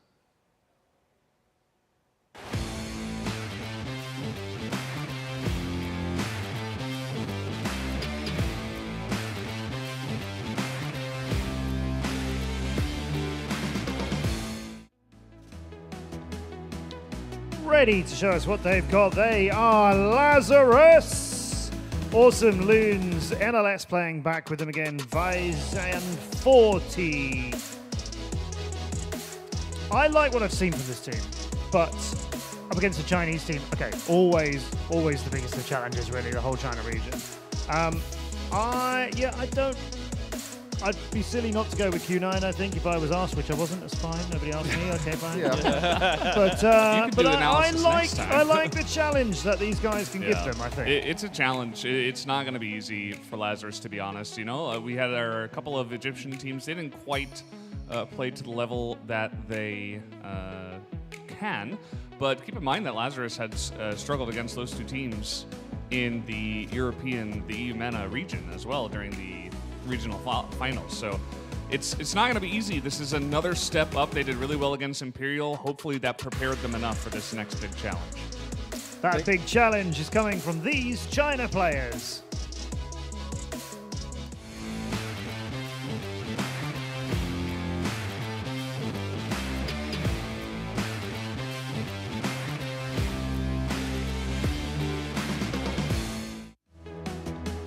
Q9 Esports Club.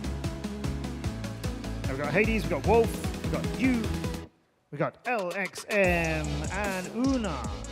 It's a deadly team. A little bit of a rough start, but after that first series from Q9, they really were able to kind of come back in. Seemed like they didn't really miss a beat, didn't get shaken up or anything, and just looked incredibly strong in their last set. So I'm looking forward to seeing, if Lazarus is going to be up to the task in this one, because I know that Q9, I can anticipate that they're going to show up ready to play, ready to just absolutely dominate. They don't want to be the one Chinese org left behind. They want to be able to get through, breeze their way into those playoffs.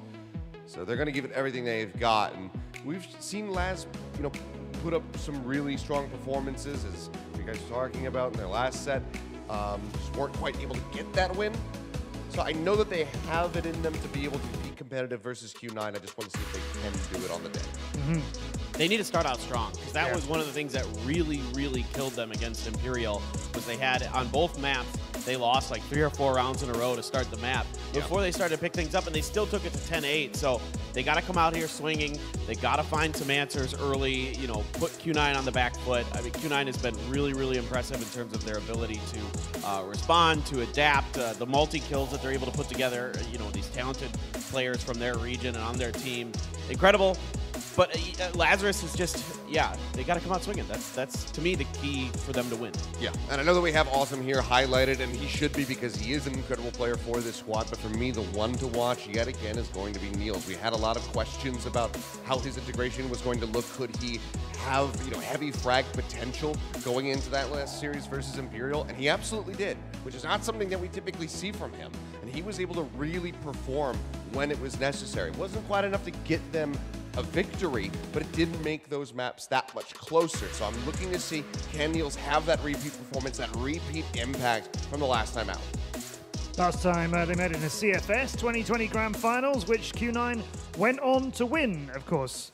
You've mentioned a couple of the players there. Keep your eyes peeled for Niels. Keep your eyes peeled for Wolf. Keep your eyes peeled for Bench and ZZXQ, because they're going to take you into this game now. Absolutely. And this is going to be the last series of the day. It's going to be Lazarus up against Q9 Esports Club. Yeah, I think this is going to be a really difficult match for Lazarus, but they showed us a lot of strength in their opening 2 games. I mean, their worst map so far at CFS is only losing 8-10, so they have a lot of potential to come in swinging, I think, here in this matchup. So I'm excited to see what they can do against Q9, even though Q9 is a very, very strong team here. I mean, if you take a look at Lazarus, they had a sub-player in Madison, and even with a sub-player, they were able to come out with some decent results, and now having Niels back in line, this team has the caliber to maybe break through the defense of a Q9 Esports Club. Yeah, I definitely agree. I think Q9 has shown, more weakness than the other Chinese teams. So I think there is some potential there that Lazarus could come in and overcome them as an opponent. I think Q9, they showed us more in their second matchup against SGJ. So I'm expecting an elevated performance maybe than what we saw against Imperial. But this is still a beatable team, I think, for Lazarus. It's just going to be a big challenge. Well, let's take a look at some map stats as well. So some decent results put up by Lazarus on Ankara, 18 wins, 13 losses. So Q9, though, knows how to play Ankara as well, and they also like the map as well. So when it comes to ban picks, what are your expectations, what are your anticipations when it comes to Ankara? Is it going to be ruled out, or is it just going to stay in there since both teams kind of have some decent performances on it? Or Eagle Eye, Mexico, still in the talk, or what do you say? I would say I expect both bans to go the way of Mexico and Subbase. Both teams seem to want to avoid those pretty frequently. When it comes to Eagle Eye, I'm not sure if Lazarus wants to jump on that as a pick. I think Ankara is a strong map for both teams, and I think both teams are going to want to play that. I don't think either one sees each other as a massive enough threat to just avoid a map completely. So I think Ankara is definitely going to be seen in this pool. I mean, in that case, then it's the matter of are they willing to play it early on, the first 2 maps, or leave it to the third, see what happens, and take our best map to the very third map. But it looks like the map ban pick for both teams are ready to get into action. And as Kyle here, ZZXQ just has mentioned, Eagle Eye most likely to be ruled out. Not necessarily, they don't really have to risk going into the favorite lands of Q9. Yeah, I think Subbase will be the first ban for sure here. Eagle Eye or Mexico likely to follow. Both teams have heavily banned Subbase throughout their CFS presence so far. It's actually the only map both teams have banned in both of their matches, so I don't think either is eager to play that one. Looking at past performances, I think Lazarus looked really good on Ankara both their games. They did lose it to Imperial, but it was still an 8-10, and of course they had a huge win on SGJ Gaming on that map. But we'll see as Q9 does get the first ban where they want to send it. All right, ban pick is now up. That's going to be Q9 to ban first. And let's see what they're opting out to do. Even a compound ban coming in through is still on the top, but it's going to be Subbase, obviously. Nobody wants to play that. Yeah, I think if I'm Lazarus here, probably shooting for a Mexico ban. It seems to be their standard. Every chance they get, it's Subbase in Mexico out of the pool for them. I think they are open to playing Eagle Eye, but I guess not this time around. Maybe they know something about Q9 on this map that changes their normal ban pool. So this is the first time they've actually banned it in the full tournament. So we'll see what comes through. Q9, though, going for that Black Widow pick as map number 1. No surprise there, a very strong map for them. They also got to see Lazarus fall to Imperial on this map, so maybe they sense some weakness there for Lazarus on that map. Very possibly. And the second map coming through for Lazarus, and maybe just like we've mentioned before, Ankara just comes in like that. So Yeah, I they think get it's to play their favorite map. It's a good choice there, even though it's another good map for Q9. It's been the best performance map we've seen from Lazarus at CFS so far as well. So I think it's going to be a good one for them. And as the Mexico ban comes through for Q9, it's really going to leave it up to Lazarus to choose what that final map might be. It's probably going to go some way towards Compound, I would imagine. But you know, it's going to be a tough one for Lazarus. They actually go for the ban on Compound. Surprising there. They're going to take Port as that final map of the series. A strong map, again, for both of these teams. So I think we have 3 pretty evenly matched maps coming up on our hands. We thought Port was going to be the map to be rolled out here, but it looks like it's going to be played by these players. As Black Widows are first, Ankara coming in second, and Port being the final map here. I mean, it would have been more exciting to see maybe some Mexico into action. Q9 knows how to play aggressive early on, get into close ranges, maybe even take out a couple XMs in the hand. And for Lazarus as well, we've seen them definitely play quite aggressive when it comes to more close quarter combats. So had Mexico been in there, might have been able to see some close quarter combats coming through. Yeah, I think it would have been a good pick for Lazarus to maybe draw something like Mexico. Ankara, though, still a strong map for them. Not so sure about leaving Port in there for map number 3, though, but we'll see how it goes. Maybe they have something new planned for us to show if it does come to the map. But Q9, I think they have a confident first map as well to start off on. Yeah, I mean, Black Widow going into... Lazarus is going to be going into Black Widow with a blacklist to begin with, and if they're able to break the defense like how we were just talking about, you know, get like, let's say 6 rounds, 6-3 in the first half, and then go into Global Risk and try to defend Q9, then we might be able to see some, you know, upsets happening from Lazarus. Yeah, it's a good chance to prove themselves to start off this map. They do get the more favorable side drawn here on Black Widows, so they really have to come out of the gate strong, I think, if they want to win this series, and starting it off in this first half is going to be key. All right, let's take it to Black Widow, our first map. The players are ready to get in there. So let's take it to Black Widow. All right, you can see the teams. The energy is high. They are ready to go. They know what it means to be that number 2 seed in the group.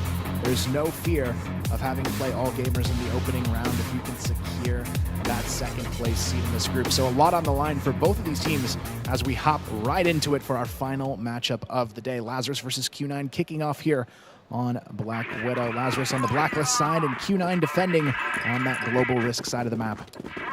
Early aggression from Lazarus seems to be stacking up towards the bomb site. A couple nades being thrown up, flashes as well. It's going to stop some early aggression, but 40 though is going to land that arm shot onto you, opening things up down towards long A. But at the same time, Q9, just after losing a player, isn't going to really overreact. It's just going to play it slowly just by holding 2 players on each site. Although we do see Wolf willing to opt the sniper for Q9 Esports and also the IGL, I believe, is going to be chilling by the spawn in case he has to rotate in towards me. He'll just do that, seemingly, I guess. Yeah, nice angle for him to hold, and we can see another player creeping up the catwalk as well.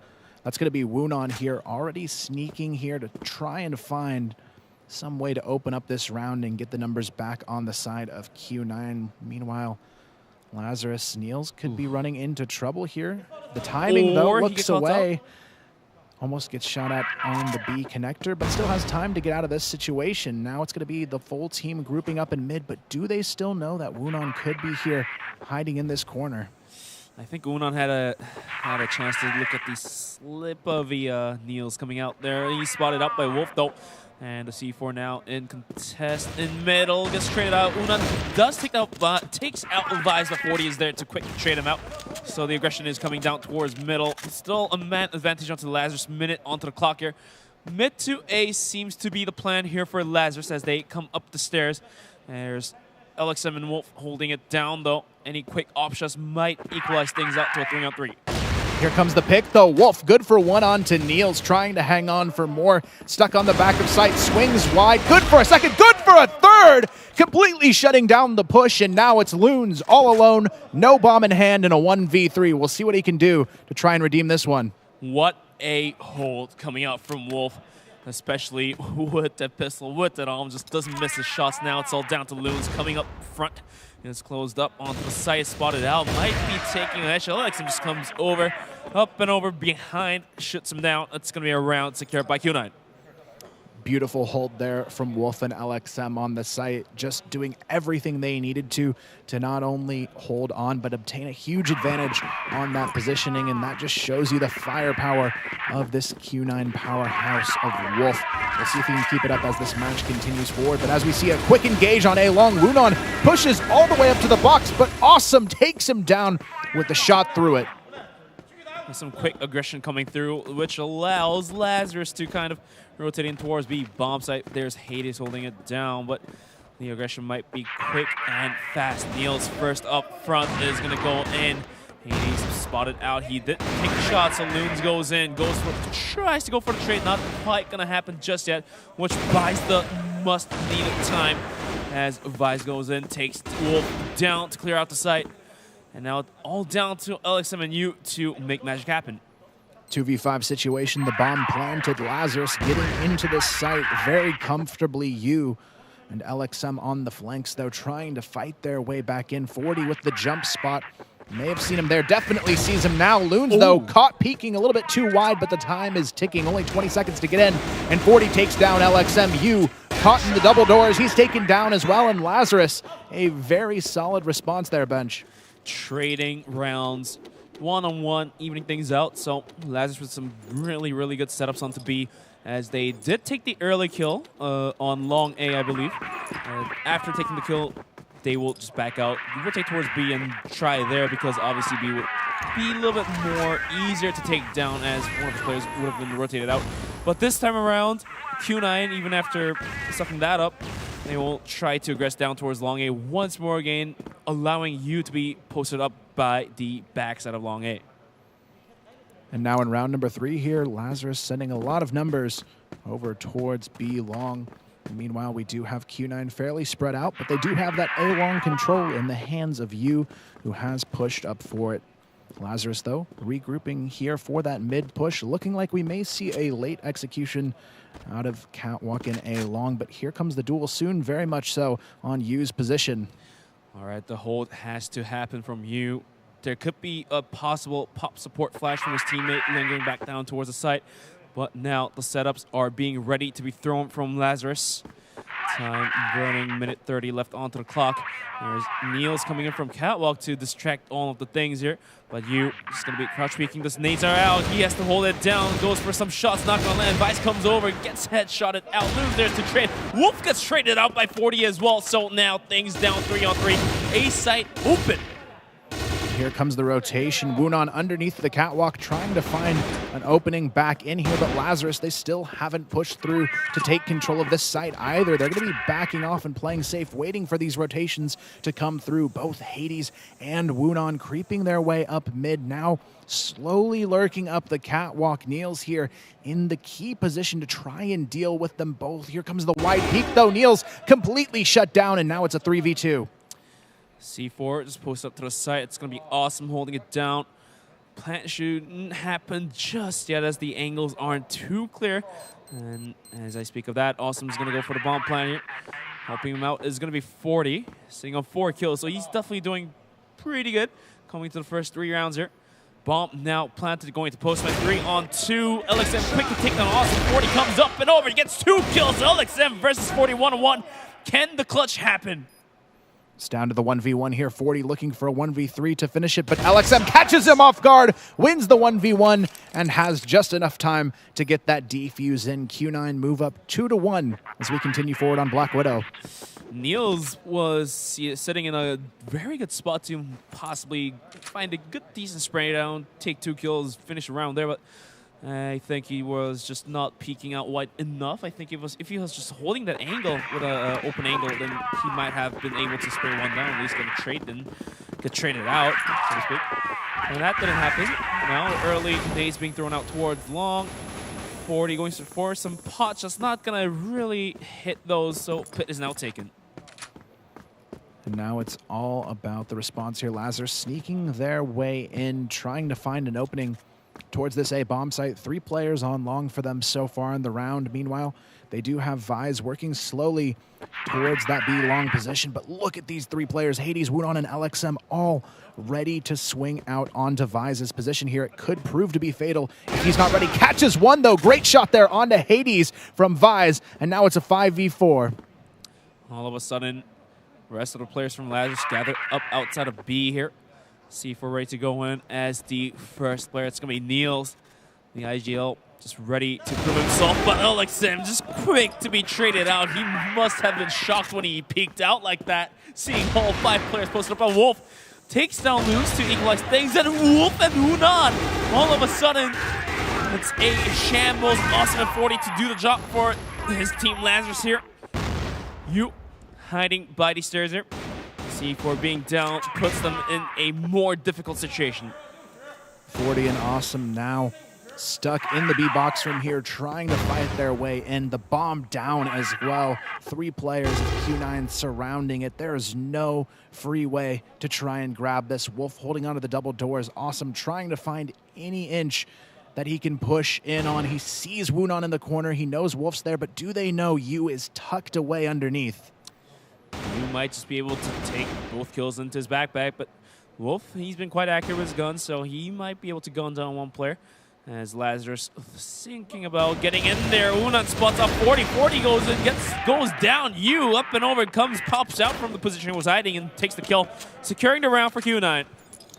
Wolf just continuing to show that value here. Lazarus, they had a 5-on-3 advantage to start off this round, but they still fall to Q9 thanks to Wolf helping flip the numbers back in favor of Q9. Looking at his score already in this map, he is 7-2, proving his vital impact across the server so far.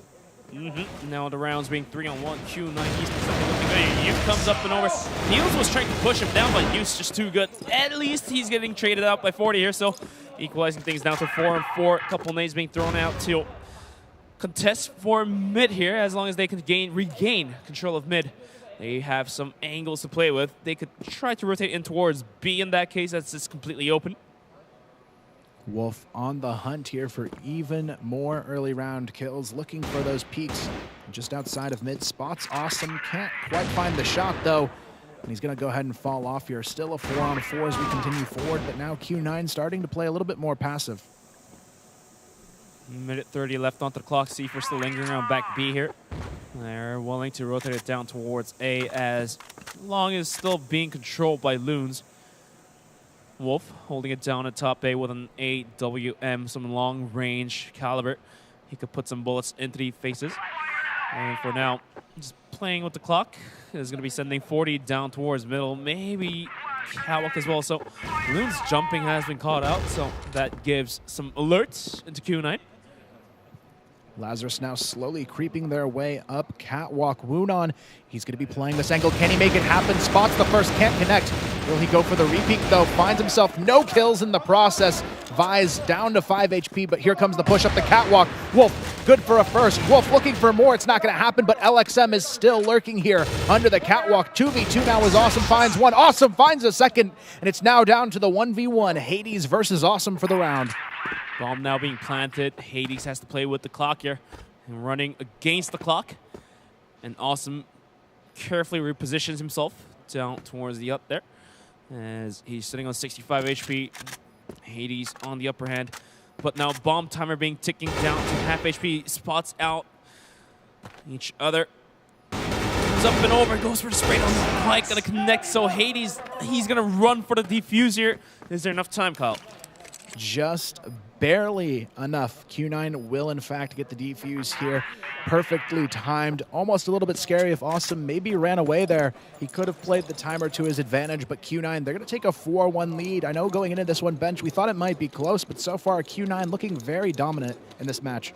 Q9 looking dominant in terms of rounds, but I mean, if we break down each round, they were definitely getting pretty close, down to a 1v1, down to a 2v1, at least having the bomb down. So I think it's about finishing the round off is what's the skill lacking from Lazarus here, but we'll see if Tac Pulse can solve that problem.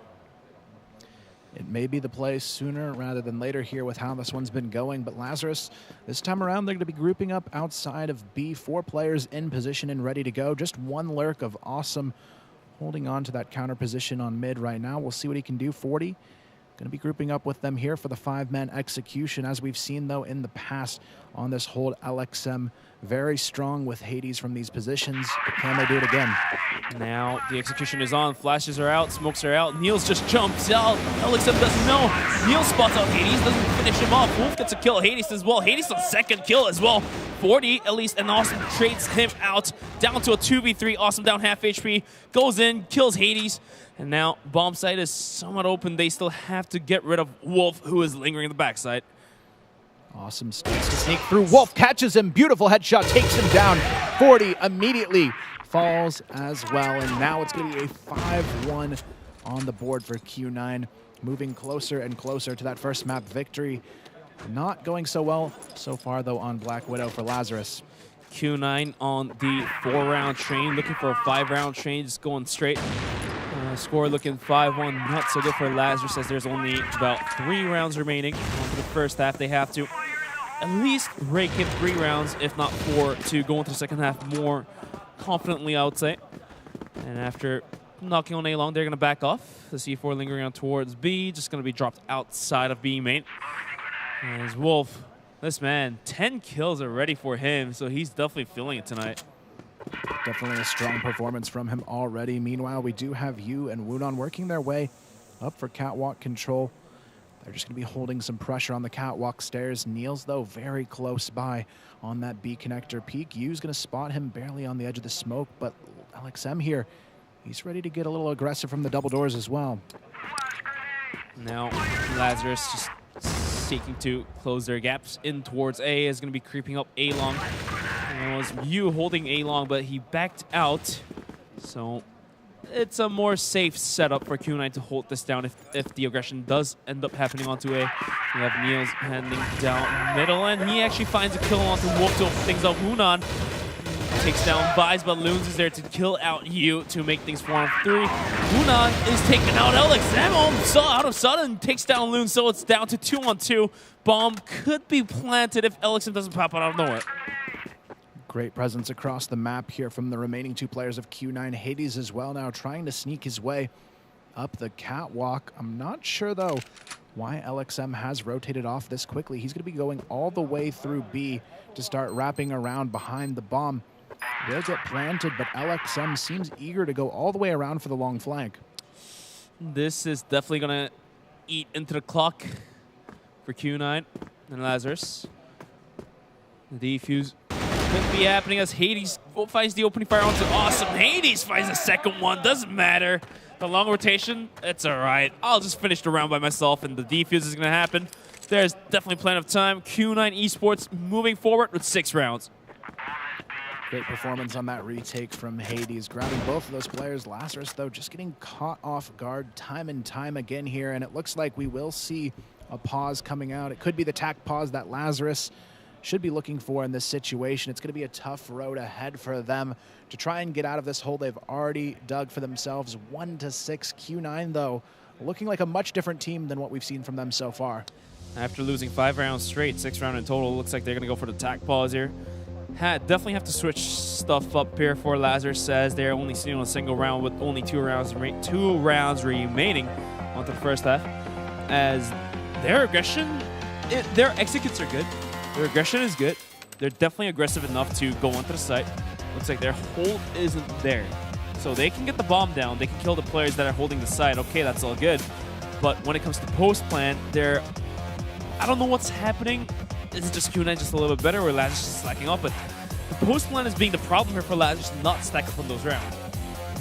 Yeah, it feels like Lazarus, they're almost underestimating Q9 when they have the numbers advantage. There's been so many rounds where Lazarus, they have the numbers to win the round, but then they underestimate these individuals and what they can do in clutches on the side of Q9, and that's when players like Wolf, LXM, and Woonon, they come back swinging, they take the round back for Q9, and that's how this situation has created itself, because like you said before, this 6-1 doesn't really do justice to how close these rounds have been. And at the same time, if you're underestimating a squad like Q9, well, obviously, yeah, the star players like Wolf, he can definitely clutch things up, but rest of the members on Q9, they are also capable of doing the same thing as Wolf does. So if you ever underestimate them, they're going to bite you back. They definitely are, and that's what we're seeing here play out on the scoreboard. But hopefully Lazarus has taken the necessary time to regroup and come back swinging here after that attack pause. 6-1 now as we return into Black Widow. Only 2 rounds left in the half to make that impact for Lazarus. Let's see if they can get it done. Plus this map being the pick of Q9. If Lazarus pick the side, they have to at least get 3-4 rounds out of this one. 4 rounds, not in the talk anymore as they are down 6 rounds. Let's see if they're able to at least take this one into their hands. Good push onto Catwalk is going to be able to sneak a bomb plant. As now it's going to go into close play with 5-on-5. First time seeing that happen. Nice setup from Lazarus. Niels pushes through to grab the kill onto Wolf as well, but Wunan is still alive here on the back of A ramp and already forcing his way in. Hades spots awesome on the catwalk. Doesn't matter. Lazarus hold on nicely. LXM the only frag so far in the round for Q9, and it may be the last here. He is very low on HP now. Niels with a huge triple kill is going to put Q9 to hurt, leaving LXM all alone with just 4 HP. And timer all gone. Not much he could do there. Carefully stepping down there as he doesn't want to take the fall damage. Any steps will be done there, but awesome. Takes the kill, finishes off the round. So finally, after the attack pause, some things are working out. Yeah, I really loved how they weren't afraid to get aggressive on that catwalk push, and there was no presence prepared for Q9 to really handle what Lazarus threw their way. So if they can keep up these kind of fast burst plays, it could be enough to catch Q9 off guard. And as we see again, they're going to go ahead and just push straight into A long, showing a little bit of fearless aggression. But this time, the smoke screen slowing them down just a hair. And the horizon looks pretty clear for Q9 to hold this down as LXM opens up towards Niels. There's a support from Wunan as well, but Awesome and Luz open things up. Wolf comes up and around, takes 2 quick home shots, and LXM to there to find the last kill to finish the round for Q9. Great hold there from LXM and from Wolf. Lazarus just getting funneled into that one to leave it at a 2-7 half. Q9 looking very comfortable in this one. Awesome sitting on 93 ADR, though the highest actually in the server so far. His teammates just not quite there around him yet. I mean, 93 basically means you've been killing one player every single round, pretty much, with a full damage, not just taking the easy kills there. Someone's doing the hard work, but Awesome, once again, finds Wolf with his rifle. Down towards A-long, looks like, and he's definitely doing the hard lifting for Lazarus. He really is. Him and 40 have really been the key factors in driving these rounds, but Wunan immediately answers back to take down 40. Q9 sneak their way up the catwalk. A is completely open for the taking, but look at this. The bomb is still down in Q9's spawn. Maybe a bit of a mistake there. This is a problem. Wunan goes for some pot shots, has to back out. Now the push from the flank. Niels comes up and over, finds the headshot too. At least he gets to just take the kill and back away. So this allows the Q9 to pick the C4 back up. And now, minute 30 onto the clock, but I don't know, man. Dropping those C4s when you're trying to grass onto a site, it will eat into your time.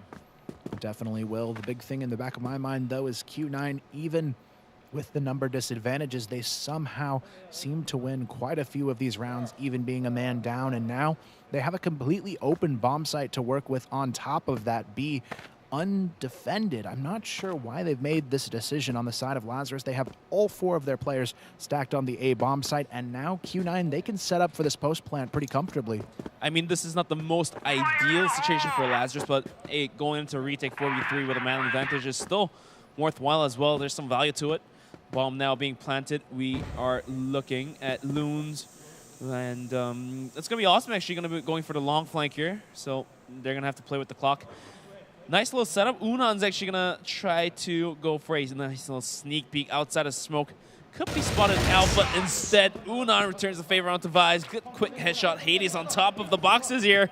This could be huge. Lazarus goes in. Hades finds one, but Loons is quick to trade now. There's no time left onto the ball. LXM, though, doesn't care. Goes for the straight down, picks out the pistol. Little sloppy shots coming out from Awesome, but hey, at the end of the day, it's going to be Q9 taking yet another round.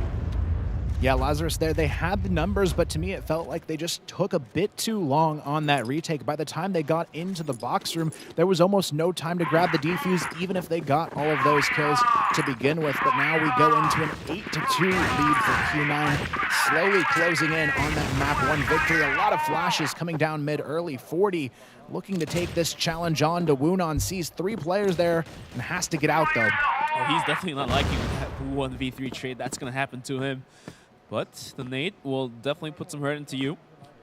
Down 3-on-2.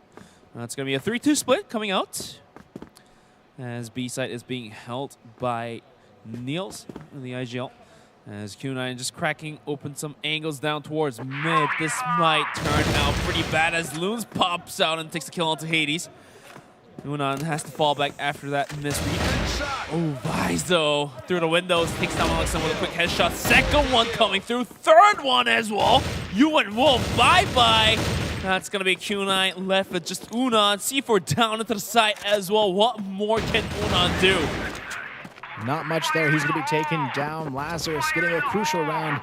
They very much needed on the board here. Still 8-3 though in favor of Q9. Still in a really nice spot to close this one out. They only need 2 more in regulation to make that happen. Lazarus though, this is their chance to maybe get some momentum going their way and build back towards a tie. Meanwhile, Q9 already in this round aggressively sending their whole roster out towards A long. I mean, they have too many rounds stacked up that they can sacrifice a couple rounds just going full send A, full send B. It doesn't matter. But here comes the push. Can 40 hold it down? Hades and Wolf just quick to do it. Awesome. And 40 goes down in a blink of an eye. It's going to be down to Loons to hold it down. But the plant should happen anytime soon here. Being put out. Hades going for the plant here. Niels and Vice rotated in, but the underpass, I don't know if this is the right rotation. It looks like they might have to go for the longer one as the bomb is now being planted. It's finished as Hades finds a quick headshot to Niels. 2v5 now. Vi's able to find the first for Lazarus in the round. Still 4 players standing in their way. It's going to be Vi's immediately taken out of the picture here. Loons and an almost impossible 1v4 stuck here on the back of Catwalk. Time is ticking away from him, and it's just impossible at this point. He has to force his way in or just allow this round to slip away, and that it will. Wolf picks up 1, and we're on to map point here, 9-3. 9-3, 6 rounds deep for Lazarus to recover if they want to go into overtime. But for now, Q9 looks very dominant as they're sitting on 9 rounds. Just 1 more round to close this one out. And now, after the fast aggression onto A, looks like this might be a B hit. 3 players running in hot. Uses feeling. It goes in, takes 2. Unan helps him out. At least buys it there to kind of get 2 kills. Trading out nicely. As all of a sudden down 3-on-2. 40 finds the kill onto Wolf, but Unan and LXM just takes a kill of each. Finishing that round and finishing that match for Q9.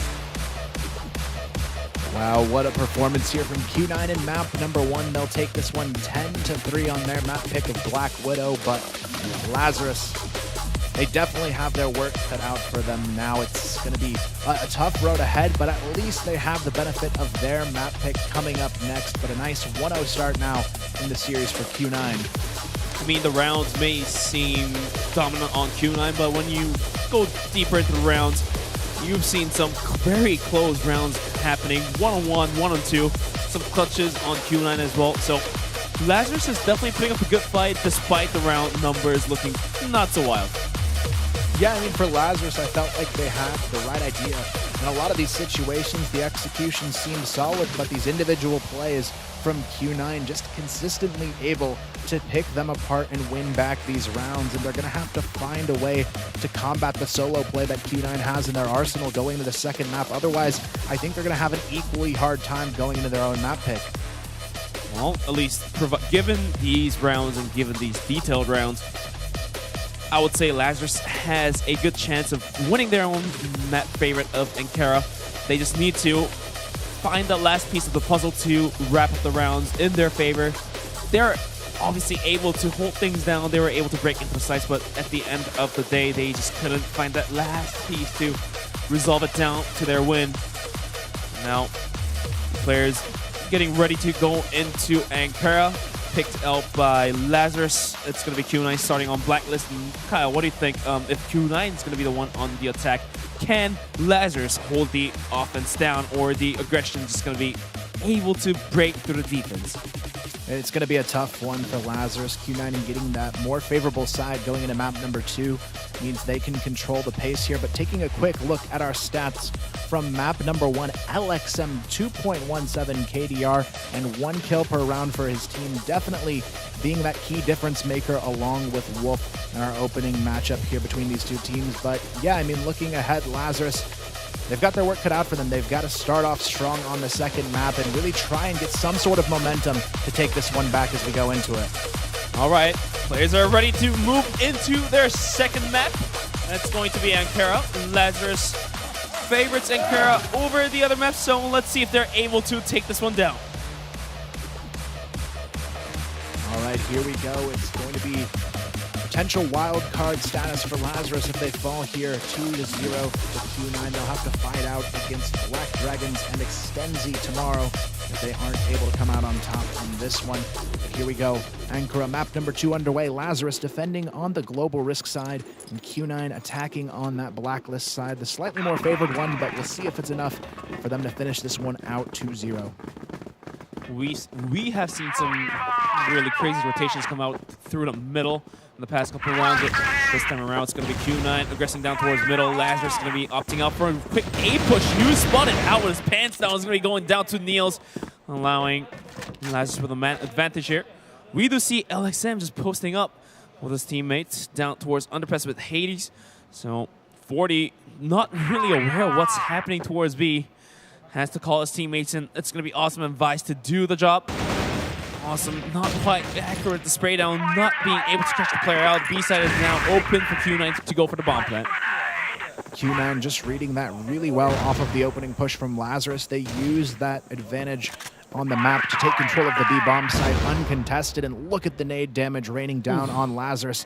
It's going to be extremely difficult for them to fight their way back in. Here come the counter utility, though. Lazarus steamrolling back in, but it's going to be Wudon to find one. 40, though, finds the two-piece. Hades answers back with 2 of his own, and it's down to Wolf here, stuck on the back of ramp, and Awesome does it. The two-piece to finish it out, and Lazarus, they'll grab the opening round. Much needed round for Lazarus. Much needed first round to regain that confidence, regain that bounce back to go against Q9. By taking the first round, they're able to play around with it. At least they're on top of a lot of things. At least this shows that they are able to close the round out where they were not able to do so on the past map. Yeah, I love Lazarus coming into this map and not being afraid to still play aggressive. Even though they had some difficulty in map number 1, they're still ready to answer back here in map number 2. Awesome gets the opener, but what a kill to answer back. 40, though, still finds the secondary pick onto Wolf. These 2 snipers for Lazarus doing wonders to kick off the round. Now it's going to be down to Awesome to hold on to the site here. Gets spotted by Yu, though. He is going to be taken down at the end of the day. Yu with a quick headshot with a pistol. He's going to do the dirty job. This is C4 down towards middle. So Q9 definitely not being aware of what's happening. It's going to be Unan to try to recover the bomb. It's going to be spotted out by Loons. So these mistakes are continuously happening. Yeah, Q9, they got away with it last time. Lazarus, though, they've got to punish that C4 drop this time around. It's a 3-on-2. They've got the bomb in hand. But here comes Yu and LXM looking to try and win this round anyways. 40 going to turn around at just the right moment to miss them, but he still gets the repeak anyways. What a shot there. Takes down Yu. LXM left alone. 40, what a repeak again to take them both down. And Lazarus looking much better so far on map number 2. I really like that aggression out towards, pushing out towards B long here. Was able to spot the bomb drop down towards middle, and that allowed Lazarus to capitalize on top of that. Q9, though, on the other hand, this is the second time seeing that happen. At least they were able to get out of jail free for the first time, but not the second time. Lazarus definitely making them pay their debt. And now again, Lazarus going for another aggressive push. This time it's going to be Awesome sneaking into mid very early. He has the support underneath from Loons as well, and now this will be a difficult pinch to get through if they do decide to push mid on the side of Q9. The C4, though, still being dropped in kind of this default positioning for Q9. a bit of a risky play to leave that C4 alone. A very interesting setup coming out from Lazarus as this allows Vice to go for the quick wallbang, take down Wolf, who's been the key player in the first map here. Down for 5. Yu's gonna come up and over, not spotted out just yet, but awesome. And Niels doing the dirty work. 40 as well, lifting his weight, going for the headshot onto LXM with the pistol. Is going to put Q9 to hurt. Hades trying his best, spots out one, gets the headshot. It's gonna be Vice and awesome to do the job here. Oh my gosh, Hades! What are you doing? What a way to answer back. Hades doing the unthinkable here and pulling a massive clutch out of pocket. And now Lazarus, they've got to be a bit flustered after that one. That's a round they needed to win and should have won, but Hades, he just steals it right back for Q9, and now the pressure is on Lazarus to answer back. I mean, that was a very close one for Lazarus. Had they not lined up like that, Hades could have died out on a trade, but looks like the lineup was on point, which is not good for Lazarus. Yeah, that's some heavy, huge moments coming out for Hades. Definitely a momentum killer, to say the least, but we'll see if Q9 can get the momentum on their side now and start stringing some rounds together as they slowly work their way towards this A bomb site. Again, the C4 being dropped just outside of the blacklist spawn. If that continues, it could be a threat to them once again, but this time they'll pick it up early. Meanwhile, Lazarus, 3 players on A this time around.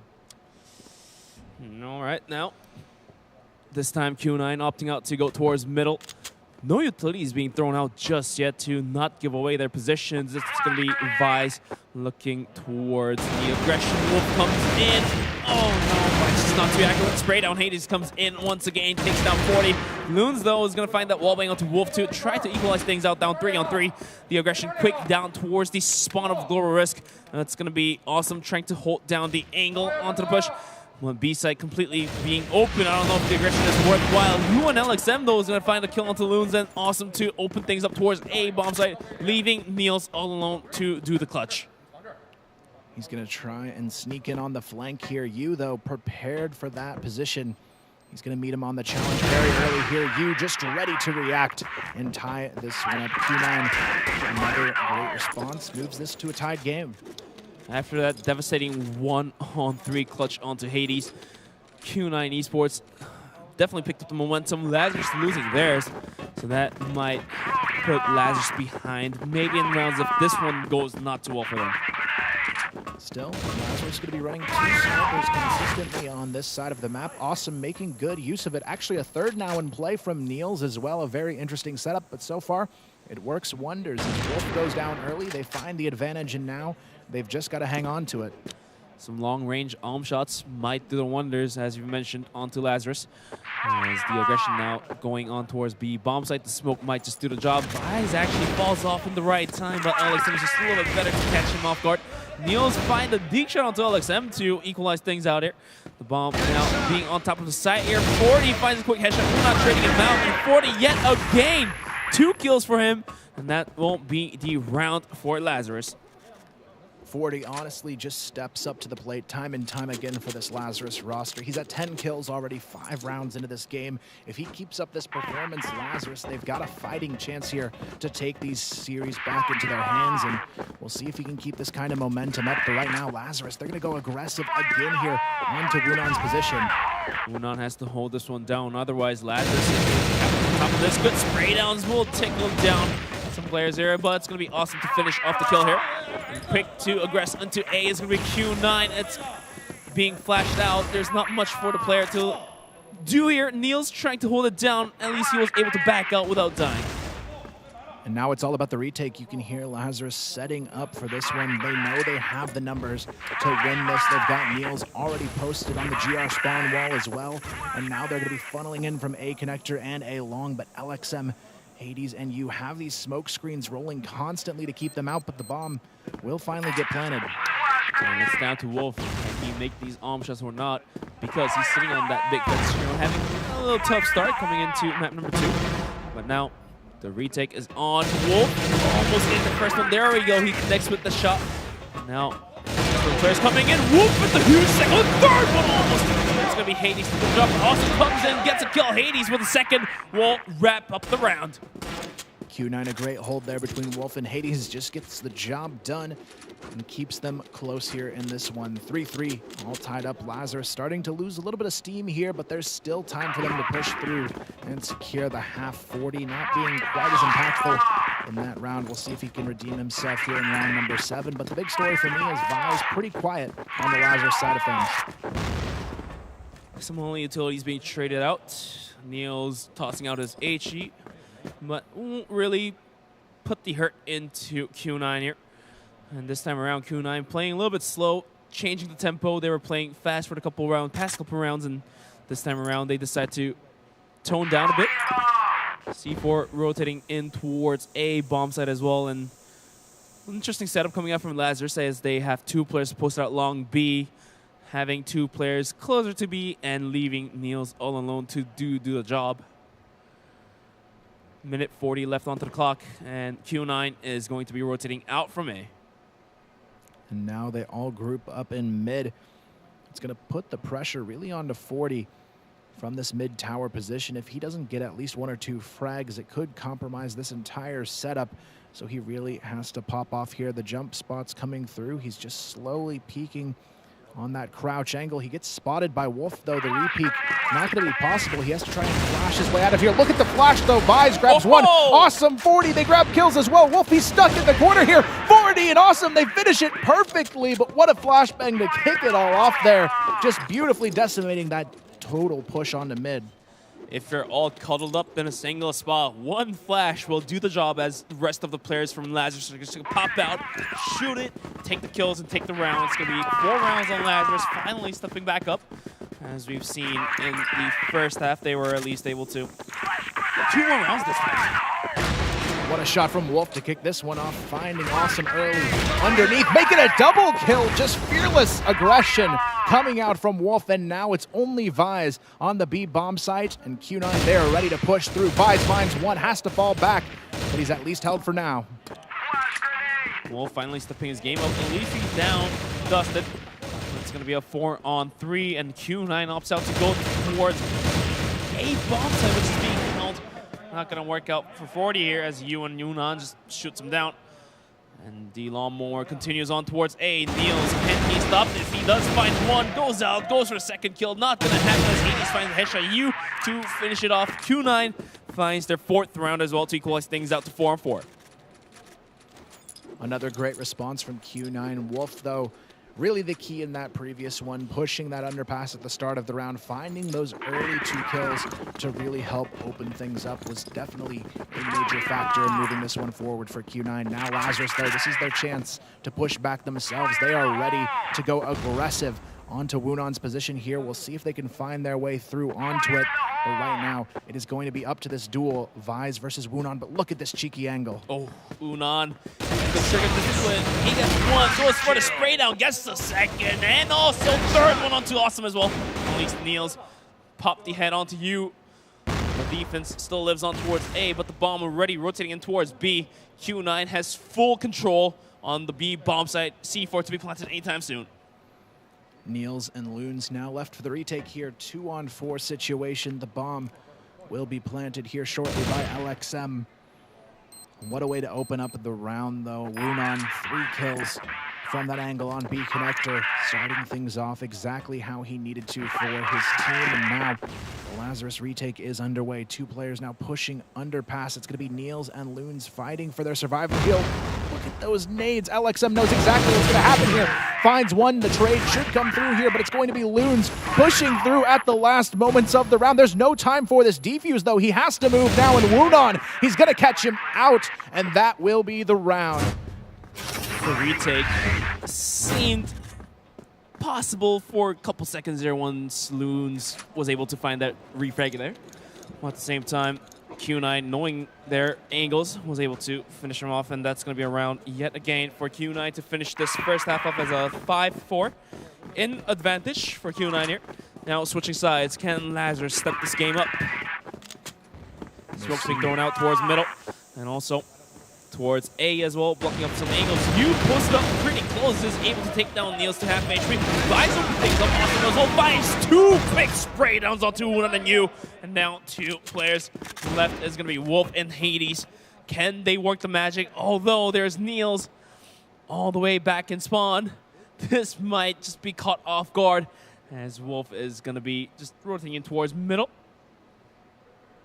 Hades here, though, has a chance. Wolf finds one. Hades finds another. The 2v4 down to a 2-on-2. A very winnable situation now for Q9. It's going to be 40 and Awesome now working their way into this A bomb site. Hades and Wolf now with a chance to pinch right back on them, but this is going to be a close one now from what should have been a winning round here for Lazarus. Looks like they've been jump checking to bait any shots coming out from Wolf, trying to look down towards the bomb site A. But right now, Q9 mightily struggling coming into the second half here. 4v2 to somehow all of a sudden 40 takes a bit of a damage here. Here comes the push, though. Wolf and Hades storming their way back in. It's going to be 40 to find one. Wolf, the time is ticking. He's got to move now, but 40's good for 2. That'll be a nice hold from Lazarus to keep things close. 5-on-5. Rounds looking equal for now. Lazarus, after losing the map point on the first one, they're definitely seeking to get this one under their belt. Trying to push for map number 3. And for now, their aggression seems to be on point. That Nate, though, is not really doing much damage. But yeah, their aggression is definitely on point. They're pushing fast. They're not losing out on the speed, as speed matters when you're aggressing fast.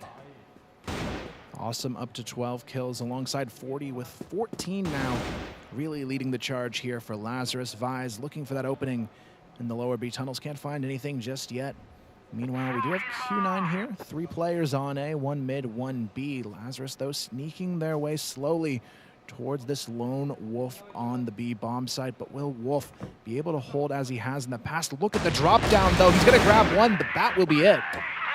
I mean, if he was able to find a lucky collateral, there you go, but it's not going to happen. As Vise comes in, gets a kill on Niels as well, finds a quick headshot onto Hades. Q9 somehow struggling to hold this bomb site down, but LXM finds a wallbang. You as well finds one wallbang onto Awesome and Loon, so that's going to be down 2v3. Unan and you, they jump out, finishes off the final 2 players of Lazarus. That's going to be a round towards Q9. Great hold from them. Wolf got the initial one, but it was really all about that cleanup there from Yu and Wunan, just collapsing in right when the team needed them most, and they find the necessary kills to keep themselves out in the front, and now 4 rounds away from the 2-0 sweep here over Lazarus. We'll see if the aggression can answer back, but Lazarus still having a few issues here in the second half. I mean, this should be the last round of them opting up towards middle. If this round doesn't work out, they definitely need to switch their gears up. Maybe try A fast rusher, B fast rusher, even playing default, play it slow, because this mid rush has not been working so far. At the same time, Q9, they were struggling to hold the bomb sites down. Wolf was dropping down to the underclass like a madman. Was able to find a kill, luckily. It could have been turned out nasty, though, as he may have been traded out without not getting a kill. Hades, though, playing patiently as ever in this corner just outside of A. 4 players of Lazarus, now 5 right outside of the archway here, waiting to potentially push in onto this angle. He has to be very careful in this position. One bad flash could spell the end here, but they don't actually flash soon enough. Doesn't matter. Niels takes him down anyways. It's all onto the solo hold from Yu. He's going to be isolated in the corner, and the push goes right onto his position. It's going to be one and done, but Lazarus grabbed the site and a 4-on-3. Wolf finds a quick arm shot onto 40 to equalize things down to 3-on-3. Some lanes being popped out. Awesome comes in, takes down Unan, so it's going to be a 3-on-2 actually. And some HP situation onto Awesome. Not looking good though, but at least the bomb is planted, going to post plant. Now, Q9, both players being stuck up at the backside of Global Risk Spawn. They have to enter in at the same time, otherwise some quick spray downs will do the job for Lazarus. Here comes the push, Wolf and LXM. The time is ticking. LXM finds one. Wolf has to find both remaining players. It's down to the 1v1, but Loons gets it done for Lazarus, tying us up once again, 6-6. Lazarus looking far better coming into the second map, as this is definitely their pick. Ankara. And with the side switch as well, it looks like they're able to pull this game off. It's very possible now to take it to map 3. This is the more favorable side of the map for Lazarus to be on in this situation, but look at the nade early on, doing a lot of damage, chipping almost every player on Lazarus for about 20. And now all they have to do is hang on here on the side of Q9. But look at the setup. LXM, Wolf, they're both about to make contact here, but they're going to, holy cow, they hold this one. It's going to be LXM good for 2, Wolf good for 1. Loon's the only one to respond there. Now a 4v2, Lazarus trying to force their way in. They'll manage at least one here. Wolf was going to go for the shots there, but will be traded out by Awesome with a quick headshot from the AK. Now all 3 players from Q9 has been rotated into the bomb site as the C4 is dead stuck up front by Awesome. Loon's trying his best to save his teammate here. Awesome going for the cross, successfully crossed into the bomb site here. As looks like Q9, looks like they're going to test out a, maybe expecting a sneaky rotation. As Awesome, instead of planting, is going to play for time. 2 players though on this corner, completely ready for him. Awesome will go down. Loons with 11 HP. Not a whole lot he can do here. The C4 is down as well. He has to just try and find his way through here. Hades, though, already holding the corner here. Yu throws the counter nade over the top. They still haven't found him yet, but with 10 HP, there's just nowhere to turn for Loons except straight into the firing squad of Q9. They take him down, and they take the lead right back with it. That's going to be 7-6, I believe, and lead for Q9 Esports. Some great defense being put out. Quick hold by Wolf and LXM. Collaboration, 2 kills onto LXM, 1 kill onto Wolf. Although Lazarus was able to take them down, the rest of Q9 was there to wrap things up. Moving into round number 14. This time around, Lazarus not contesting mid. It's going to contest for B doors, going all the way in here. Neil's almost eating that bullet though, so luckily he's alive. Bit of a close call there, but Lazarus, they're going to be going right into a stack if they do push onto this B bomb side. Q9, they've got 4 players already for this response on the B push. Meanwhile, we do see 1 Lazarus player lurking into mid as well, maybe setting up this flank for when the B push comes through. LXMU and Wolf, though, already on site to try and hold this one off. Lazarus, though, taking their time, trying to find that initial pick before they go in here. Nice little boost from 40. He's going to be jump checking, finding the angle. He's almost getting spotted out there. He's going to have to fall back for a little bit. Awesome going in. Flash out can't do much. He pops out, gets one. Unan gets one.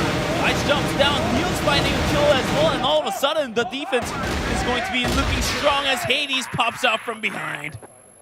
Unfortunate there for Lazarus, but Q9 was just ready to hold on to that site. They had 3 players already on it, 1 very close by, and there was just no clean way to hit that execution the way they needed to. Now Q9 sits 2 rounds away from taking themselves forward with the number 2 seed in this group, and they may be able to do just that, unless Lazarus can find a response here to try and push this one all the way to a map 3. Lazarus, though, again, spotted on the cross from Wolf. He's not able to connect the shots, but he's spotted 2 players there to kick off the round. I mean, if I was Lazarus, I would definitely not want to go to the wildcard stage as well. There's more games to play, and it'll just get you tired. It'll also expose your strategies to the enemy teams who have also advanced.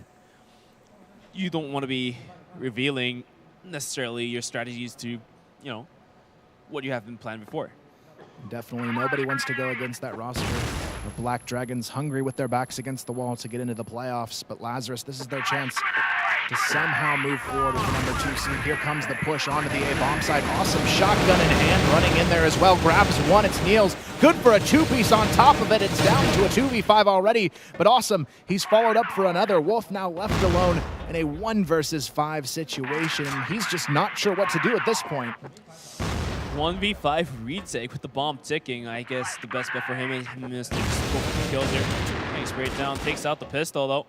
Has been hitting nutty shots with that, so let's see if we can find 1 or 2 kills with it. But the nade, Kobe coming in from Loons will do the job. Nicely done from Lazarus. Beautiful execution. The shotgun running up the stairs caught them off guard as well. They weren't really sure what to do with that one. And now Q9 are just 1 round in the lead. Lazarus, though, they cannot afford to let up now. They've got to push all the way here if they want to take us on towards that map 3. It's going to be a tough road to get there, but it's all going to start here with the tie. And if you have a dream, you have to make things happen, but Wolf quickly puts Pepper into that dream. He finds that arm shot onto Niels quite fast. And now it's going to be Vice. Just dancing on top of the stairs here. Awesome backing him off. The C4 being stuck in the middle, not stuck, he can kind of back out. There's smokes in the hands as well. But if Q9 is able to pick down Vice, this could go very, very dirty for Lazarus. Yeah, the potential definitely there for Q9 to grab another pick before this push comes through. They do have 3 players stacked over towards the A-bomb site for both of these teams as well. The C4 grouping up alongside them. It's going to be a full A hit, but Q9, they are ready and set up for this to happen. Hades, the man who's been hitting his shots tonight, is waiting with open arms. Lazarus getting ready to get in there. Hades has to back off for a little bit. Almost getting there. Hades finds one quick headshot. Let's see how many more he can get. He gets the second one, but gets straight up by Awesome. That's going to be Loons coming up and over. And Awesome also finding a good spot to rotate into, but no. It's going to be Alexim coming in, getting 2 kills. Q9, 9 rounds, and Lazarus in a very tough spot. Might have to go for attack pause. Yeah, match point on the table here. Lazarus, they need 2 rounds to take this one into overtime. It could be the time to pull out the pause, but they're not going to. They're going to be going full send here to try and get themselves all the way through to this overtime situation. It's going to be early pushes in mid already, but look, Wolf again playing this angle. That nade probably did like good amount of damage. He was just spraying like a madman. Gets a kill. Unan as well, getting a kill too. Wolf adding Awesome to the step list as well. Down 4-2. Loon's taking a whole bunch of damage. Thus, this is definitely not looking good for Lazarus as the C4 completely down in the middle of the map, which is completely covered by Q9.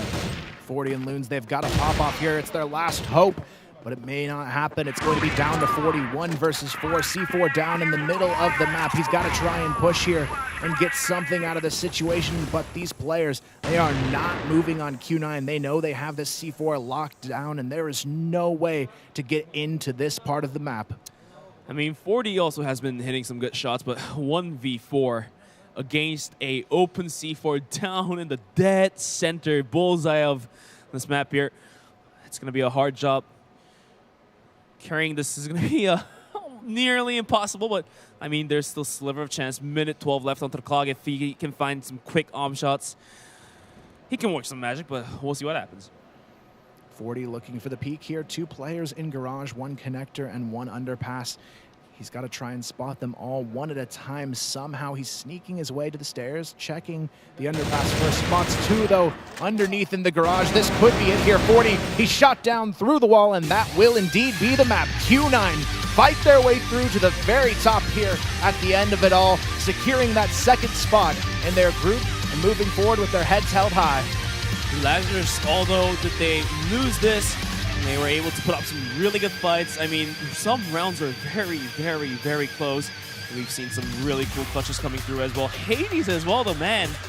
He might be the MVP here. That 1-on-3 straight down lined up just perfectly for him. That may just be enough for him to put Hades on top. Yeah, I mean, that was a huge early momentum killer coming out from Q9. Hades pulling off that incredible play.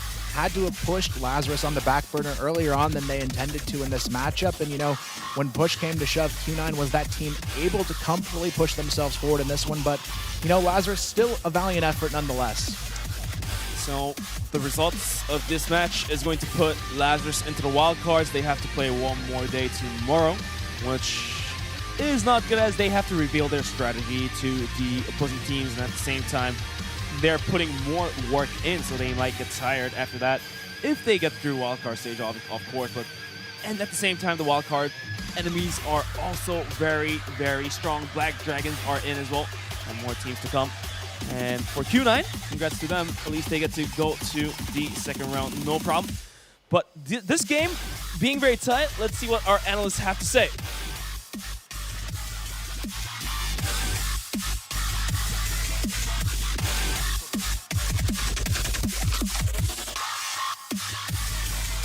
Thanks, Bench. Thanks, ECXQ. Day 5. In fact, the whole of the group stage is now concluded.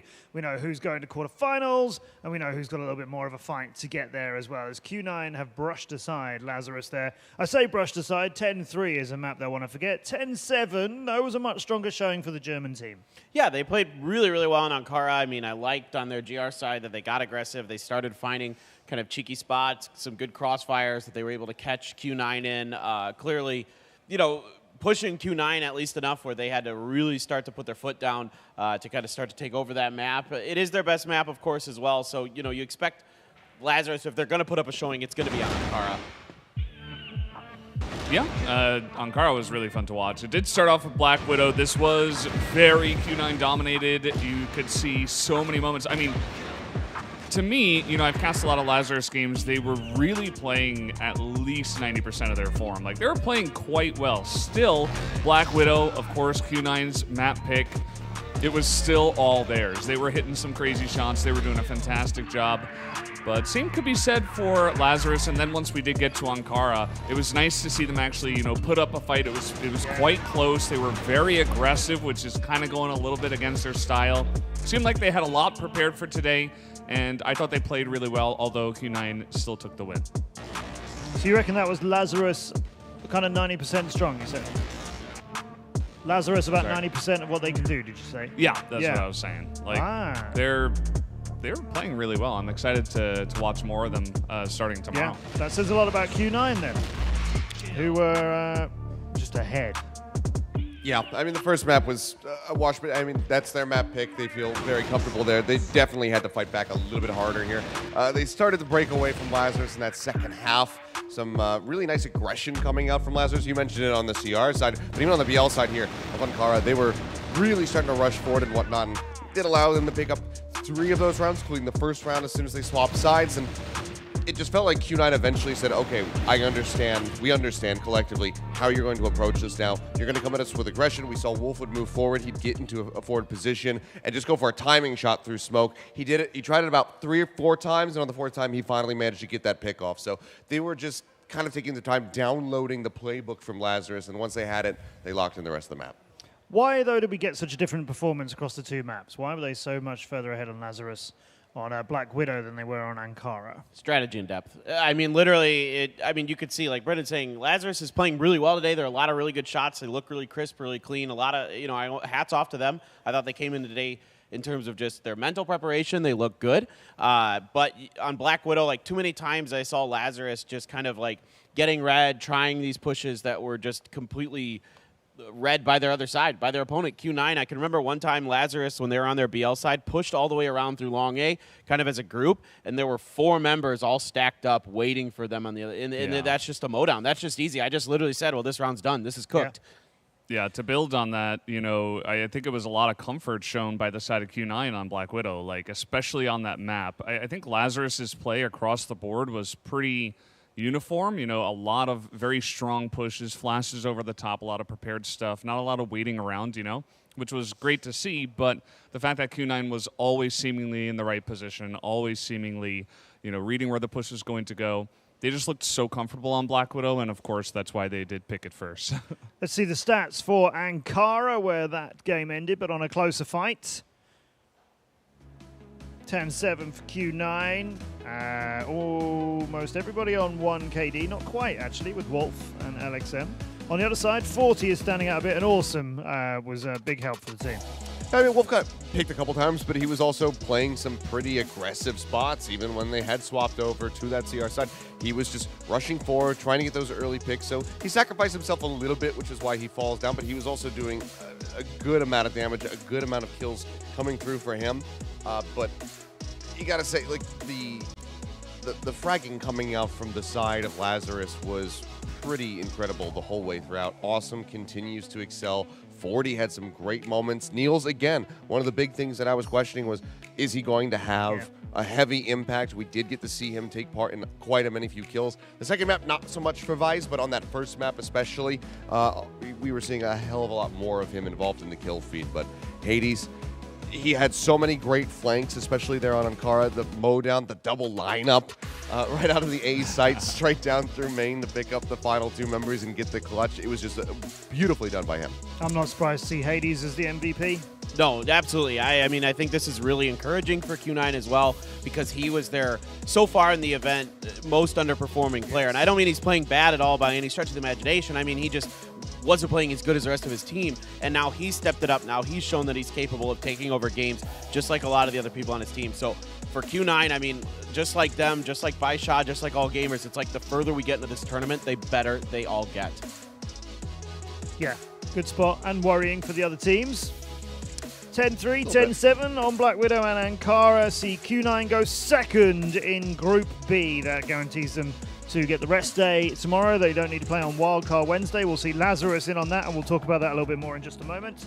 But Q9 will go through as second from the group behind Imperial, the team from Brazil, who led that group. Great showing from them against all of the other teams. They had to fight for it, particularly against Q9, but Imperial will go through on the win as #1 seed out of Group B. So we've got 2 Chinese teams leading Groups A and C. Q9, the other Chinese team, get through as well in second place in Group B. And Imperial from Brazil, they're straight through as a #1 seed from that group. The other Brazilian teams are in the Wildcard Wednesday. So those regions doing very, very well. Let's go shortly to a break now, and then we'll come back and talk about what's happening tomorrow.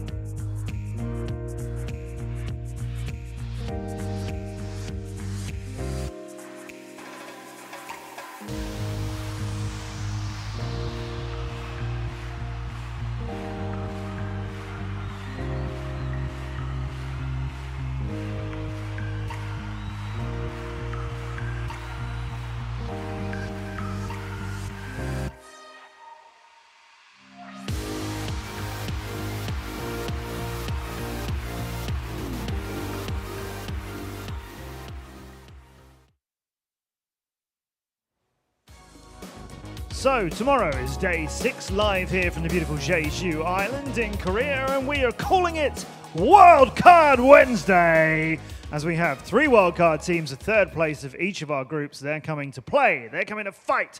2 of them get through to the quarterfinals. 6 teams are already there, the first and second place of each of our 3 groups. Those 6 teams are already through. Congratulations to them. We need to put 2 more through to make some quarterfinals, so 3 wildcard teams get reduced to 2 tomorrow. Here are the games. Talk us through these, guys. How do we see these falling? Ooh.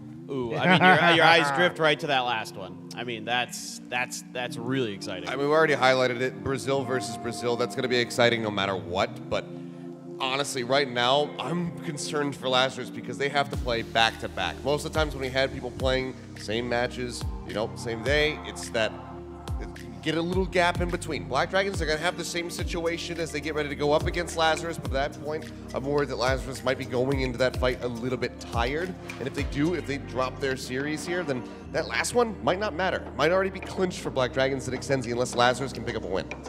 Yeah, it really feels like across the board, everybody that's here has leveled up coming into tomorrow. So the stakes are raised and the skill level is raised. It's hard to call which 2 are going to make it out.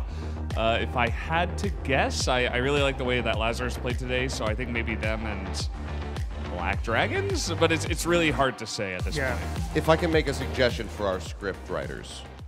You have a script writer? Yeah, we have script writers on the show, right? What? Yeah, definitely. They're have real. Lazarus win both of their matches and be through, and then let the Brazilian teams duke it out for the final slot. Yeah. Oh, that's the thing I suggested to you half an hour ago. I want that to be the one that decides. Yeah, I know that you mentioned it. We've all been thinking it. I'm laying it out there for the people. Fine.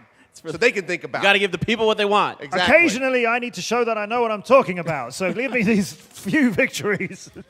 Yes, you're right. I mean, that would be it, wouldn't it? If Extenzy and Black Dragons walk out onto the stage, and the winner of that is, the team becomes second in this, and the loser of that is the team that goes home. It'd be heartbreaking for them, but I've got to say I'd love to see it. It'd be damn good television. It would be an awesome game, wouldn't it? So those 3 matches coming to you from the same time as we are today. Don't miss any of them. All best of 3s. 2 teams go through, and when there are 3 of you in that, if you're the one who doesn't, that is a tough way to leave the contest. But that's what's going to happen before we get into the quarterfinals. Join us tomorrow for Wildcard Wednesday.